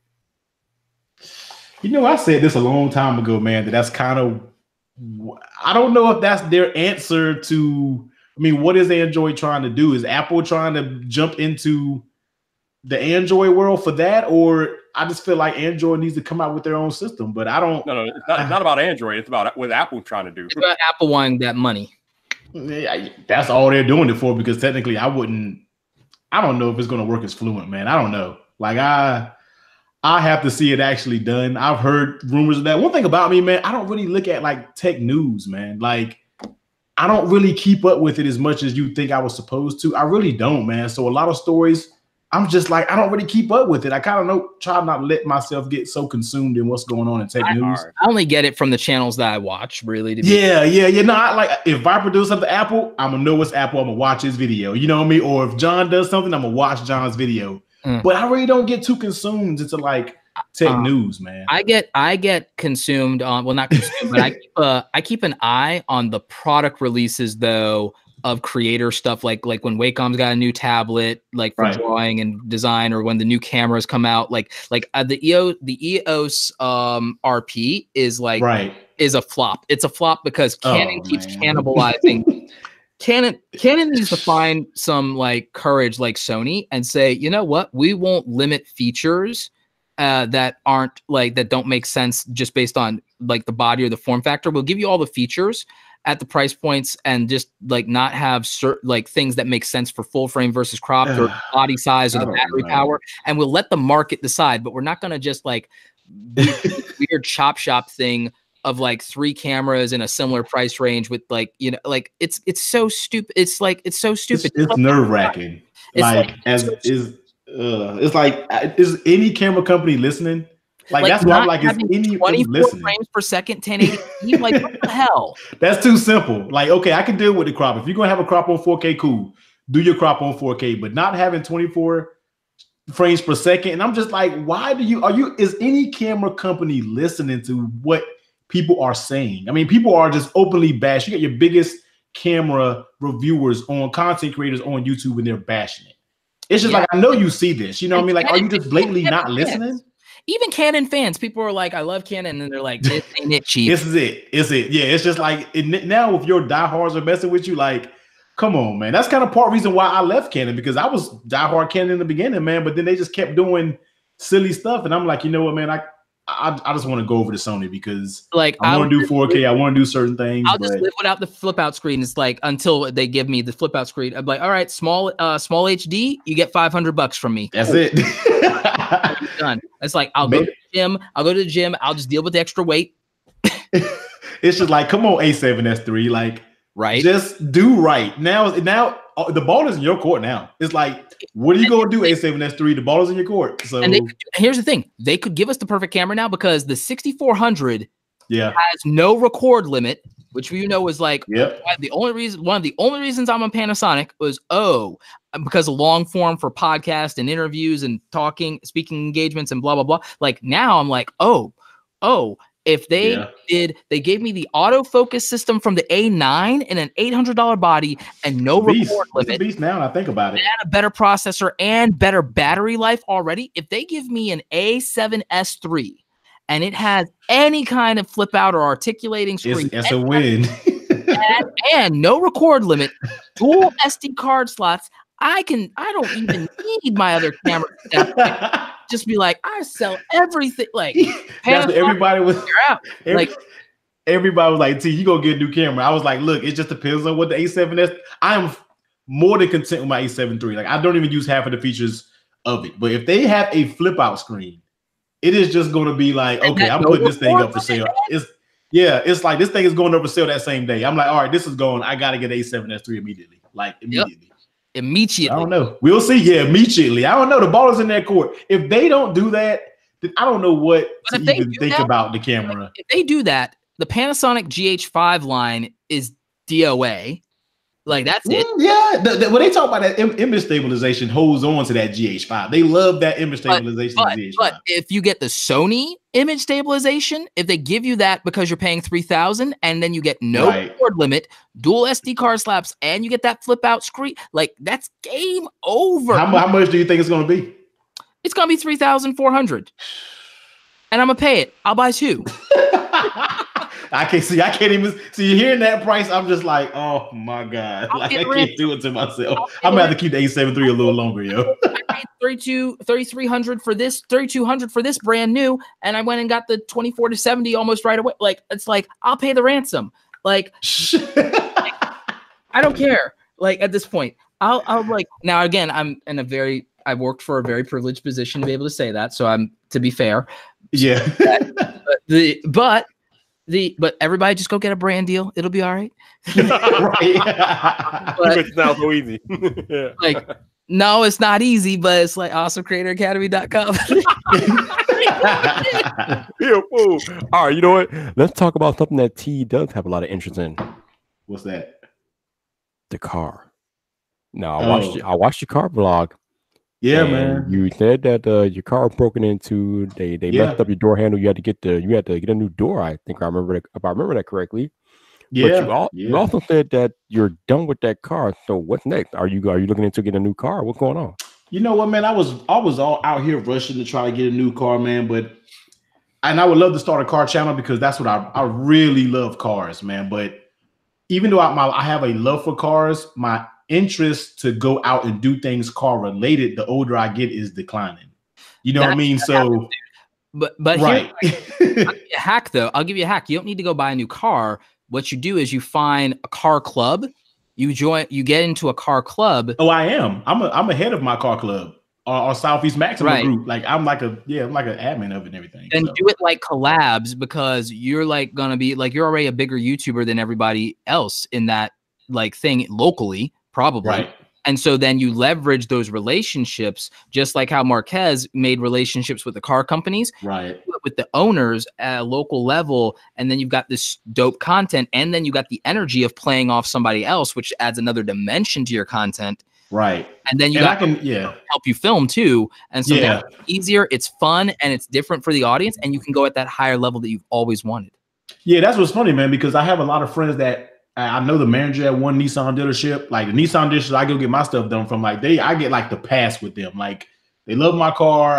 I know everybody in the dealership, so it's cool to start that platform. It's just I love cars. Don't get me wrong, but like I said, with that Nissan dealer, by the way, you could get paid on that relationship, or at least get something. So like yeah. I just haven't thought about it. Like I just didn't know the leveraging two channels. I'm like, one is already enough work and a 9-to-5. Doing one channel, but then finding time to do another car channel, which probably be only on the weekends. It's just like that would be like brutal when it comes to time. You know what I mean? So I've trying to find the time to do it. That's why I really haven't had my mind focused on. And that's why I'm not worried about getting another car. So yeah. No, I'm with you. Like launching a new channel, like I'm launching the Creator Gear Guide channel. Yeah. People are like waiting for it, but I'm like, I've been making better content for it than I think is like some of the better tech related stuff that I've ever done. But I'm also planning to only do like maybe 2. I'm going to launch it with a couple of videos and then 2 or 3 a week. I'm also taking the archive of my old videos and putting that into playlists. So that's going to be helpful. But like, it's going to be like only 2 videos a week on that, because they're also going to be, they're going to be shorter videos, but they're also going to be videos that I think are slightly more produced in most cases. But then I'll also fill up on a lot of like nice videos, and they'll still have some cinematic quality, but there'll be a lot of like sit down Q&A, because the reality is creators don't know some simple things that they need questions for, like why they should shoot in 24 frames versus 30, or why they should shoot in like, or like time lapses, doing it in camera or using a velometer, and like what graphics card is best value for price, like buy or build a computer, like what graphics tablet is worth it. Like there's so many easy videos to make. And so I'm trying to do that stuff too. And I'm actually using my brother to help me film for a change. Like, so that'll be different than my main channel, because I just do that totally solo. So like it's interesting. The good thing for me, at least, has been keeping up somewhat with the new Instagram has worked out really well. And so managing 2 Instagram accounts has been a little bit of good practice. Yeah, and it's like, but it's interesting because I also do the content differently on both of those Instagram accounts, and it's been interesting to see the engagement. It also has been really good for teaching me the Instagram algorithm, because the other the main big one is a business account, and the other one is a personal account. And I've learned how the algorithm handles both of them and what features you get and what you don't get. So that's gonna make for good content for the main channel, and also even documenting launching a new YouTube channel is going to give me content for the main one. So it's like I found little hacks for double dipping a lot. And I think it's going to help me figure out managing the time, because even me, like I get screwed on like time management for running a business. Because like you guys, I sympathize with all of you that work a 9-to-5 job, because like my YouTube channel doesn't take up more than 10 to 20 hours out of my week, even if I do the podcast or whatever. Like, but the business that I'm building takes up like the time that you guys would work a 9-to-5. Right. Yeah, it crimps your time, man. So that's why I'm like, second channel, I don't know about that. I barely have time for one. So, I just found myself getting home from work, shooting videos, going to sleep at 12 o'clock in the morning every night. I'm like, man, I gotta, and just like that not IG post, but just like that Twitter post you said, when you would like take day off, go hard this day, I was like, yeah, I need to do that because I'm finding myself just going crazy. I'm like, I need to just take a day off. Like, just stop for a second, the hack of that, plus the fact there's like with YouTube, even if I'm not fully divested, like on the days that I take off completely, like I may or may not be fully out of my business on certain days. And sometimes I am, believe it or not. Like I take sometimes full days off, and like the YouTube, like a break from YouTube means that I get to do a quarter day or a full day off, right? Like from the business even, like because if I don't have any client calls booked or I don't have any sponsor calls booked, aside from keeping up with my Facebook group and checking email, I can literally be out of the business and then just do a little bit of social media management throughout the day. And the thing is, when I'm on Twitter and I'm doing that stuff, people don't realize it's like, but I'm in line somewhere or I'm waiting on something or something. Right. I'm chilling. So I'm like, I might as well. I got my phone out. I might as well. You got time. Yeah. So that's not for me. I don't count that in my work day. I don't count it in my work hours. So like, cause for me, I also enjoy it. So like, so that's the balance of like taking these days and regrouping or just resting, like it really matters, dude. And I want to see that from y'all. I think that like, if I can help y'all figure out getting faster on something, whether it's editing, shooting, scripting, or whatever. I mean, I helped you with this, Jason, of like, if you can streamline your process, you can get more rest and then everything's going to be better. Right. Yeah, it makes sense for sure, man. Well, I'm sitting here I got 2 videos in the can that need to be edited. One's a sponsored video, one's not. And I got probably 3 videos that I need to record this weekend. Got to book for. And then, but the thing is, like, I'm at a place now where the past 2 weeks I've sat here on Sunday or Monday, and like 2 weeks ago I sat here on a Sunday. I did 4 videos in a row. Took me an hour. And then on Monday I edited all 4 videos. I uploaded all 4 videos. Then I went on vacation. Yeah. And over the course of that time, I just made them live over the course of that time. I did the same thing this week for the most part, except for today's video, which was, more timely. But I mean, that's what I'm trying to get into is and be able to sustain is I'm going to be out of town at that Samsung thing, and there's going to be content from that. Right. But I also want to be able to drop content, on a day when, maybe I want to go look at San Francisco because I've never been there, Yeah, it's nothing like that book recording. I mean, I just started recording again, like I put on Twitter for 2 weeks, because I literally shot 8 videos in the course of like 2 days. Now, regardless, my videos are like short case videos. They're not long. They don't require a lot of work. Easy, cut and dry. But I shot 8 videos and I booked them out for 2 weeks. And that gave me enough time to cover the Super Bowl weekend here in Atlanta because I had friends in town. Yeah. I was like, cool, let me go ahead and record because I know friends are going to be, my brother, they're coming in town. So I'm not going to have time to do anything. So let me both record. So sometimes that's what takes me to, like, that's the reason why I'm maybe a little rusty today, because when I take like 2 or 3 weeks off, I feel like there's like a reset button in making a video. And I'm like, I got to warm back up a little bit. Right. So it's just like, that's kind of the plus and the negative to me personally, when I take like a bulk upload time, you know what I mean? A bulk upload, bulk edit, boom. Is it for you the routine of the editing or the shooting that gets rusty? It's the editing is fine. I enjoy doing the editing. It's the shooting, because sometimes I try to shoot in different areas of my place where I may have not shot that way before. So I got to worry about lighting and setting up and making sure making sure everything is right. But when I shoot like my case videos, I can literally shoot 50 case videos in one day. Yeah. You see what I'm saying? Like, that doesn't bother me because that's quick, cut and dry, but it's the other ones. And again, I think it also depends on how I'm shooting. And the reason maybe I may be so particular about this one, because this is like my first like real sponsored video that I'm doing.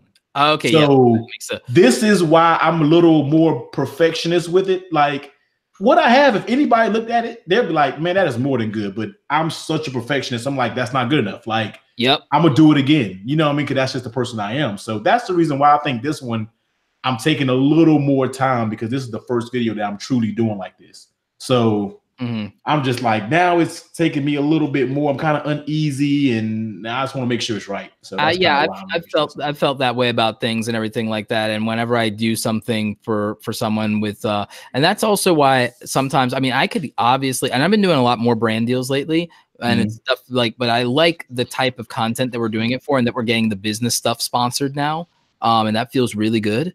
Yeah. I also feel good about those brands because like they don't have a lot of people they can reach out to for that they like and that are credible and that even do brand deals. And I like that what they're able to give me is they're able to give me information that I might not have that I can convey for my community. So I use the brand deals partly as all right, I need a lawyer or a certified public accountant to say this because I can't say it. So partnering with a brand that lets me tackle that content gives me something that other people in my niche don't have and gives my viewers information that they really need. And the thing is, the brands, weirdly for this stuff, they also struggle so much with views that what they're happy about is the engagement and comments, because even when they get views, they can't get engagement for some reason, but I can. And so they like that. And so they've been rating that underperformed for views. They're happy about the engagement and the views that it got. And they're happy about the content representing them. So like, I feel better about that because the thing is, I know that like, it's a hard sell to get people excited. There's not a way to legitimately clickbait like tax information or business information for setting up like your business or your LLC or whatever. Like, it's like, you can't like, and that's what even my frustration with when people judge views. I'm like, guys, no matter how big you are, you can be 1 million subscribers like Patrick Bet David and even Gary Vee and get 16,000 views on a business video because like most people work a job. Like, what do you think is going to happen? You think that having a big subscriber base entitles you to everybody watching your shit? Like, there are people who don't care about that day or don't really, like, you know. So I understand what you're saying when you want to go all out and you want to deliver, you want to over deliver for the brand, and you want the other that you're a good partner, you know? Right. It was like my first time doing that type, and I was just like, all right, I want to make sure it's right. So therefore, I'm shooting at a different angle. It's not so much the angle. But once again, I tell people I suck at B-roll. So I'm not even trying to do no crazy pan and B-roll. I'm not even trying to do that. But it's just, I don't know. I'm going to figure it out. Sometimes I need to just step back, and tomorrow morning I'll wake up with a whole fresh head and bang it out. Have you? That's just the way I do it. Have you looked at videos about shooting like B-roll? Tons. Man, I've looked at tons. I feel like it's just, I don't know. What do you think you struggle with on B-roll? I don't know if it's slowing it down because I got 120 frames per second. I don't know if it's that. Also, I'm a visual person, so I feel like I need to have the right setup to do it. Once again, I'm probably too much of a perfectionist to even, you know what I mean? So I think that's what's blocking me. I think if you also had a friend to help you with like B-roll, because like what people have, and this is something that I'm doing to make an archive of B-roll, is people told me that they like the B-roll where I'm in the B-roll. And, and it's been working out really well. And so it's forced me to get out of my shell of doing everything myself, at least for making an archive of, all right, let's get some footage of me in this place, in this location with my smartphone typing out. Let's get some stuff with me on my laptop. That's easier. Yeah. And so I think that that is the smart way to go, is to archive B-roll and look at story scenarios of what makes sense for you to have B-roll of. And where I took a lot of inspiration is I watched what Jedner did with his Day in the Life with series. And I looked at even what Austin Evans did with some cinematic product reviews. And I said, okay, those are interesting ways of conveying that. Not everything is a Peter McKinnon thing, which again, love Peter, but like, I think that people look at that and they're like, oh, that's what that should be. I'm like, I looked at these different scenarios, and then I looked at Gary's stuff with Daily V. And I looked at the fact that if you, aside from when he's talking, for the fact that someone's following with a camera, if I mute all of that, everything's B-roll, isn't it? And and so I started thinking about the story that I can convey of a show and tell of, you know, stuff like that. And I started thinking about stuff like, okay, if I'm in the hotel, even if I'm by myself, I can set up the camera in this corner and show me working on a laptop because I'm in a hotel versus at my place, which means that now if I talk about work or hustle or travel, boom, I've got a piece of got something for it. Right. Exactly. So like I started that makes sense. And whenever I travel, I started like, let me get a time lapse of wherever I travel. Let me get some You never know where you can use it. You never know where you can use it. Yeah, let me get like, all right, I'm walking through the airport, pull the GoPro out of my pocket, put it on hyperlapse, and get me a fast forward of walking through the airport. Like right. So, like just Yeah, no, it makes sense for sure. Definitely. All right, so I want to go back to Jason real quick here because Jason, you have an interesting life event happening next week.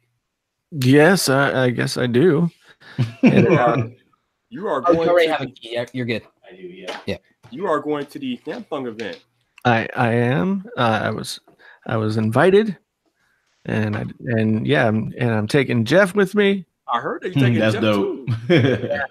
Jeff's gonna help me out with the camera operation, and then we'll get some footage for his channel as well, and everything will be fun. I don't know what to expect out of it. I need to get a plan together for what kind of content I want to get. Right. With enough leg room to actually get stuff that I might not think of. Just remember my tweet, man. If you don't get a selfie with my man Flossie, we're gonna have problems, Jason. We got problems. Man. I'll be on it. I'll be on it. I'm sure I'll find him somewhere. I'm sure I'll find him somewhere. There's, you know, you can't miss him. He's hard to miss. I say he's hard. You can't miss him. You can't miss him. He's a good guy. Yeah, I'm sure he'll be wearing shades. So I'm sure I'll find him. You'll that'd be dope, man. Yeah, but I'm looking forward to it. Like, I don't know. Actually, I better see you in that Danny Winkett YouTuber collab video because he's gonna do one of those too. I'm sure. Oh yeah, you know know he told me he was. Oh yeah. That's right. I'll get in there. Get in there, man. I'll get in there. Get in there, baby. All the stuff. I'm just gonna drink. I'm gonna drink a lot of Red Bull. Just gonna run around the event. Wow. You know, it used to be like I'd drink 3 or 4 beers and I'd be all kind of talking to everybody. You go to sleep now, probably. So it's the complete opposite. Yeah. So now I'll just drink a couple of Red Bulls, diet, and then I'll spin around, get into everybody's stuff. So I know there's going to be a dinner with a bunch of people. I know Mr. Mobile and Board at Work and Jason Nellis and Andrew Edwards, myself, Jeff, a bunch of other people are coming to this dinner on Tuesday night. So I'll try and get some shots there as well. It's pictures, man. I need a lot of pictures. I gotta live vicariously through you. I need a lot of pictures, man. I think I'm gonna try and do like I'm going to my first industry event vlog type thing. Yeah. You know, I'm not very good at vlogs, but I might give it a try.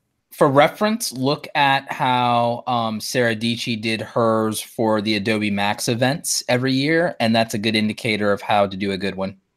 Okay. Yeah. That vlogging is so different, man.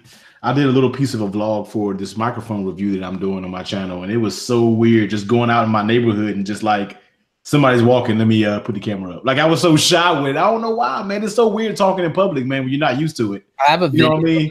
I have a video about it. It didn't get a ton of views, but it's still a really good reference. I did in I think I've seen it before. Yeah, it might be the one I did in Times Square. Yeah. So like, but I'm gonna do an update probably to that or something like that. Because I think there's a couple of ways to do it. Because first of all, there's a couple of reasons why you feel uncomfortable. First of all, you feel unsafe waving around an expensive piece of gear. You got that right, especially around downtown Atlanta. So like, yeah, exactly. That's one of the other reasons I don't do that by myself, you know? Right. So here's the other thing is sometimes the answer is to not vlog by yourself, is to have people around with you. Probably be easier too. Yeah. Yeah, exactly. So there's that, and you shoot each other, and then there's someone to help you with B-roll. So that also is built in. So that helps. Like maybe I've got to schedule, because the thing is I schedule like downtown Atlanta days with going to my WeWork. So if I do that, what I can do is, as long as like we coordinate, like I can hit you up. And that would be the way we could do like something together. For sure. We can film for each other, and that actually works out. You know what I mean? Right. And it's also safety in numbers or whatever. Yeah. And maybe my brother comes or something, that helps too, because then we've got we've got more people, and we got somebody to like watch the stuff if we're both doing something on camera. Right. So creating a scenario where you feel safe is the first priority. Pre-scouting your location and the conditions is another. Doing test framing for your lighting so you're not frustrated is another. And then finding a path where people aren't going to interrupt or walk to, like finding a low traffic area. So Right. that's why a lot of people sometimes they film up against the, if you may not notice it, but they film against a natural barrier, barrier between them and other people. So that's part of it. And you'll notice that they never stay in one place too long. No, it's in and out. Like, and that's the thing about vlogging. I'm just like, I feel like you can do here, but then they'll go across town to get another shot. And I'm just like, can I like vlogging? Because the 2 times when I did my car vlog, I was super comfortable doing it. But I was on the top of a deck, top of a roof. So it was like, I'm by myself, so I can do it. You know what I mean? This is real quick. It's not to be telling a great dramatic story, so it's quick. But even when I was outside of my neighborhood doing the microphone review, I was just like, me talking in vlog felt natural. It felt easier doing the vlogging than I did actually setting it up and shooting in here. You know what I mean? It just felt light years easier. I was like, that was so easy. But if I could just get over the fact of like, is somebody looking at me? But it's not even a weird thing. We're acting like vlogging is a weird thing these days, and it's not. You know what I mean? But in your back of your head, you feel like it is, you know? So because you still feel a little bit of the imposter syndrome and the insecurity. Right. Like I've gotten a lot past it. And for me, it's just sometimes when I shortcut the logistics of the security aspect of it, then I feel uncomfortable of like, because I'm already have anxiety and I'm paranoid. So like for me, overcoming vlogging, I had the extra level of generalized anxiety to overcome. And the fact that I would imagine the worst thing in the world every time I do something. And sometimes it's not even literally about other people. I imagine tripping and falling with the damn camera. I imagine tripping and falling with the camera. Like every time. Like I'm like, so like I also try to avoid doing weird things like filming myself walking across the street or downstairs or something like that. I avoid being on a corner. I avoid like, you know, because I'm imagining, oh man, I'm gonna like get somebody's gonna come by. Like, I'm always imagining the worst thing in the world. I'm always thinking I'm gonna slip and fucking die. Like, I mean, I explain my anxiety to people, and like, then people are like, "Wow, how do you live like that?" I'm like, "It's fucking hard." That's right. Like I always imagine literally eating and choking all the time because it's happened so many times to me that I'm like, yeah, we're poorly designed. Like, yeah, man. I would put the thing that I need to breathe where the food goes. Like, why would you do that? Right. Yeah, I don't know. I said I was going to get into it a little bit more, but going to different places. I know plenty of places in Atlanta where I can go. You know what I mean? Like I know a bunch, but it's always in high traffic areas. So yeah, it's just like, you know, I'll try it little by little. Centralized to like my rework. My rework is on Peachtree, right? Peachtree Street, right? So it's right there by the plaza too. It's like by Peachtree Plaza. So like there's great, nice places that look cinematic right there. And you got good lighting most of the time. Right. It's like, it's not that high traffic in terms of foot traffic or people passing by. And they also, it's a business area. It's a businessy area. So you're relatively safe. Like, and then like, it's got its own like parking garage thing too. And so and then you got inside the rework, you've got 3 levels. And so you've got common areas, you've got like, you know, and obviously when I'm renting my office, I have that. So like, so that helps. And that's a good, like, you know, thing. And it gives you like, you could like, that's something where if we do it, we can get like some of that almost Gary V feel of content really easily. Just because of what it is. And because the office is set up like that, the offices in there are almost the same size as his in Vayner, which I've been to that and it's like, it looks bigger on camera. But it's still nice. But it's like the office is not as deep in width as you would think. Like they use a wide angle lens. Yeah. And they shoot from the corner. But that view, so yeah, like Hudson Yard. So like, yeah, so we'll work it out. We'll link up for sure. Yeah. I know it's like I said, we're both here, so I'm not really worried about that. It's like, and you already know how it is. You know that just doing anything and driving like from like an hour from the other side. Plan it, man. You got to plan it. Yeah, it's like it's a whole thing. Inside, like it's that damn 2 hour change round trip. Freaking eats the day up. It's like it's like back when I lived in Brooklyn and worked in Manhattan. It's like, God damn it. Yeah, it'll kill you, man. Like I knew we were here. I knew we would get up eventually, man. Timing is everything, especially when we deal with Atlanta. So, by the way, yeah, go ahead, Viper. Oh, you go ahead. Well, I'm gonna ask a question for all of you all, so go ahead and ask me which one to ask. Is there like an advantage or any like difference from having a personal YouTube channel as opposed to a brand channel? A couple. It's mostly down to one real thing that matters is, and if you try to change it, it can like YouTube's weird and they can kind of fuck it up because of the Google Plus stuff. But the reason you would want it is so that you can have somebody else log in as a manager to your account to do the back end of your stuff, like an assistant. Kind of like how I was telling you all about Simplecast, like for podcasting, that like, oh, I could hire somebody. They can't change the important stuff and they can't delete my podcast, but they can edit and upload and do things and private stuff and like manage my stuff. So if you have a back end manager for your YouTube channel, you could have somebody who can go in and optimize things, look at all the data, do this, do that. And so that's like when you hire someone like me or Daryl Eves, if you want to hire us for the high tier thing, which is management instead of consulting, like we could take over the back end of your channel. Now that's not cheap. That's like a lot of money, but that's the advantage of having that kind of thing. That's why right now, if I pull down my YouTube menu, I can log into like 20 channels. That's why. So having that gives you that ability to give someone those permissions. So that's why that option exists. But YouTube is screwy. And like, if you don't start your channel that way and you switch it over, like, weird stuff can happen. So.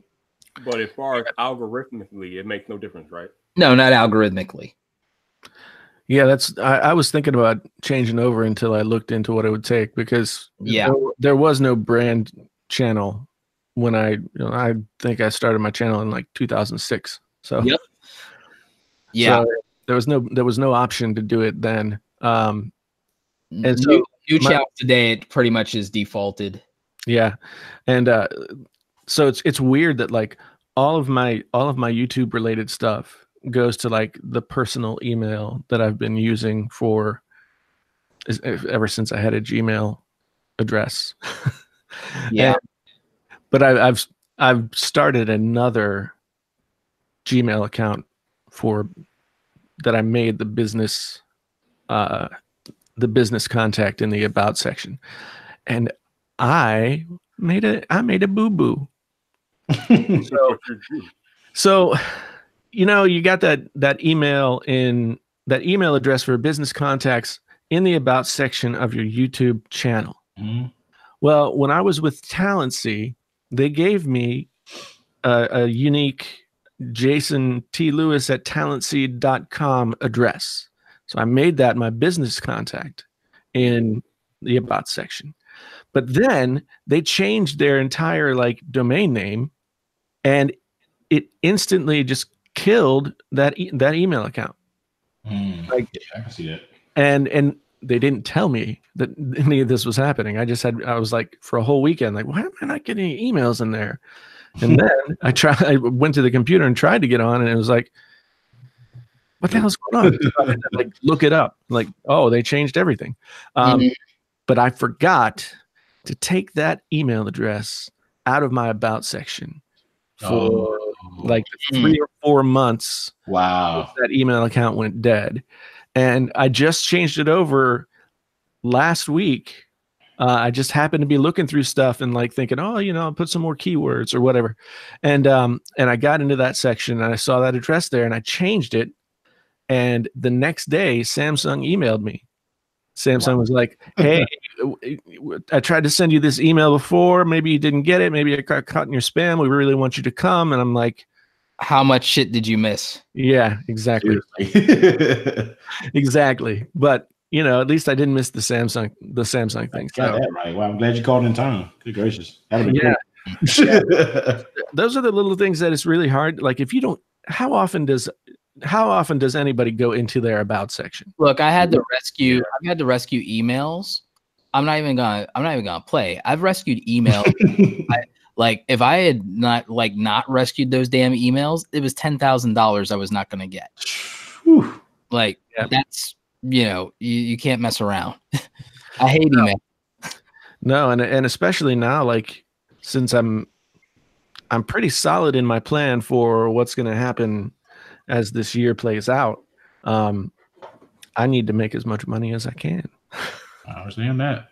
So, because May 31st is the day. It's the D-Day. Yep.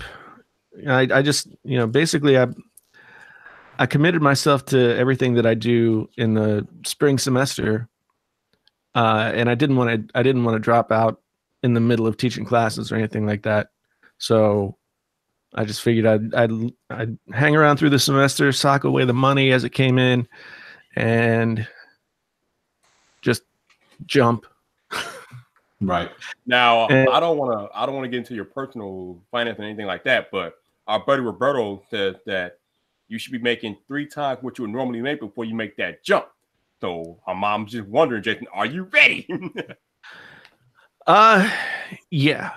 Oh, okay. All right. I mean, I'm at this point, like, I'm making twice what I make at my regular job on YouTube on a regular month, and then like I'll have other months where that do really well. Like November of last year, I did $10,000 in AdSense alone. Now, I remember, like I said, Roberto said you should be making 3 times the amount that you would normally make because you get taxed a lot more once you once you're self-employed and have to go through those taxes. Yeah, and you have more expenses because when you work a regular job, you're not putting in money to make money in the same way. But when you are running your own business or doing YouTube, you're always looking at upgrades, and you also need to do that because of taxes to lower that. You got to spend money to make money in YouTube. You got the travel expenses when it's not covered because you got to take those opportunities, so like, and you got to always have that. So yeah, by the time I get to the end of May, I'll have $10,000 or $15,000 in the bank, and then as long as I don't spend it all, make it inconvenient for yourself. Make it inconvenient for yourself. I know. That's something. Oh, get it. By the way, I know everyone hates like credit cards and everything like that, but seriously, if you don't have one, get a travel credit card, because the travel for being a YouTuber, you should keep accumulating the points because then you get a free trip out of it. Eventually, by the time you do a year of travel, you have enough points to get another free trip, which spending cash you wouldn't get. And then there's other perks and benefits. And then you usually get, if you do it right, having the card, if the flight's not all booked up, you end up with free upgrades, which would have cost you money and you're more comfortable. So like, always just literally, if you're going to do this stuff, get a travel credit card. I know everyone cries about the debt. Just be responsible with it. And you go again, count everything toward your taxes. It's also good to be able to help you keep track of those things. Even the interest on the card you can count as a business expense. So like, just do it. Right. I've got to rehabilitate my credit just a little bit. I've had a couple of things happen, student debt related, that I'm trying to. I just basically we're paying down a bunch of credit card debt as well as getting some other stuff. Talk to me about it offline because I can probably help you figure it out. And also, when I wanted to deal with my credit stuff and everything like that, I got stuff removed and I won like almost every dispute that I had because I found every technicality and loophole.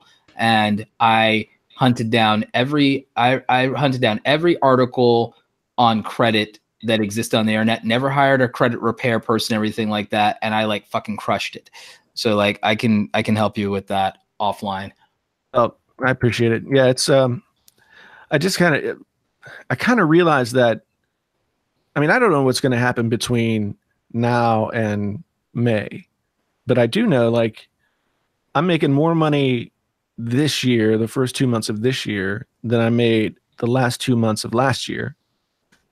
Yeah, well, November was different. November was like I got paid for the 1 million view video, but the trend is up. So I just basically recognize that there's never going to be like a good right time to do it. And at this point, I'm leaving stuff on the table when it comes to work that I could be doing for the channel to build it more and to be doing more stuff. So at a certain point, like I'm in a somewhat fortunate position that my wife has a job and I can go on her healthcare, and I've got retirement stuff already socked away. I've got 10 years worth of retirement socked away in a retirement account from work. and I can start something else up or continue with that. So I'm in a decent position there. I wish that I could get rid of my car. Wait, So have you paid off? Have you paid off your car? No. How No. far away is that? Far. Well, I paid mine off this month, but I bought my car not last October, but the one before that. So like I paid off my car in like 16 months because I kept paying toward the principal. I sucked it up and I did that instead of pocketing that money. And now that eliminates an entire bill forever. Well, and by forever, I mean until the 2021 Tesla comes out. Yeah, see, that's the thing. Like if I paid off my car tomorrow, I would get a new car. What? Oh, it's that bad of a car? No, it's a 2018 Jeep Cherokee. Wait, so why would you buy a new car? Because I like cars. Discipline yourself to where you don't buy shit you don't need. I know. That's the thing. Like, I'm not getting a new car. My car was paid off, and I was like, why am I gonna jump back into a car payment? Exactly. That's the thing that people see. Like when people's money scale, here's why people, no matter how much money they make, it's never enough. They keep scaling their lifestyle in proportion to how much money they make. Like I moved into a bigger house because I actually needed to, and because there's some people, that I take care of. And like even now with this move that I'm doing again in a couple of months, it's just because in 2 months, it's because the landlord wants to sell the house. And I like looked at the pricing and I'm like, I'm not going to buy this from you. You cut corners. Even if you raise this to the standard next to the neighborhood, I don't trust you not to cut corners because you already did. And I know that you're, house rich and cash poor. That's why you have to sell. So I'm like, I'm going to get a better deal. Like I didn't tell him that, but this is what I thought in the whole thing when I was like, yeah, I'm not going to buy, like, we'll work it out and whatever. And I can even just pay an overage to have longer to move if I need it, if I like, it's harder to get a place. But like, I'm looking at stuff in my neighborhood, like 5 minutes away. And I'm like, oh yeah, like buying in 60 days though is not a good deal for me just because of a time constraint. So I'll probably rent again for a year, plan for a year to just go ahead and buy because I can, but I want a better deal and I want to buy not rushed so that I can do what I need to do. And so, I mean, I'm looking at that stuff, but what am I looking at doing? I'm not trying to just upgrade my lifestyle. I'm not trying to do that. I'm trying to be as fiscally conservative as possible. And one of the only reasons I looked at buying was just because I'd spend so much money less per month while still getting equity, and I could still pay exactly what I'm paying now, but I'd be like, oh, the difference is I can put a couple $100s a month against the principal and own the house faster. So I'm like, so it's little hacks like that. Here's what I'll tell all of you that you could do that might helpful. This might be super helpful for people in the chat too. So like y'all have heard of passive investing, right? Mm-hmm. So like for those of you who don't know, is like you put your money on autopilot to like take money out of your account so you don't see it. But there's also a couple of things I did. So just like all of my bills are on autopilot, my savings is now on autopilot to where X amount of money comes out of this account every month, goes into savings. I don't see it. X amount of money goes out of this every month into my Acorns investment account, investing it in the stock market where I get the interest. And I don't see it, and it's hard for me to spend it. Every month, this money goes into my SEP IRA for my retirement. So I've got savings, retirement, and investment. I'm never going to be poor as long as I'm always, every single month, without looking at it, money's coming out, going into savings, retirement, and investment. I can pull savings in an emergency. Retirement, I take a penalty. Investments, I take a penalty. But I have the savings every month accumulating. And so if I needed it, it's there, but I shouldn't need it. All the bills, autopilot, not seeing it. So like I put it all in place so that I can not think about it and not make poor decisions. And so that there's always money to take care of me. And there's money that's being grown on the back end because I don't really get I don't get interest worth mentioning on savings, but on the retirement stuff and on the investment side, I do. So I make them a priority. Get what I'm saying? Like, so just set that stuff up, so you don't even think about the money. It's being taken out of your paycheck, just like if you were at a job.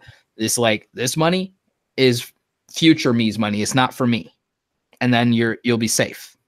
Because otherwise you'll just see money sitting in the account. And you'll feel like, oh, I got this money burning a hole in my pocket, and you'll be tempted to spend it. Oh, I know. That's how I got into this business. Yeah, we moved into a less expensive, smaller house back in July, partially because we knew that I was not going to stay at the job for more than a year, beyond when we moved in here. We paid off when I got the big check for AdSense that I got for the million plus view video and all that, the iPhone related stuff. We paid off 2 credit cards that was like $6,000, and then I bought myself a $3,000 guitar. But it's okay to treat yourself a little bit, huh? Yeah, I mean, my treat myself is buying like some cameras or lenses sometimes. Yeah, that's my treat myself too. Yeah, see, like, I mean, I'm sitting here right now. I got the M50 up with the 18 to 35. Yep. I know that I could go out tomorrow and like, I just got paid from YouTube, so I could go out tomorrow and buy a new camera setup and go 4K and improve, to a certain extent. I forgot this. Like, so take a goodly amount of your money, do an estimation probably of your quarterly taxes, and always set your stuff on autopilot to put money away in an account for those quarterly taxes. Right. Maybe if you, depending, like, here's where I would put that. I would say put your tax account, maybe put Ally Bank, maybe put that money in Ally Bank. Here's why. Because 2% interest rate, compound interest. So if you're going to save every quarter or even pay it yearly on your taxes, you might as well be, while that money's stacking, and not pay all of it out at once, but like start like accumulating some interest, and while you're getting ready to wait for the payment on the taxes. Right. Yeah. I mean, one thing that I didn't do this past year because making money kind of snuck up on me is I didn't save for taxes. So I don't know what's going to happen. Of course, I bought an iMac Pro and all this other stuff. I probably easily spent nearly as much money that I can write off as what I make. Like for you, for the first year of this mattering, you'll probably be okay. You'll probably be okay, to be honest with you. Yeah. And then you have dependents. I think your children still qualify as dependents because they're in school. So like, I think you'll on the credits for that. And then you would qualify, I believe, check with your accountant. You'll qualify under the tax reform. Thanks, Paul Ryan. Thanks, Koch brothers. Like grudgingly. So you'll, instead of being taxed self-employment tax of 35%, you'll probably be capped at 20%. And that's going to help you. And yeah, so, but your effective tax rate might be as low as 14. So you'll just have to see. Right. Yeah. I mean, that's another thing. Like, we've been doing our taxes with TurboTax for probably do TurboTax live self-employed for this time, because you are now a somewhat self-employed person, and their live people will give you a CPA. And this is technically hashtag ad because I am partnered with them right now and doing sponsored content. So I guess it's hashtag ad. Hashtag sponsored, robertoblake.com, Awesome Creator Academy. Yeah. But like seriously, TurboTax, like those people are, and track your expenses, by the way, with QuickBooks, if you're not already, and your household expenses with the Mint app. It's really helpful to audit yourself to say, oh, this is how I'm spending my money. And I have both of those things. I'm trying desperately. We have several different. It seems really hard. I understand. Like, I have like 14 accounts. Yeah, the QuickBooks thing, I wanted to sort of backtrack and keep to 2018 and figure out what I had done there, but all that information is all in a bunch of different places that I can't necessarily pull from a bank account or something like that. And it doesn't print if you need to print it out and literally give it to your H&R Block person, or hire an accountant for a gig and do that, and then have them put it all into something that you can import or sort and put. Like a bookkeeper can do that as a gig, dude. A bookkeeper can take all that information, consolidate it, put it into the proper spreadsheet format, and then you can import it into QuickBooks and have it accurately. Yeah. I mean, that's ultimately what I'm going to need to do, because again, like if I want to do all that organization in these apps, it's going to take me hours that I could be spending on, outsource it. Yeah. So no, it's a $3,000 guitar, $5,000 iMac Pro. Right now I'm rocking 2 iPhones and and an iPad Pro. There goes that, like, that's how you spend 1 million views video. Yeah, well, I did pay off 2 credit cards with it. I did pay off 2 credit cards, but you know, it was interesting. Like while we were on vacation, I got paid for 2 sponsored gigs, and suddenly that's when it kind of hit me. I was like, wow, so this is, I'm going to make $7,000-8,000. If you can get the right sponsor, I'll put it to you like this: the right sponsor, without you having 1 million views and upload, like, people don't realize that's about how you negotiate. Right. And I'm not flexing anything, but I'll say this, and like this, I'm not even talking about myself as much as I am in general of YouTubers, like at around 100,000 to 250,000 if you do it right. Like, I'll tell you, like, flat out, if you're a YouTuber with 150,000, you can get a $10,000 brand deal. Like, regardless of views, if the fit is right, you can negotiate a $10,000 brand deal at 100,000 subscribers. The most I've ever negotiated on my channel is $25,000. That's the most I've ever negotiated. Right. If you play your cards right, you can negotiate 1 or 2 brand deals that equate to the down payment of a new house.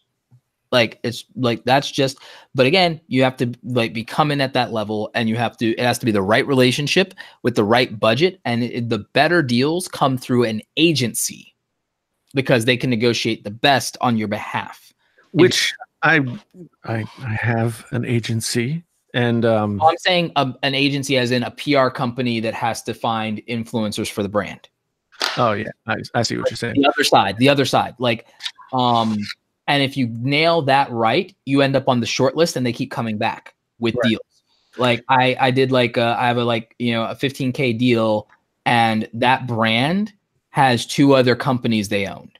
And so they're really happy and they like working with me. And so I'm like, oh shit, I can get this a couple of times a year. So like, I think that on brand deals this year, I might finally, on brand deals, it'll be interesting to be able to add to the narrative of some of the stuff for the coaching of, like, okay, I don't get the numbers that other people get, and but I did 100,000 in brand deals. So let's talk about why, and let me, teach you how to negotiate, because negotiating and positioning is such a part of the. No one teaches this is why I'm doing a $500 course later this year. It's literally the YouTube strategy guide will be the business side of YouTube, and it will be like, I mean, T, what if I told you that, like, once you hit 25,000 subscribers, that you can be getting, like, at 25,000 subscribers, that you could be getting $2,000 plus brand deals. Got to be all in. But you have to do it. But you have to. I will tell you that I'm finding it difficult to get that where I am right now. But Jason, that's positioning, and that's who the brands are, and also, if it's direct to the brand, the price will be lower. If you deal directly with the brand, the price will be lower. And here's why. If they hire a PR agency or a talent agency, they've already allotted a budget and a commission to the agency. And now that agency has to figure out how to spend and spread that budget. And so if you then make those relationships, that is the best way to make the most money. Yeah, but see, at this point, I mean, I'm doing better, and I'm building something, in terms of like I'm getting more regular sponsored work, et cetera, and that's going to help you too, by the way, because that's a portfolio.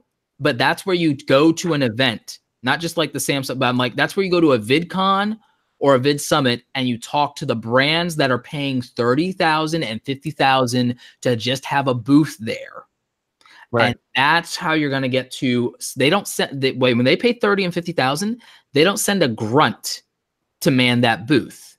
Right. It's either someone of authority or the person working directly under someone of authority, and sometimes it's someone from the PR agency that they hired, and that's where you're going to get that handshake and that deal that's worth the most money. Right. That is so unintuitive. How you? I mean, I guess it makes sense, but. Well, you say that you make more money through a PR agency as opposed to just dealing direct with the brand. Well, it's because of how budgets get allocated and because of who you might be dealing with in the chain of command. So the thing that's happening with me at this point, like the money that the brand deals that I'm making right now are coming to me through like FameBit. That's going to be the low end of the market. Yeah. But I don't have any other outlet. Like it's kind of a chicken or the egg kind of thing. It's like if I don't have the relationships, I don't have the contact. So yeah, that's why we'll talk. But like that's why even in this thing, I'm putting together a short list of who are the agencies, and then you do your research in Twitter and in LinkedIn, and then you start knowing who to contact. And again, you start looking at what companies sponsor what. It's like, it's not an accident that I became a public speaker, guys. And before that, I volunteered at these conferences because I knew I could then get access. And I made a list of all the companies that sponsor YouTubers. And one of the best hacks for that, you want to know who to look at Linus Tech Tips, because almost every video is sponsored, and you can get a short list real quickly watching a couple hundred Linus videos of which brands sponsor YouTubers. The other thing you do is I go to other YouTubers' websites, and they usually highlight and feature what brands they've worked with to show off that portfolio to other brands to say, hey, I've worked with this, I've worked, and then I know immediately which brand sponsor YouTubers. And then I go, aha. And that's like, I'm giving you guys some secret sauce of what, like, this will be in my damn course, but this is just this will be a taste.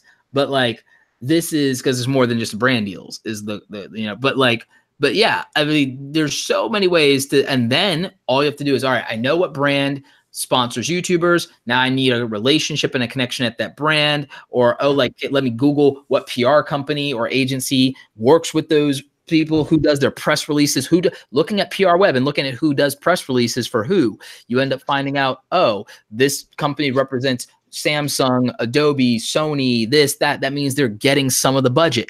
Because I worked in advertising, so that's part of how I know this stuff, right? So like you start walking backwards from there, and also by going, like, you guys don't travel, and I know why, and it's fine, but when you can get to events, or if there's anything local as an event, like even if it's something that doesn't feel like it's tech related, there will be a tech company that's sponsoring it, and getting the connect. That's going to be valuable to go to stuff like there's stuff that happens at events in Atlanta Tech Village all the time. And right. If someone throws an event, they've got a sponsor. Right. And if they got a sponsor that paid to like put money behind the event, they got money to put behind an influencer. Got you. Yeah. Yeah. See, that's one of those things that outside of like going to events and making connections, like most of that stuff falls under the heading right now of like, shit, I don't have time to do. I'm like quitting will, like, the day job will, like, that's why people grow or make their real money when they make that pivot. Right. Because even if I spent an hour a day doing some of that research, that would help out. But at this, sure, I could probably find an hour a day several times a week at this point. But literally, if it doesn't take away from what they're doing, you realize that you could just like write one of your kids a check because then it's tax deductible against the business is hiring a freelancer and then task them with the research? Well, my daughter's 15 and I don't think she, and my son is, it's a story. I understand. So yeah, I don't think she's ready for. No, she might not be, but but like if it's not them, then maybe you get an intern out of the college or something, like whatever your situation is. But like, I found out that like leveraging other people's time is what's going to grow me the most. And like, I haven't hired full-time people, but like even working with companies that I can outsource tasks to or partner with, because I even found out that I had leverage by saying I would normally charge a brand this much money to do these kind of things.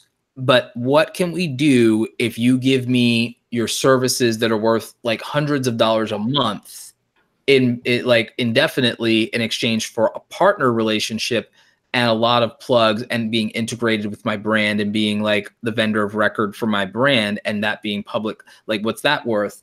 Because it's a trade equity of what I charge for brand deals versus what you provide in service. So it's an in-kind trade.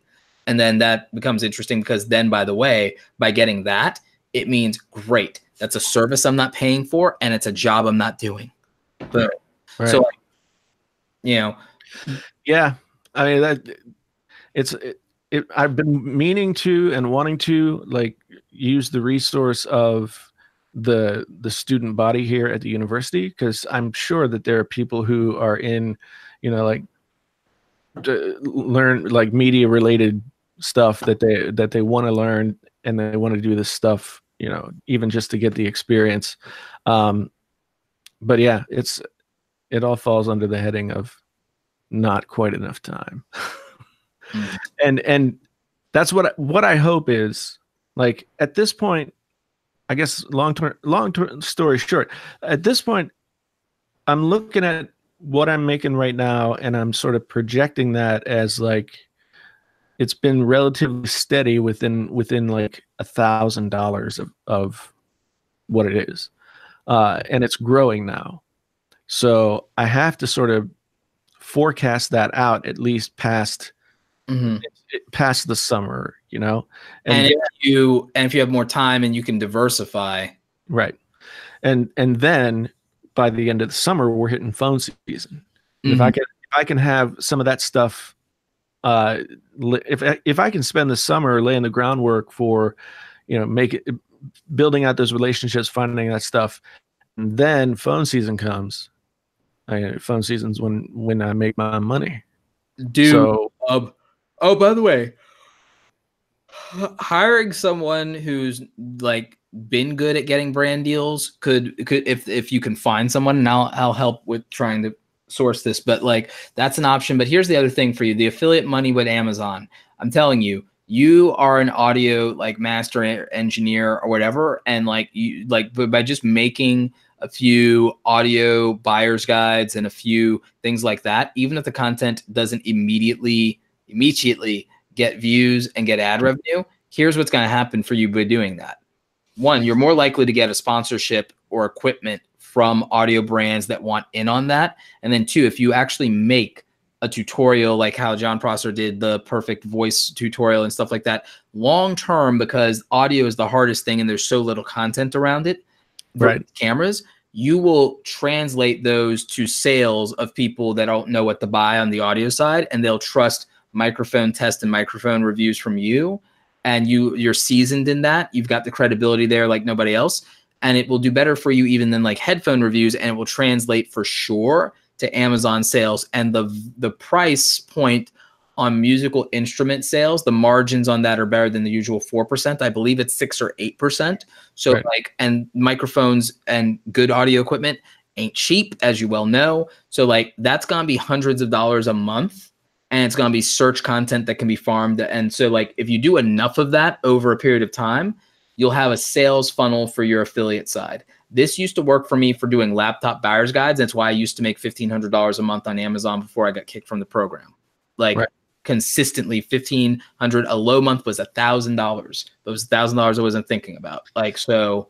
Yeah. At this point, like I've been steadily at like between $100 and $200 Amazon stuff. But I just redid all of my Amazon affiliate links on my description because Studio 71 has like a better negotiated rate for those kinds of things if you use their little portal to get your affiliate link. So and I've also I also spent some time in my description, just like the template description that I use to lay the stuff out, hopefully a little bit more clearly, so that when people are looking down, you know, separate audio gear, camera gear, you know, other stuff. So it'll be interesting to see if that translates to more money over the next, you know, 2 or 3 months. But yeah, the audio, like the how to get great audio for videos, there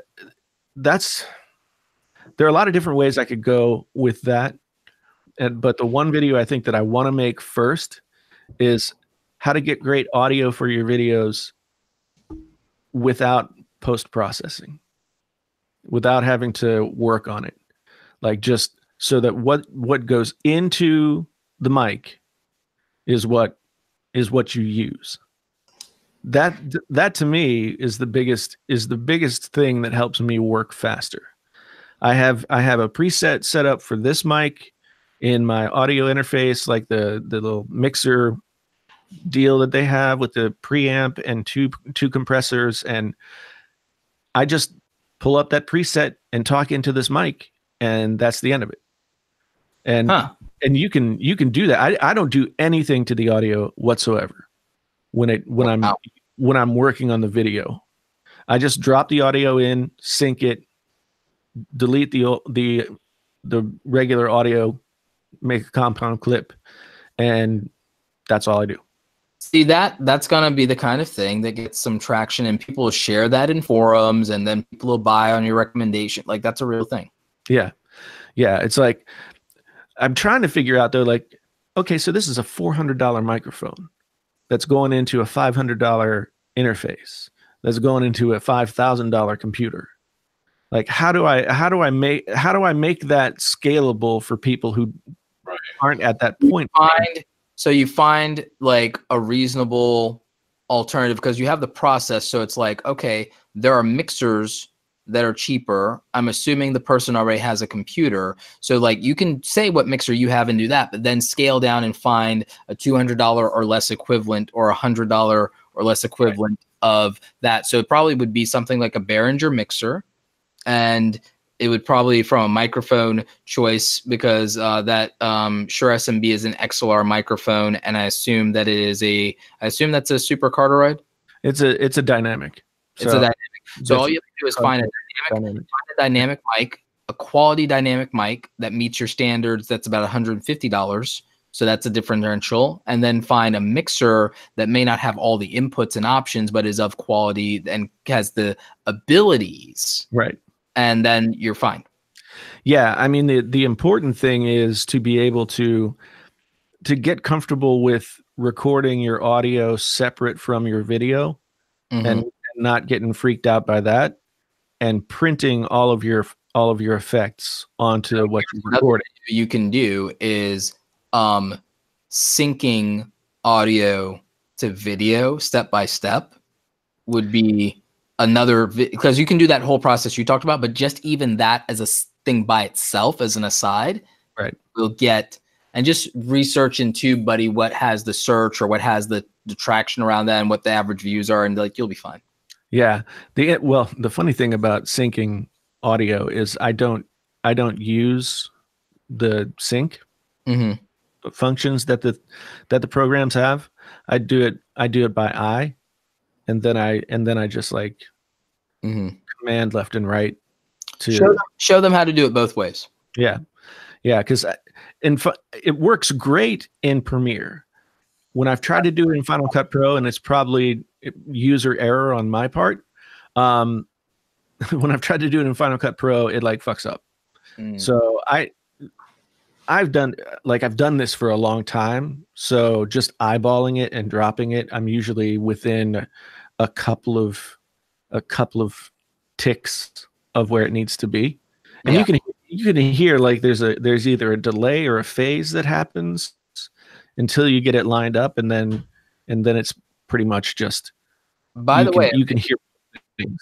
By the way, a video that like will get you a ton of views is going to be Final Cut versus Premiere. That always gets views, and you have a really interesting like way to go on that. So yeah, it's that is a good point. Final Cut feels, I mean, Premiere is a much better, not better, a much richer, robust group of programs and everything else that integrate together. Final Cut is easy. Yep, and that's the argument I always make.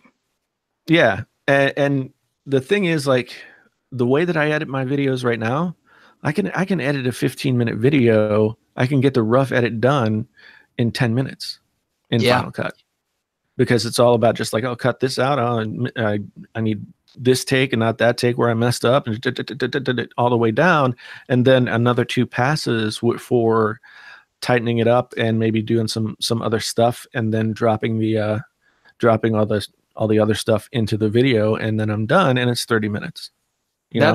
That's about me and Premiere, but it's to each their own on that. Yeah.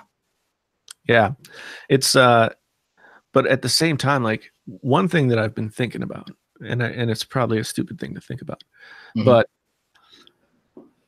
I kind of look at, as much as I love the iMac Pro, I'm looking at it now as, well, I have this.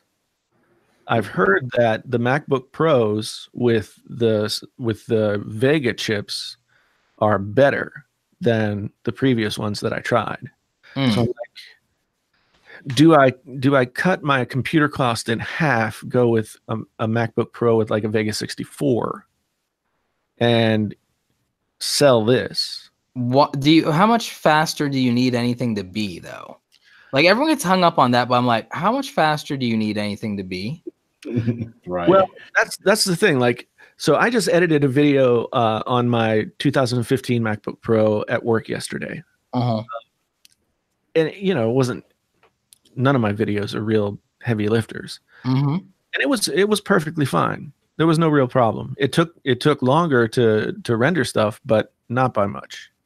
The nice thing about the iMac Pro, especially for like the 1080 stuff that I do, is that by the time I hit process, and then I start working on my thumbnail, right, before I'm even halfway set up with my thumbnail, the video is processed, and then I'm uploading it to YouTube.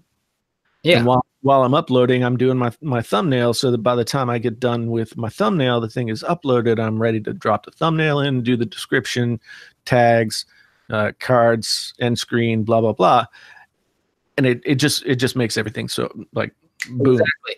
The thing is, when all the big homies talk about like how fast everything renders, you'll notice a pattern across like all the big tech YouTubers. They're all shooting on like red 8K cameras, and so that whenever they do these video editing comparisons, yeah, it's faster, it's this or that, but it's not done with real world equivalents. And even when you go with not shooting in that, and it's like like other people, it's like, well, then they're still shooting in 4K. The average YouTuber isn't doing that. The average video editor isn't doing that. Like, even me with the thing, I'm like, that's why I'm like not hung up on this whole speed thing. Not to mention, rendering's a passive process. The exception is if you're like a deadline, and then you're just beholden to YouTube processing your thing anyway. So like, do it a day early, damn it. Like, yeah. I mean, that's the whole thing. Like, I love this computer, and my workflow has been fantastic since I got it. But now that I'm thinking about the fact that I've got $5,000 sunk into it, and it's likely that I can do the same thing with a computer that's like 2/3 or half the cost, then that's money that I can put back in the bank, But I don't trust myself. Because I always want to change stuff up just because I like changing stuff up.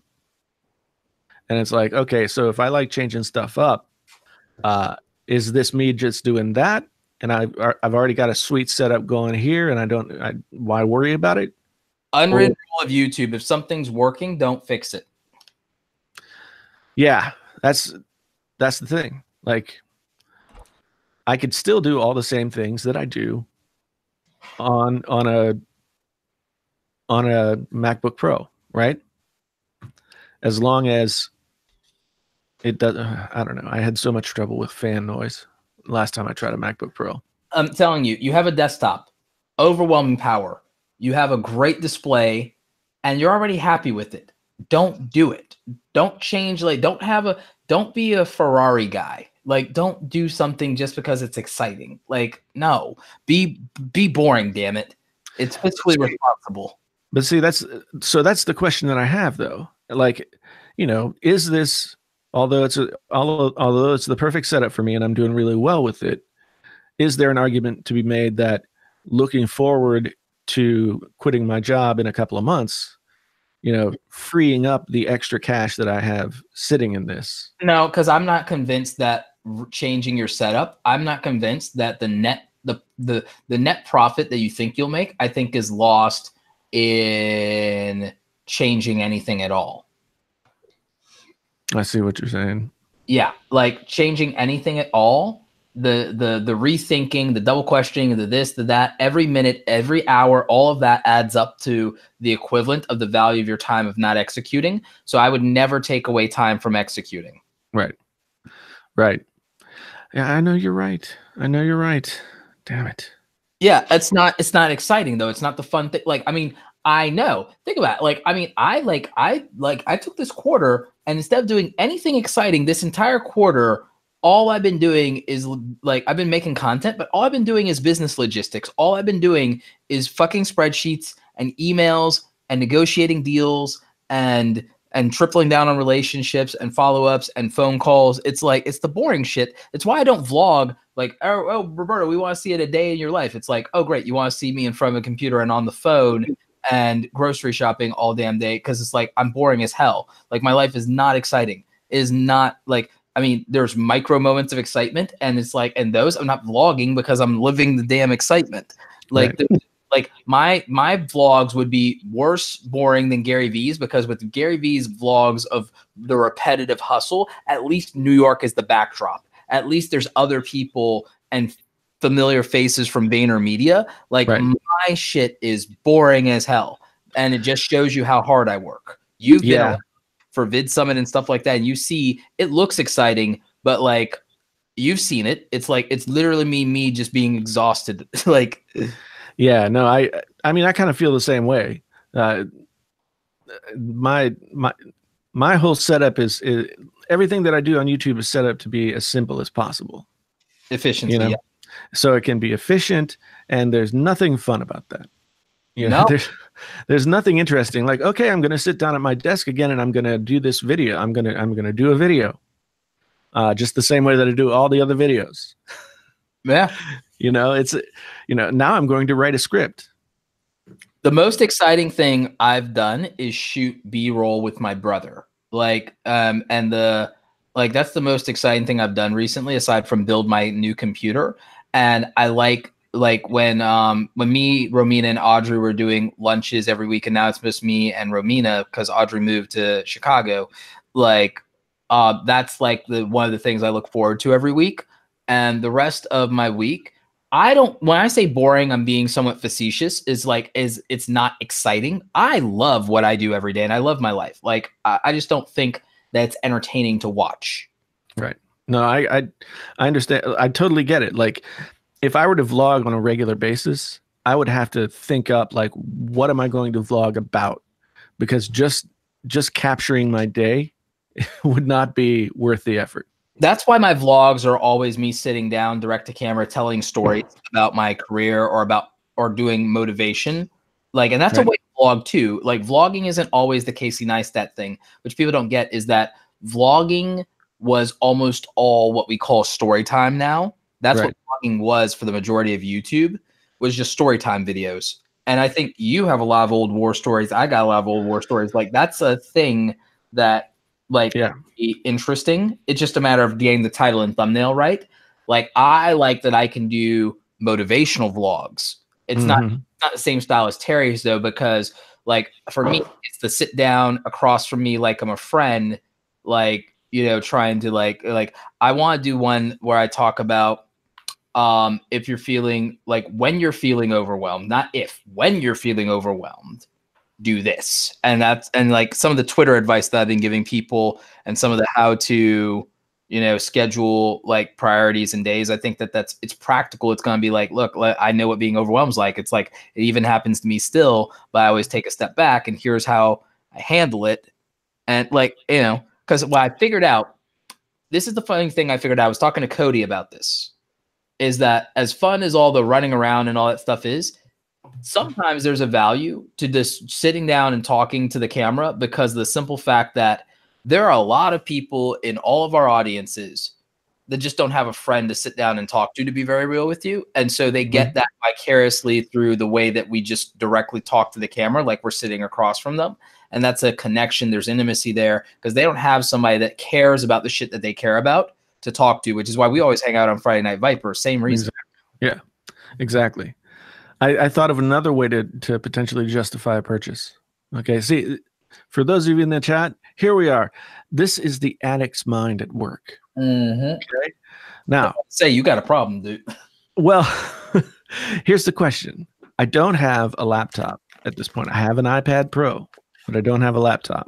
Isn't the whole point of the iPad Pro that you don't need a laptop? No, it doesn't work that way. Like, just think about it this way: like, if I want to put end cards and cards on my videos, I can't do it on an iPad. Actually, you can. Actually, you can. With vidIQ and all the stuff that I have saved? No, although that's an option. It's that you would just launch YouTube in Chrome on your iPad and hit the button at the bottom that says desktop version. Yeah, you might be right. I have not tried that, but I'm going on this trip. I got to make videos. I don't have a laptop. Do I trust myself with just having the iPad? If you're gonna justify that purchase, then like theoretically all you need is the 13-inch MacBook Pro, and you don't need the 2018. You can get on a much cheaper deal with no touch bar the 2013 MacBook Pro. Sorry, not 2013, 2017 MacBook Pro 13-inch no touch bar, and save a grip. And then that's like what, even with top out, like close to top out specs, that's like what, $1,500 now. Done. Yeah, Best Buy is having a sale right now. Jesus, you and like I'm almost as bad as you, but I'm much more disciplined about it because like I had a lot of ways I could have like dropped like coin like, and I'm still debating getting the A6400, but I probably won't. Yeah, I'm looking at not on pre-sale just because I like, aside from reviewing it, I don't need it.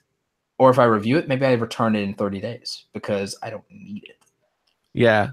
I can get into a brand new MacBook Pro 13-inch with touch bar for $1,600. You don't need the touch bar. Save the money and top out the specs. Yeah, I know. Top out the specs. You don't need the touch bar. Top out the specs. You're right, but I can't do that by this week.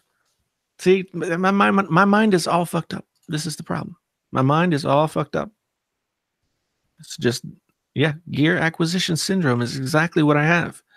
Gas. I've got gas. That's why you're a techie. I know. I mean, on one hand, like what got me here is buying all this crap. And yet, on the other hand, what's going to keep me here is not buying all this crap. What got you here won't get you there. I mean, take me. I'm now getting more into photography, but I also know that the next opportunity to do a real legit shoot where I would need 2 cameras is months away. So I'm not going to go out and buy an A7 III to go with my A7R III just yet. And I'm going to hold out and think and believe that, by the way, I know that I'm going to get an A7S III when they ever announce or drop it, that I'm going to just drudge my money. So I'm going to wait a little bit. And the thing is, I'm like, okay, what I'd probably rather do is In the meantime, if I was going to spend money, I'm like, okay, buy another G Master lens, Roberto. If you're going to drop coin on a Sony thing, and you don't need 2 cameras that are full frame tomorrow because you already have another Sony, and it may not be full frame, but it still gets the job done. Like, and still has the same color profiles.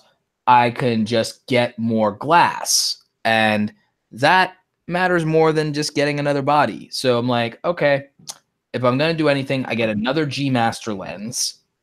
And then, when the new Sony A7S III comes out, I'm topped out on my lenses, and it makes sense at that point. Right. Yeah, I hear you. That's why I kind of resist getting to know anything really in depth about cameras. So, because I feel like if I got into that, then it would be another. Well, here's the thing: you don't need a better camera than what you have. You really don't. Right. Yeah, I know, and like the setup that I have right now, I get tons of compliments on how the setup looks and how the videos are coming out. So I'm good. I know I'm good with that. But yeah, it's still payday comes, Roberto. You can't. One of the nicest setups in the community. Thank you. I appreciate that. I don't know what I'm going to do when I move back down to the actual studio and not this bedroom. Because I do like this setup better, but this is a very small room. Can you keep both? I could. One thing that I'm thinking is redoing the way that I have the setup in the studio. Instead of having the shelves that I had, moving those out and just doing the acoustic tiles. And doing this inset thing with the play button and all that kind of stuff. Like basically like a bigger version of what I have right now. Interesting. So I don't know. I'm like, when I move, I'm gonna have to redo everything too. And I'm like, then the question for me will be, do I get a second desk and do I do a dual PC setup? Like, because that's something I've been debating, and it could be interesting, especially if my brother moves to Atlanta. It'd be interesting to have another workstation and someone else who can work with me like that. Right. Yeah, that could be. So like, there's so many other things. And if I get this other particular house, there's a house that like I'm looking at that as a finished basement, and I could have my office and I could have a finished basement downstairs instead of a half finished basement. And then there's all kinds of set pieces I can do. It's so like, it's such a hassle to move, but it's so interesting to think about the possibilities. Yeah, I know. This has been working so well for me, but I do feel constrained just with the space. I do have a dual setup though. I've got my Mac and I've got my PC right over here. So that's good. The only thing I use the PC for right now though is gaming. Yeah, well, actually streaming my PS4 through it. And I don't even friggin' stream games right now. So I've got like this $1,800 computer setup. Well, I mean, you don't have to stream games. I mean, like not on your YouTube. You could do your Twitch thing and you could have fun with that way. Yeah, that's what I've been thinking about doing. But like half the time I'm just like, oh, yeah, I'm tired. I just want to play this game. Yeah. But I need to get better about that because I want to do more music streams and I want to do more, something fun like gaming. And not have it cut into what I do on YouTube. Yeah, no, that's the thing. I mean, that's even with me with the new channel and launching it later this month, probably closer to the end of the month at this rate, is going to be fun because I like the idea of being able to do the tutorials and move that off of the other channel and do the gear stuff and move that off of and just really consolidate like a new brand. And also the fact that this content will let me show off a little bit of my skills, and also because it's not anything near a daily schedule, it means that and the videos are closer to 5 minutes, it means that I can edit a little bit more and show off those things that don't make sense in a video where it's like the priority is conveying the information and it's business and it's like whatever, versus something Creator Gear Guide lets me be more of like show the creator side of things, like, you know.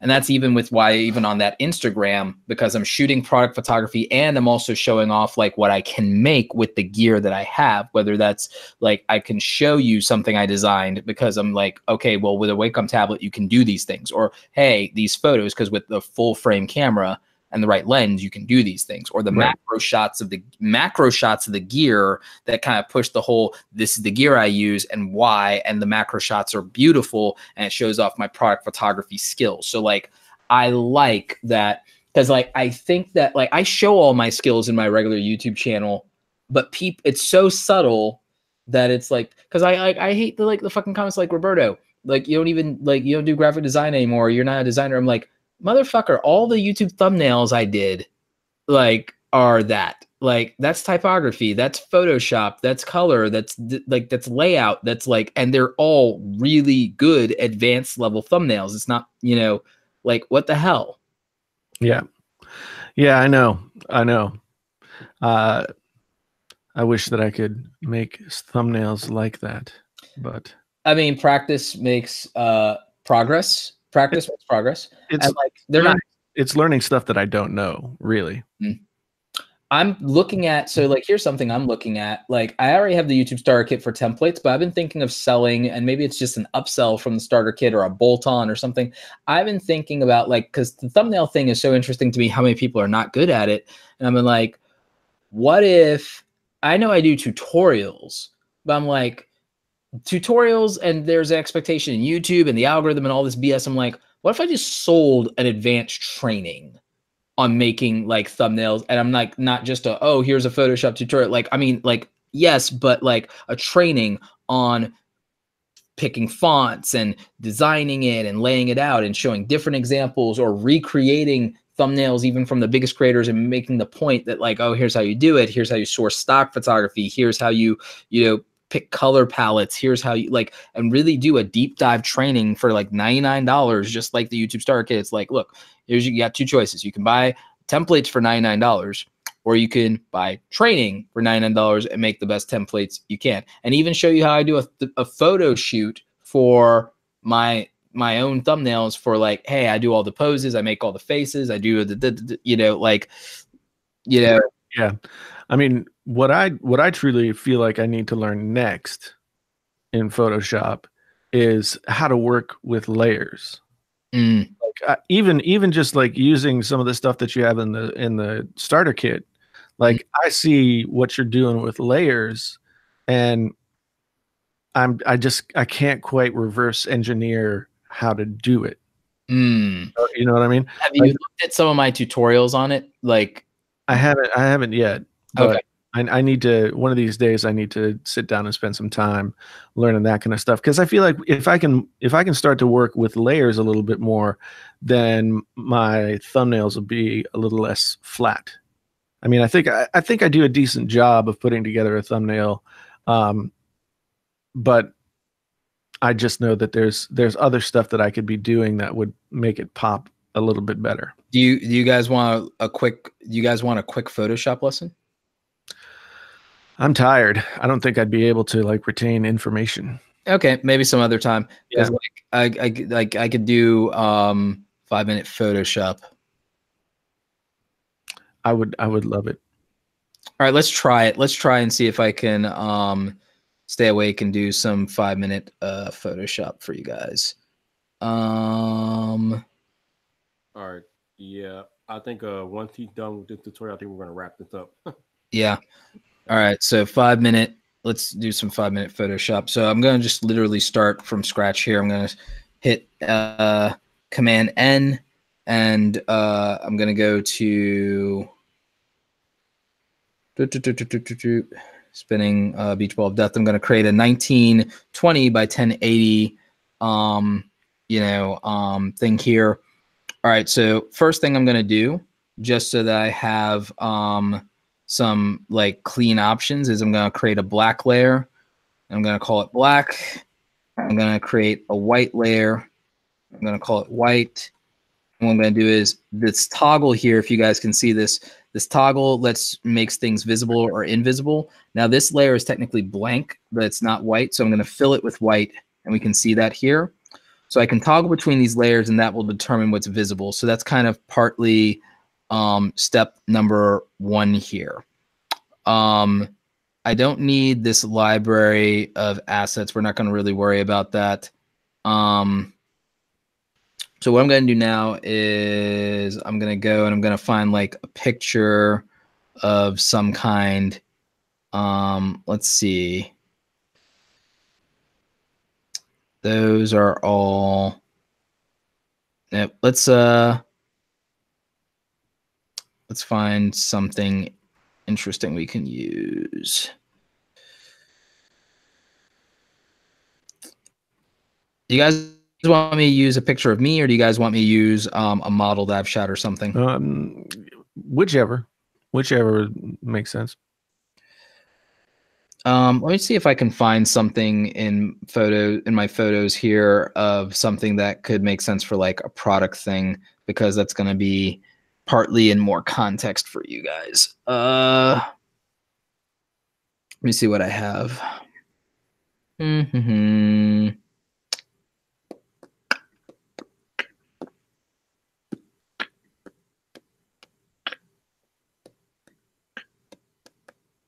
Actually, this will work. All right, so let's take a photo I have of Marquez to start with. Cool. So what I'm going to do here is I'm going to use Shift and Option, and I'm going to drag this from the corner, which scales this proportionately. Right. Okay.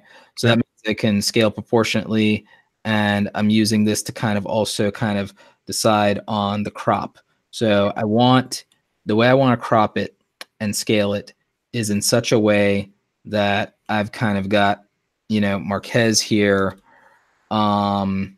making a point.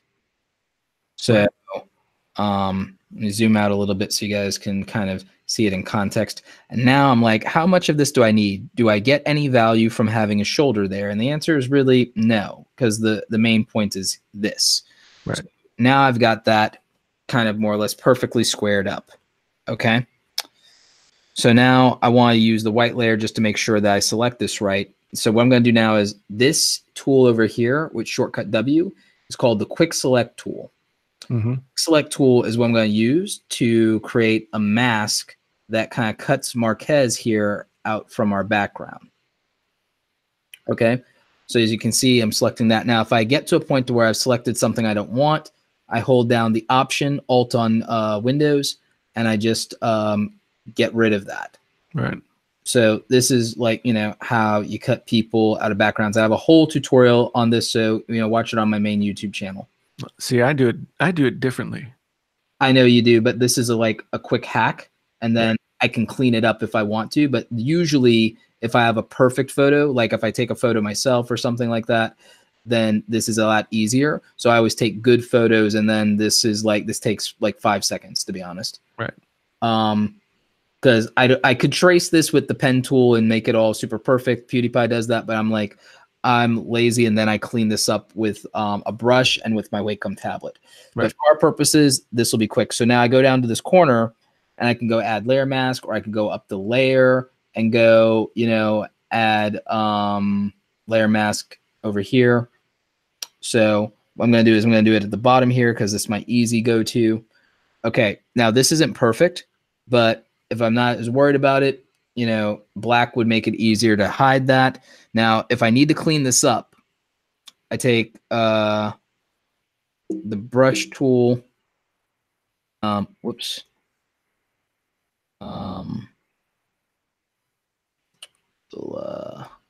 Escape that.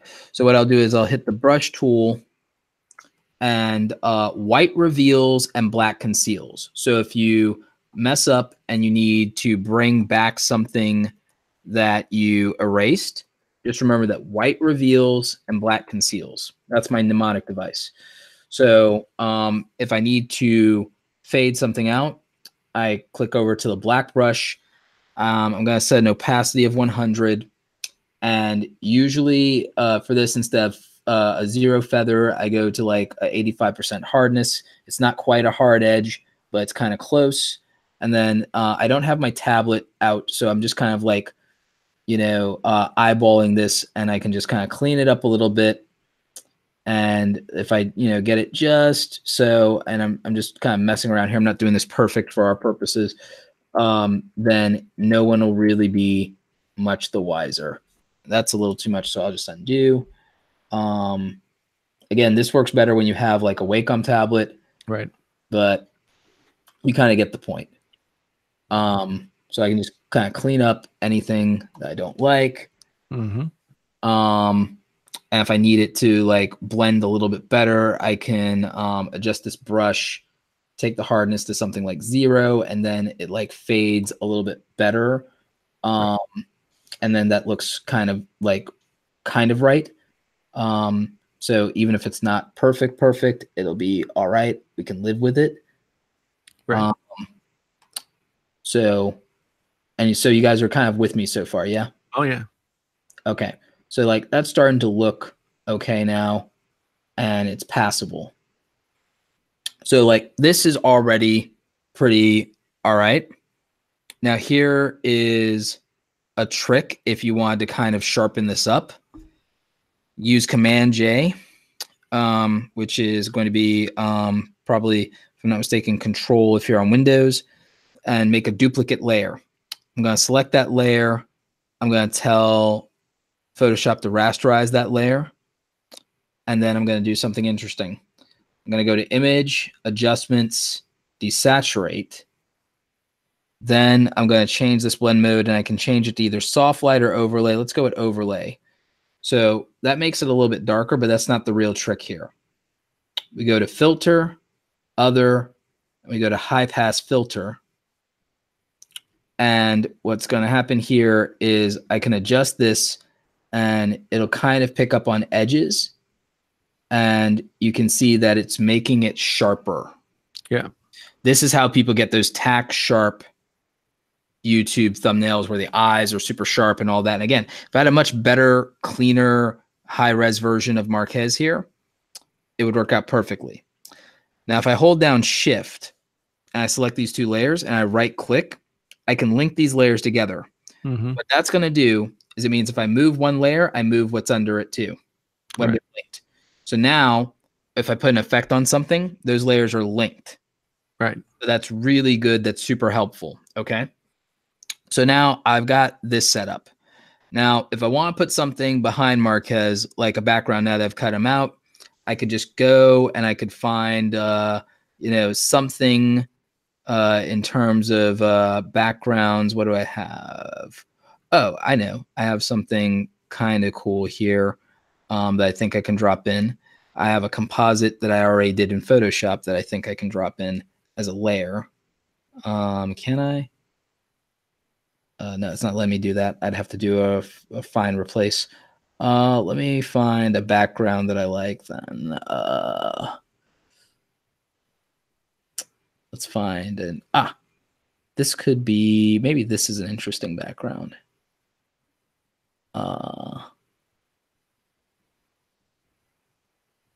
Sure, why not?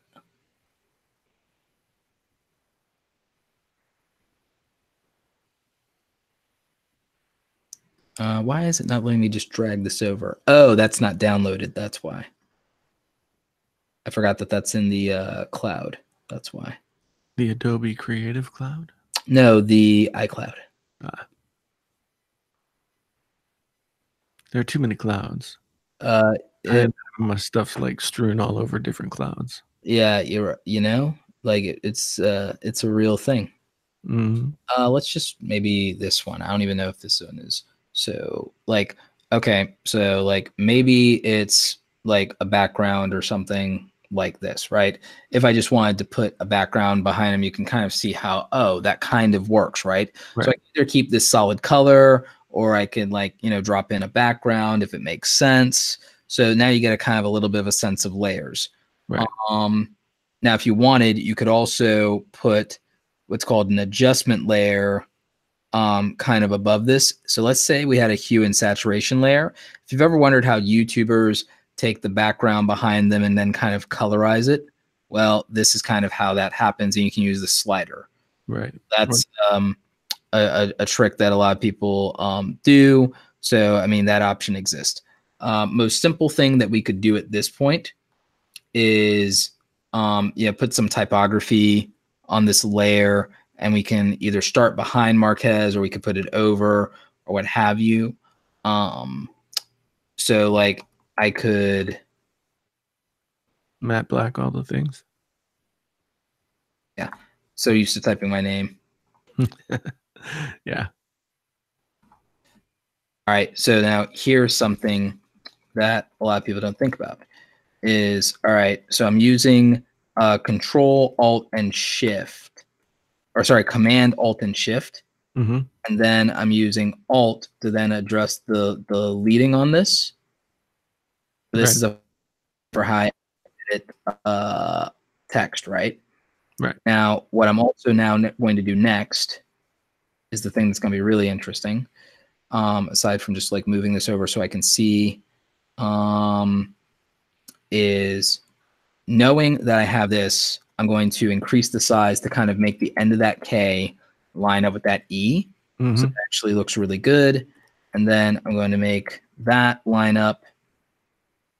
And then I'm going to just space this out a little bit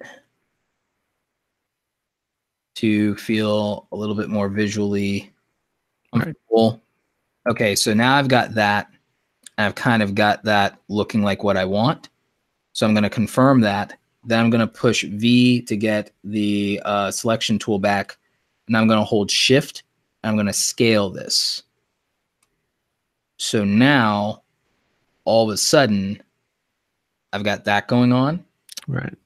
Now I have a couple of options. So now, because this is, supposed to be this whole like matte black everything, I can select with the eyedropper while this text is selected, the same kind of gray that's in Marquez's shirt.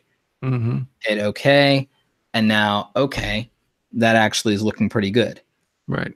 I also have the option here to where I can either fill or opacity. I can, reduce that if I feel like I want to like just kind of like fade it in more. Whatever looks right or whatever looks readable. So now, all of a sudden, I've kind of got something here that's kind of working. Right. Yeah. So like, I could leave it like that.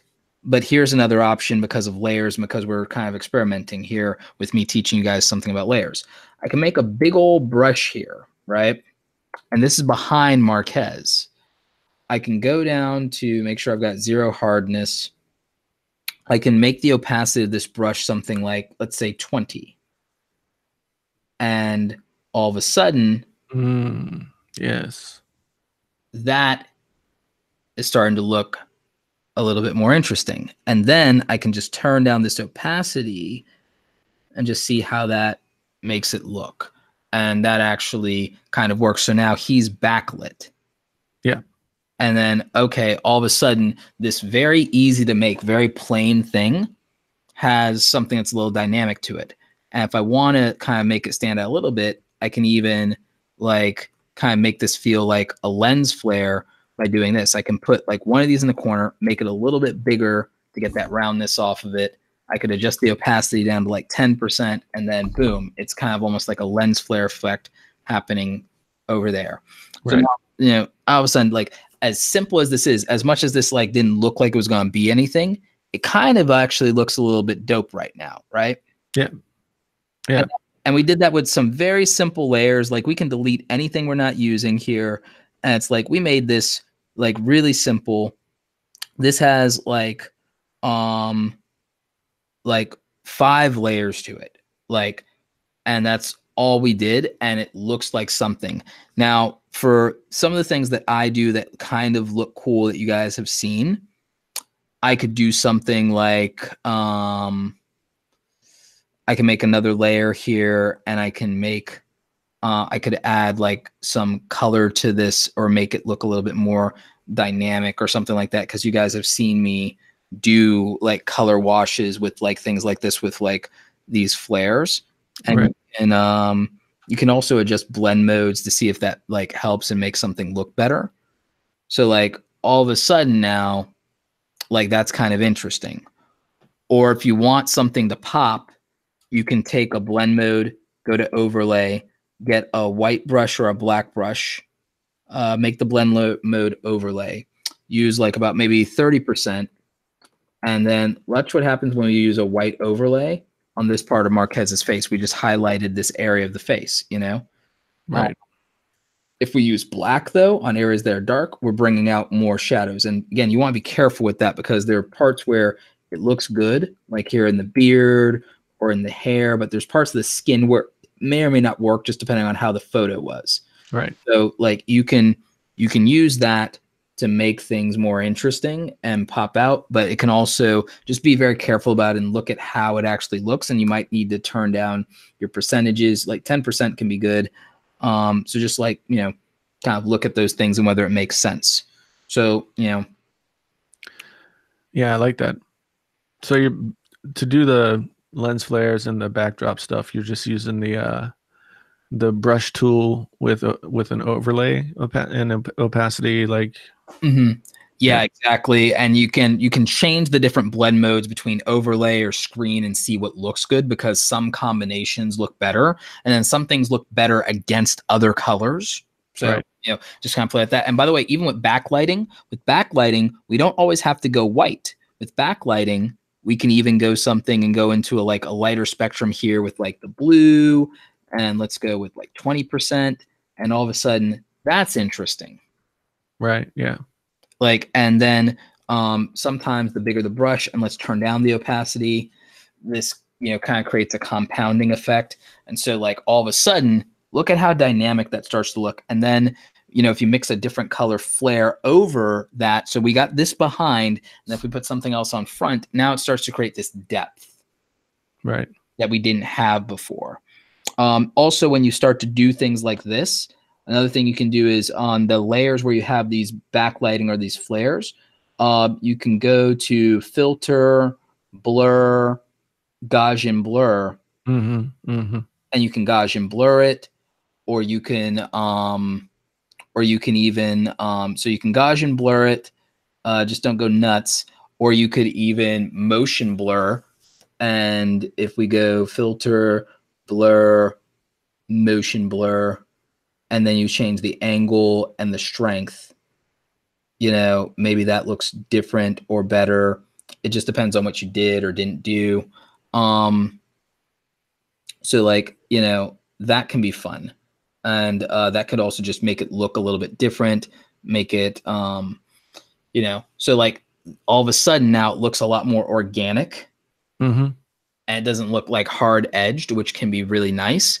And again, this just looks dynamic, and we didn't even work that hard. And this is still like, you know, just a few simple layers, and we've made something kind of dope here. If this photo was better of Marquez, it's the kind of thing that, like, you know, I'd want to send to him and say like, hey, you know, like, but like this gets you a whole different tier of YouTube thumbnail than maybe you thought, like, you know, you could do on your own with just some basic things. And it looks pretty advanced. I mean, if we got complicated into this, we could layer like 2 or 3 background things and it's like, you know, fade them in an opacity, and like maybe there'd be objects back here or something like that, or you use like, so this is you know, this is not advanced as much as it is intermediate maybe.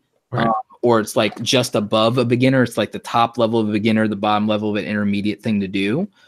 It's not nearly as complicated as, say, photoshopping the police hat onto him for the Twitter cop, whereas I would have just literally just found a police hat and did a photo shoot. That's me though, but like, yeah. See, this is the stuff that I need.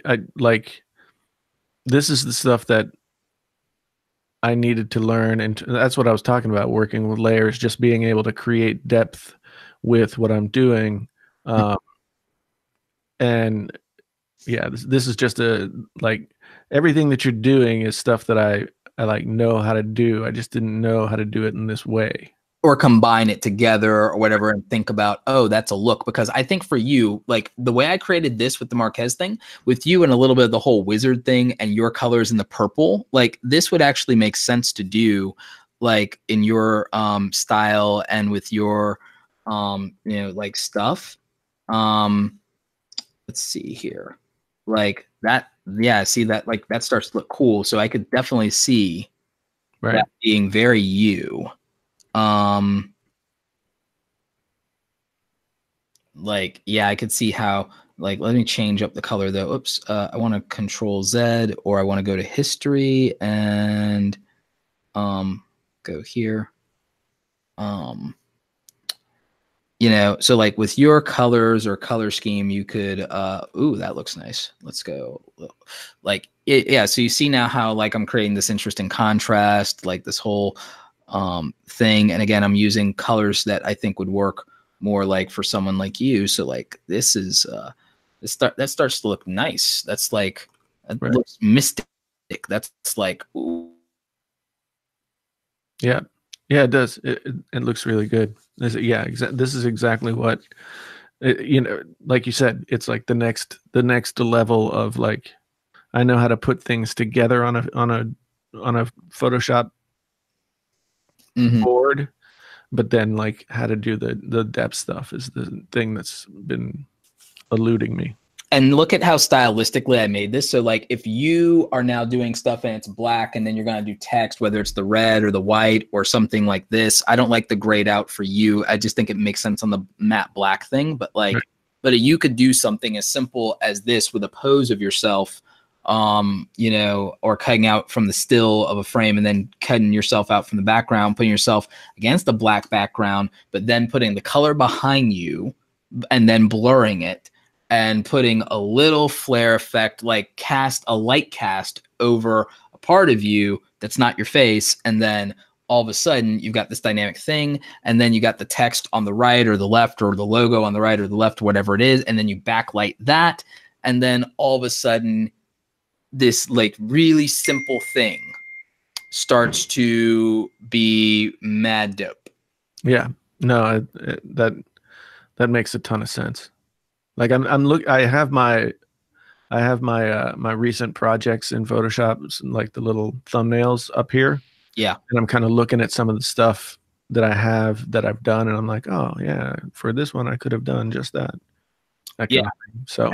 And it immediately gives you a style and a look. And for you, again, this, and maybe if you did like a little, just a little bit of a dust effect in the background, like, which is easy to do or something like that, or get it from a stock photo or whatever.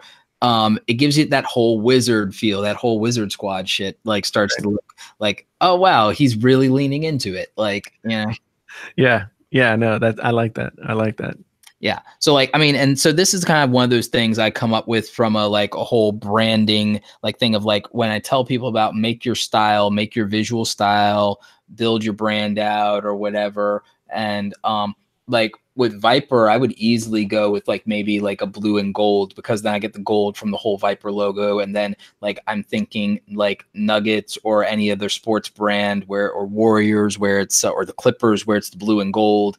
And like, so that makes easy sense, like super easy for me. Like with the thing with you, like with using kind of what I think is a color scheme kind of for you when you did the Marquez stuff, to be honest, with that purple and then that particular shade of blue, that's Charlotte Hornets, dude. Like sports teams are the easiest hack for finding color pairs. The research is done for you already, and it already looks good and plays out with the fans.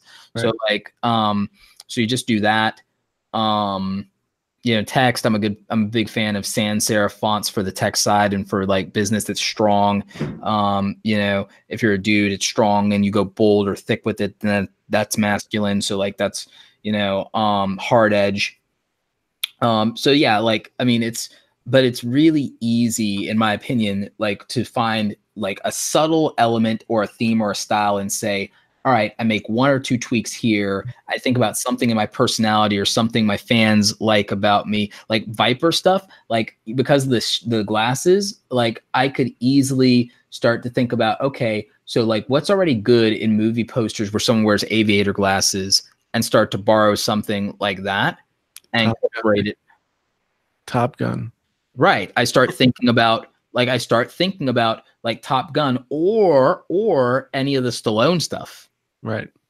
And then it's that. And obviously because of Viper's persona, I could always just lean into WWE, you know, and look at like, you know, and then borrow something that you know, makes sense there. Even with like a background, maybe it ends up being the blue from the WWE ring and red and white elements that represent the ropes. Like, right, you know, and maybe that becomes the color scheme of the background and some framing elements like the border or what maybe like, or again, I could go into the black and gold thing and like, or the black and yellow kind of thing and go, okay, yeah. And go like, I mean, so there's, and that plays off with the shades and the whole thing too. So it just depends, especially with Viper wearing black shirts, going with a gold background and then the black text on a gold background and Viper cut out easily makes things pop. And then yellow's energetic and Viper is nothing if not energetic. So yeah. For right now. Ooh, you're a color genius. Shit. Wow. So I mean, you see how I'm like in my head, I'm like, for me, it's like I can see these things. It may not be obvious to someone else in their own thing, but like I can see this stuff. And like, so maybe that's maybe a training of how like, so that might be worth something. I don't know. Yeah, no, I think that makes a lot of sense. I think there are probably plenty of people out there who have like the basic knowledge of how to throw an image and some text onto a Photoshop like layer, and then where do you go from there? Yeah, effects, and I can teach effects, and I mean I have tutorials around effects, but like I think the thing about picking fonts is a whole thing. Lining up fonts and creating text blocks. Creating text blocks is a whole thing. Figuring out your color scheme and making your custom swatches is a whole thing. Right. You know, making your own template so that you're like, okay, this is always me. Sourcing your stock photos. Like, you know, so like, yeah, I mean, I think that maybe a training, like I don't like want to call it a course. It's like a $99 training. Would be, you know, YouTube thumbnail training, like would be maybe that would be something. And again, I may not do that anytime soon or right away, but it's something I'm mulling around and I'll figure it out.